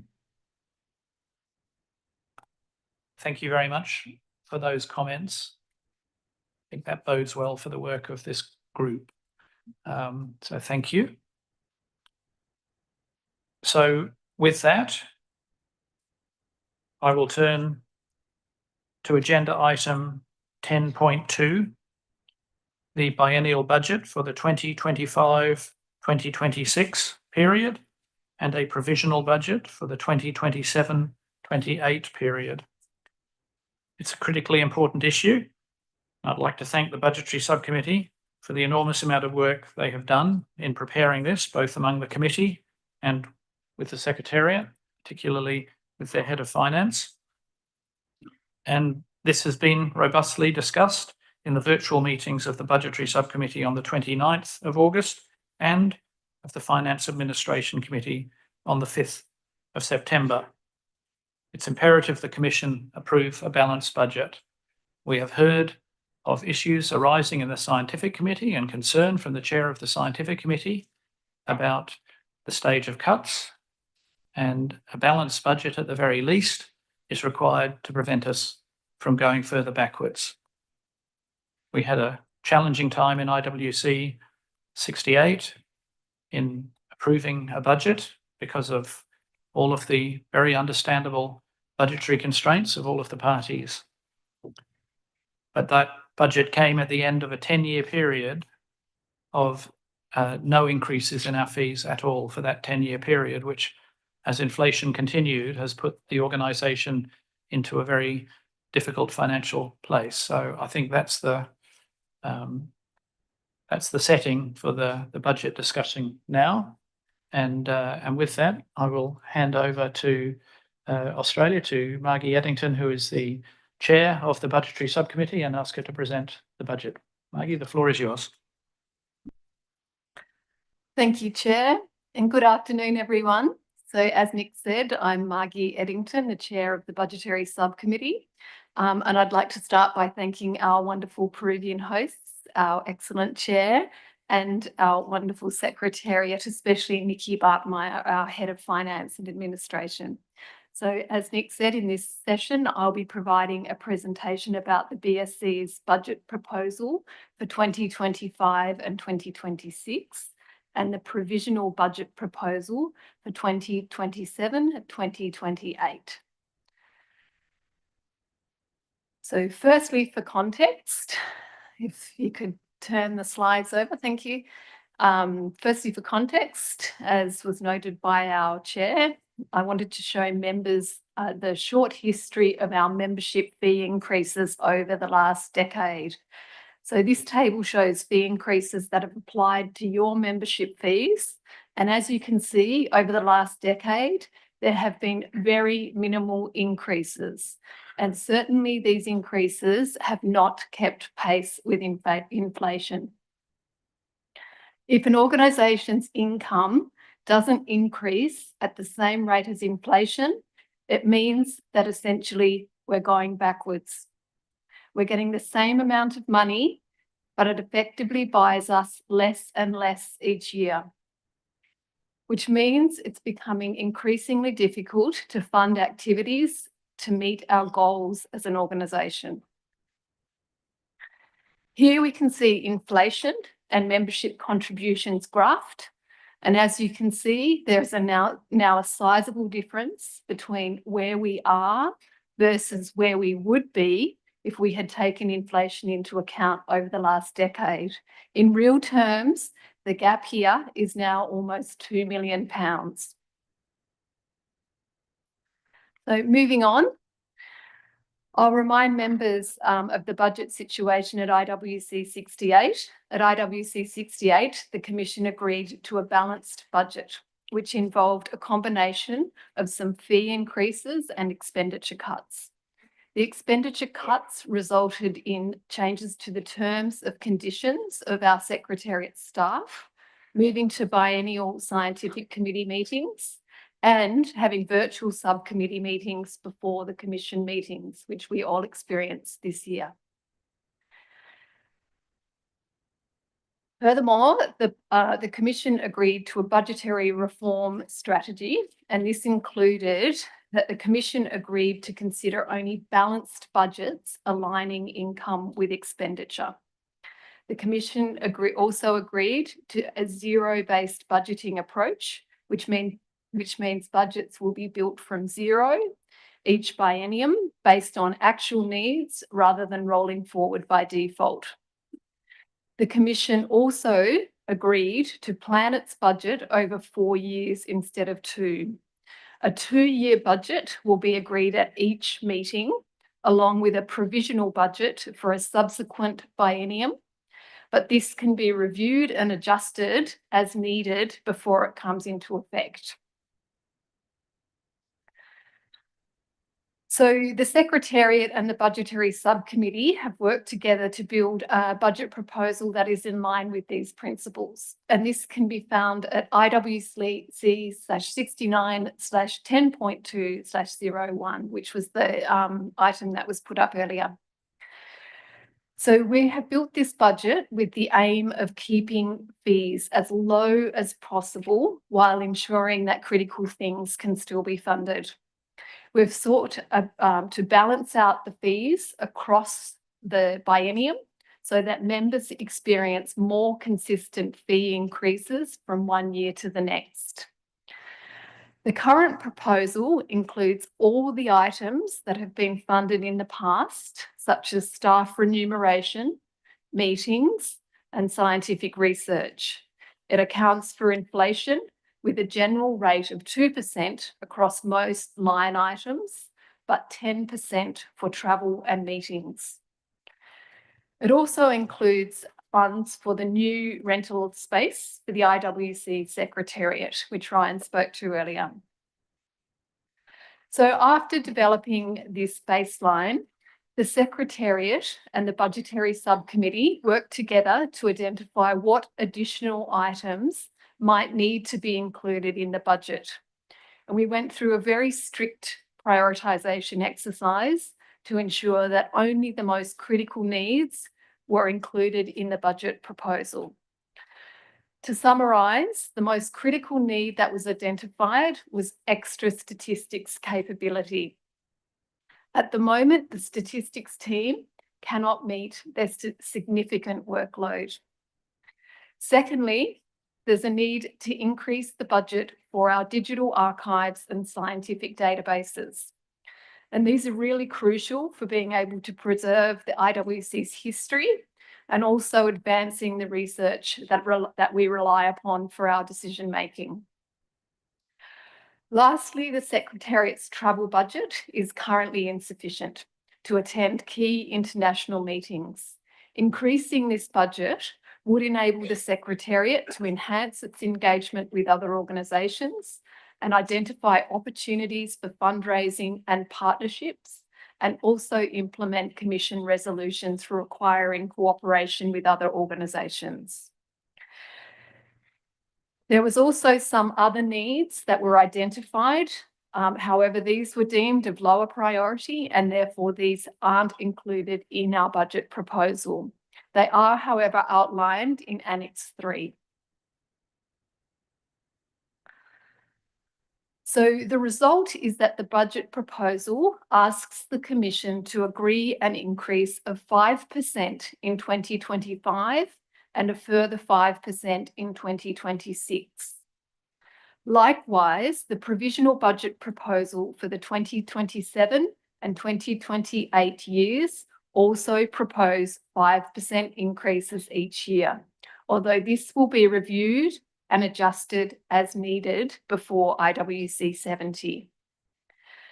Now, this does not necessarily mean that every country's membership contribution will increase automatically by 5%, because the contributions formula is based on variable factors which can change year on year. And I do encourage you to see Nikki to give you an indicative figure of what this change will mean for your country's overall annual bill.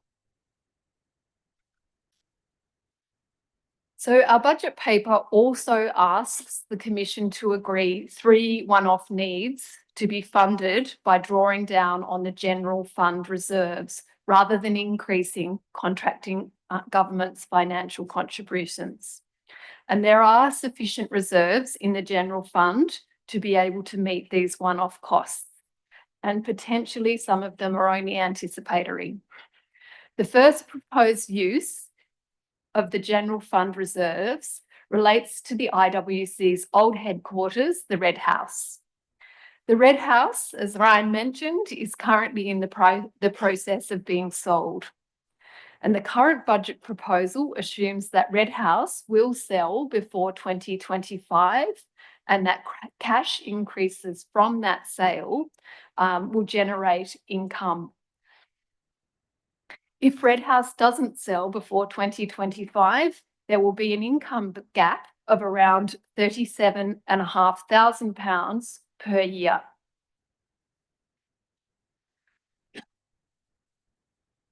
To keep the balanced budget, the proposal is to draw down on the general fund reserves to fund this income gap until such time as the Red House sale goes through. The second proposed use of the general fund is to seek legal assistance to be able to enable the Commission to improve its compliance with the UK general data protection and regulation laws. And the third proposed use of the general fund was to be able to cover the additional costs of IWC69. However, we can happily report that Germany has now stepped in to fill this gap. So thank you to them. So I'd like to conclude by encouraging all members to agree a balanced budget, one that enables our organisation to keep pace with inflation and still ensure its critical needs are able to be funded. Thank you.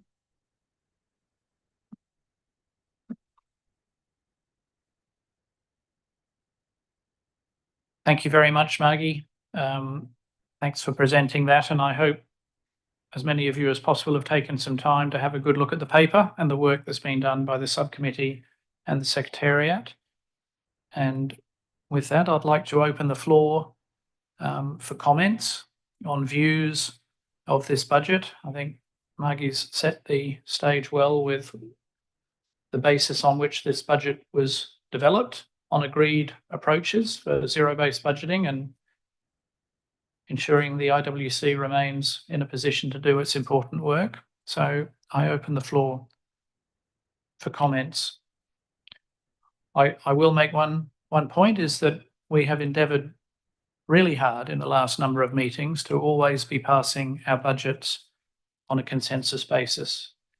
Our rules of procedure do allow us to vote on budget, but I will certainly be doing all I can to avoid that, and we will hope to be in a position to pass this budget by consensus.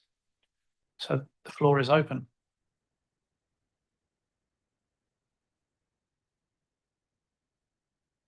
I see New Zealand. The floor is yours. Thank you, Chair. New Zealand would first like to extend our sincere thanks to the Budgetary Subcommittee, its members, and particularly Australia, Margie as Chair, for its work. We know that this has been a really hard, complex and challenging process. I have just 3 points to make. Firstly, we want to acknowledge the consultation that has been carried out on this paper right throughout the year, and particularly over the preparatory meetings. This, I hope, has ensured that all of us have come to this meeting with the necessary background to make decisions. Secondly, New Zealand is very pleased to see that the 3 budget reform strategy principles that we agreed as a commission 2 years ago at our commission meeting, IWC68. That's zero-based budgeting, balanced budgets, and 4-year budget planning cycles, that these are the basis of these budget proposals that are before us. We really commend the budgetary subcommittee. This is good discipline. And thirdly, in the circumstances and cognizant of those challenging economic situations we all face, but recognising they're faced by our commission as well, I am pleased to advise that New Zealand can support a 5% increase, that proposal. We consider that this, whether we like it or not, is necessary to address that large trajectory difference over the last few years. Thank you. Thank you very much, New Zealand. United Kingdom. Thank you, Chair. Likewise, the UK would like to extend its huge thanks to the Budgetary Subcommittee of the FNA Committee and the Secretariat for this important work and their efforts in producing the budget proposal. Our particular thanks also to Australia for their leadership and dedication to finding a responsible budget proposal for the upcoming biennium. We also want to extend our thanks to Germany for their generous contribution towards the cost of the IWC meeting. Whilst we're encouraged that the Commission's finances are in a healthier position following adoption of the budget reform strategy at IWC68, we do remain concerned by the financial challenges the organisation continues to face. We also recognise the challenging financial context that all countries face. We're grateful to the Secretariat and the Scientific Committee for their work, which serves the breadth of interests and issues of the entire Commission, but note this has been delivered under increasing resource and budgetary constraints. We've considered carefully inflationary costs alongside the need to fill critical gaps in the services and work of the IWC, and we believe it is important to be pragmatic and accept the need for increases to contribution fees. Therefore, the UK can support the budget proposal as currently drafted, which we feel is necessary and appropriate to ensure the effective operation of the IWC across all of its functions. Thank you. Thank you, United Kingdom. Norway, you have the floor. Thank you, Chair, and thank you to the Budgetary Subcommittee as well as the Secretary. The IWC Secretary and the BSC have jointly worked out a proposal for an increase of 5% to contracting government's fees in 2025 and a further 5% in 2026. A similar rise is expected and recommended for the 2027 and 2028 budgetary years. However, now we find the proposed budgetary increase for the next couple of years quite high. During the meetings of the various IWC subgroups earlier this month, we were told that the financial situation now is stable and in good condition. Maybe this is so compared to the severe financial situation experienced 2 years ago and quite explicitly explained to us in Porto Ross. However, the IWC is still totally dependent upon voluntary financial contributions, who makes up nearly 1/3 of its overall budget. To us, this tells a story that IWC spend far too much money, more money than they have, and have to further strengthen the efforts to reduce expenses. Norway will not support a budgetary increase of 5% as proposed by the Secretariat and the BSC. However, we can with some doubt accept an increase of 3%. Thank you. Thank you, Norway. Are there any other parties wishing to take the floor on this matter?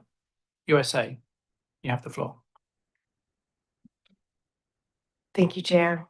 We'd like to thank the Budgetary Subcommittee for its work to repair this proposed budget. As a member of the Budgetary Subcommittee, we're quite familiar with how difficult this is, particularly in these challenging economic times. In general, the United States only supports a zero nominal growth position at intergovernmental organizations, except in specific circumstances.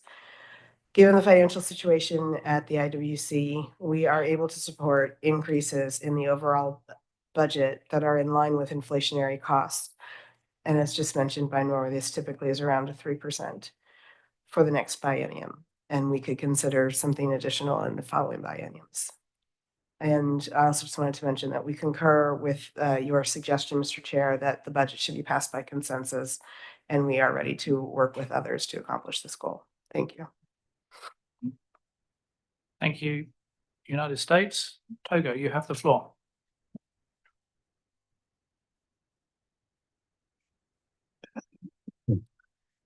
Merci, Monsieur le Président. Le Togo s'associe avec les prédécesseurs pour féliciter le sous-comité budgétaire pour le travail abattu et les donateurs pour soutenir la commission, notamment le secrétariat.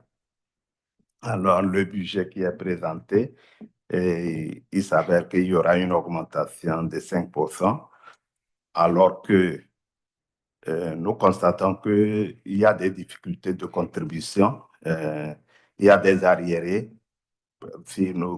Hier, quand on avait la situation des accréditations et des droits de vote, on constate qu'il y a beaucoup d'arriérés. Alors, au lieu d'augmentation, est-ce qu'on ne pouvait pas envisager ou voir dans quelle possibilité amener les États qui ont des arriérés à éponger leurs arriérés pour soutenir les travaux, les activités du secrétariat et des autres organes de la Commission? Merci. Thank you very much, Togo, and I make reference to the next agenda item, the Operational Effectiveness Working Group, under which it will present a proposal for some changes to payment plans that we hope will achieve exactly the kind of reforms you're mentioning to make it easier for countries in arrears to establish a payment plan. So that will be one step, but thank you for your suggestion. It's very helpful. And I see Benin. You have the floor, please.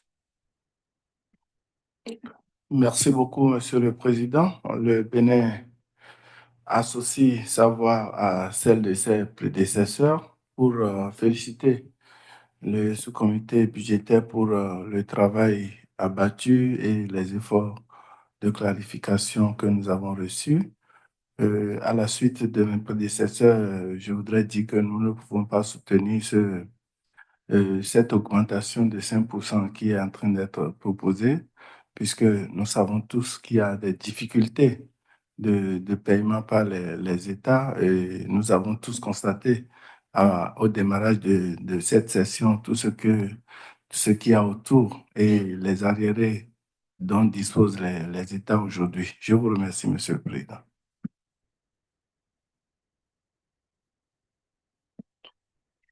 Thank you very much, Benin. Brazil, please, you have the floor. Thank you, Mr. Chair. I associate myself to the colleagues who thanked the tough work of the Budgetary Subcommittee. I would add that Brazil is grateful for the work that has been done with funding from voluntary contributions that have been helping to keep this organism afloat. We also recognize the obvious need to build a reasonable budget equation to keep the IWC afloat. But Brazil is not prepared at this moment to to agree on any increase in annual contributions.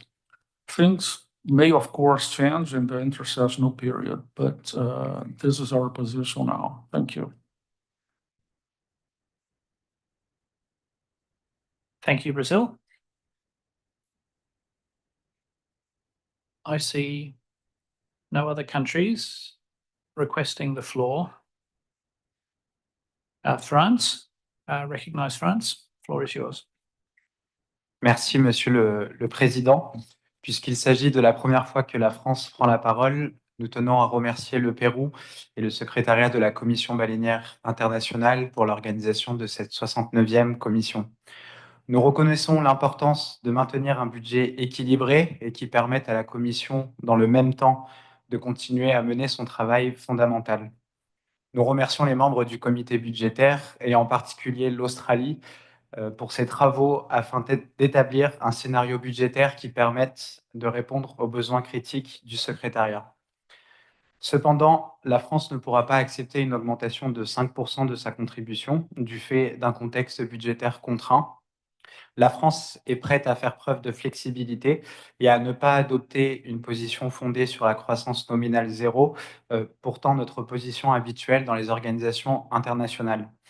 Nous sommes prêts à nous engager dans des discussions pour identifier une option intermédiaire qui permettrait de limiter l'augmentation des contributions à une cible autour de 2 ou 3%. Je vous remercie.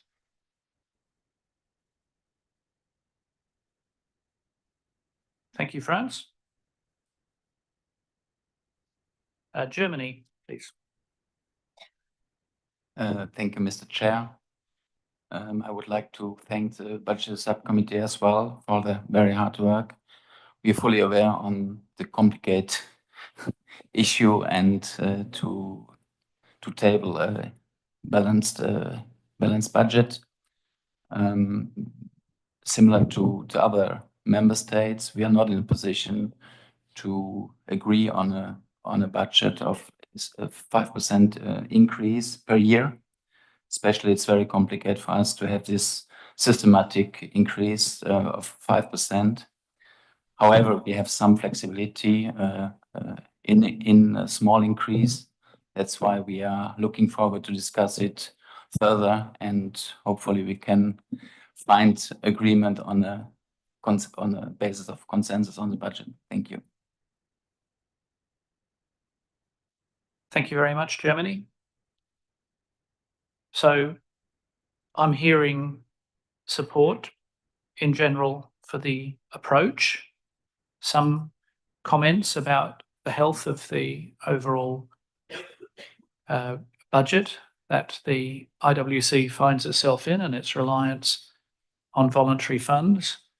But I am particularly hearing a consistent note that at least quite a lot of the interventions were from parties who could accept essentially a zero nominal growth. In other words, something that was managing to keep pace with inflation, which would mean the IWC's budget would not be going backwards. It would be holding steady. And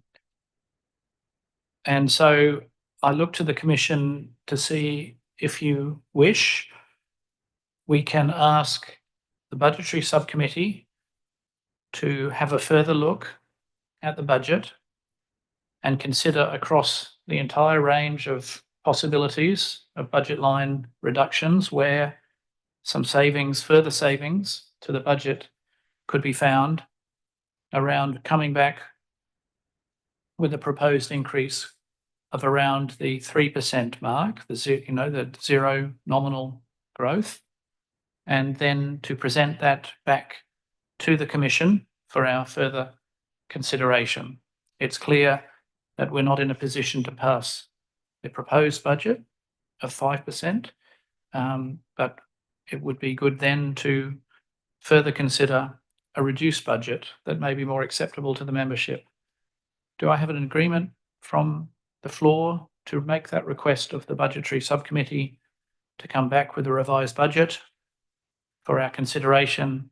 We'll keep the agenda item open and we'll ask the Budgetary Subcommittee to reconvene and do some work. Of course, that will involve the Secretariat as well. I'm seeing nods and no one wishing to take the floor, so thank you. With that, I will firstly, again, thank you all for your hard work on getting there. And Margie, would you like the floor? I'll pass the floor to you. Thank you, Chair. Just to note that the Budgetary Subcommittee has a room booked to be able to discuss this already. So the Poseidon room at between 6 o'clock and 7 o'clock this afternoon. So in the next half an hour.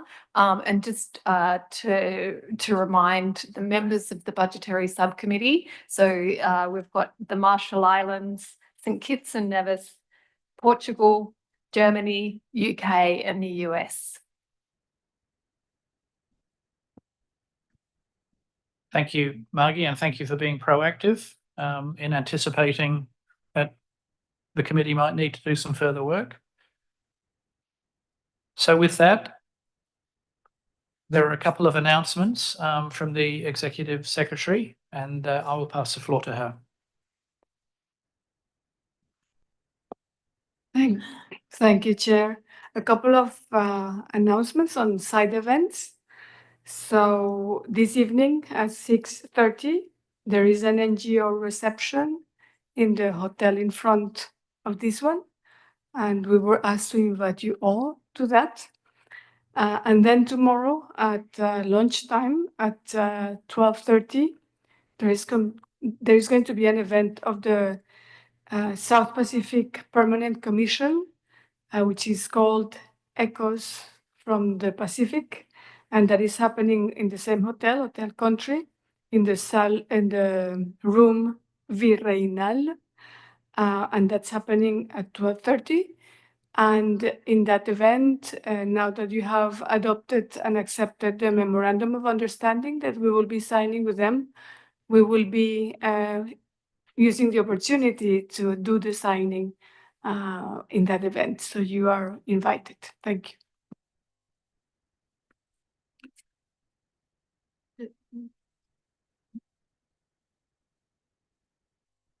Thank you very much, Executive Secretary. I'll pass the floor to the Head of Finance and Administration. Nikki, you have the floor.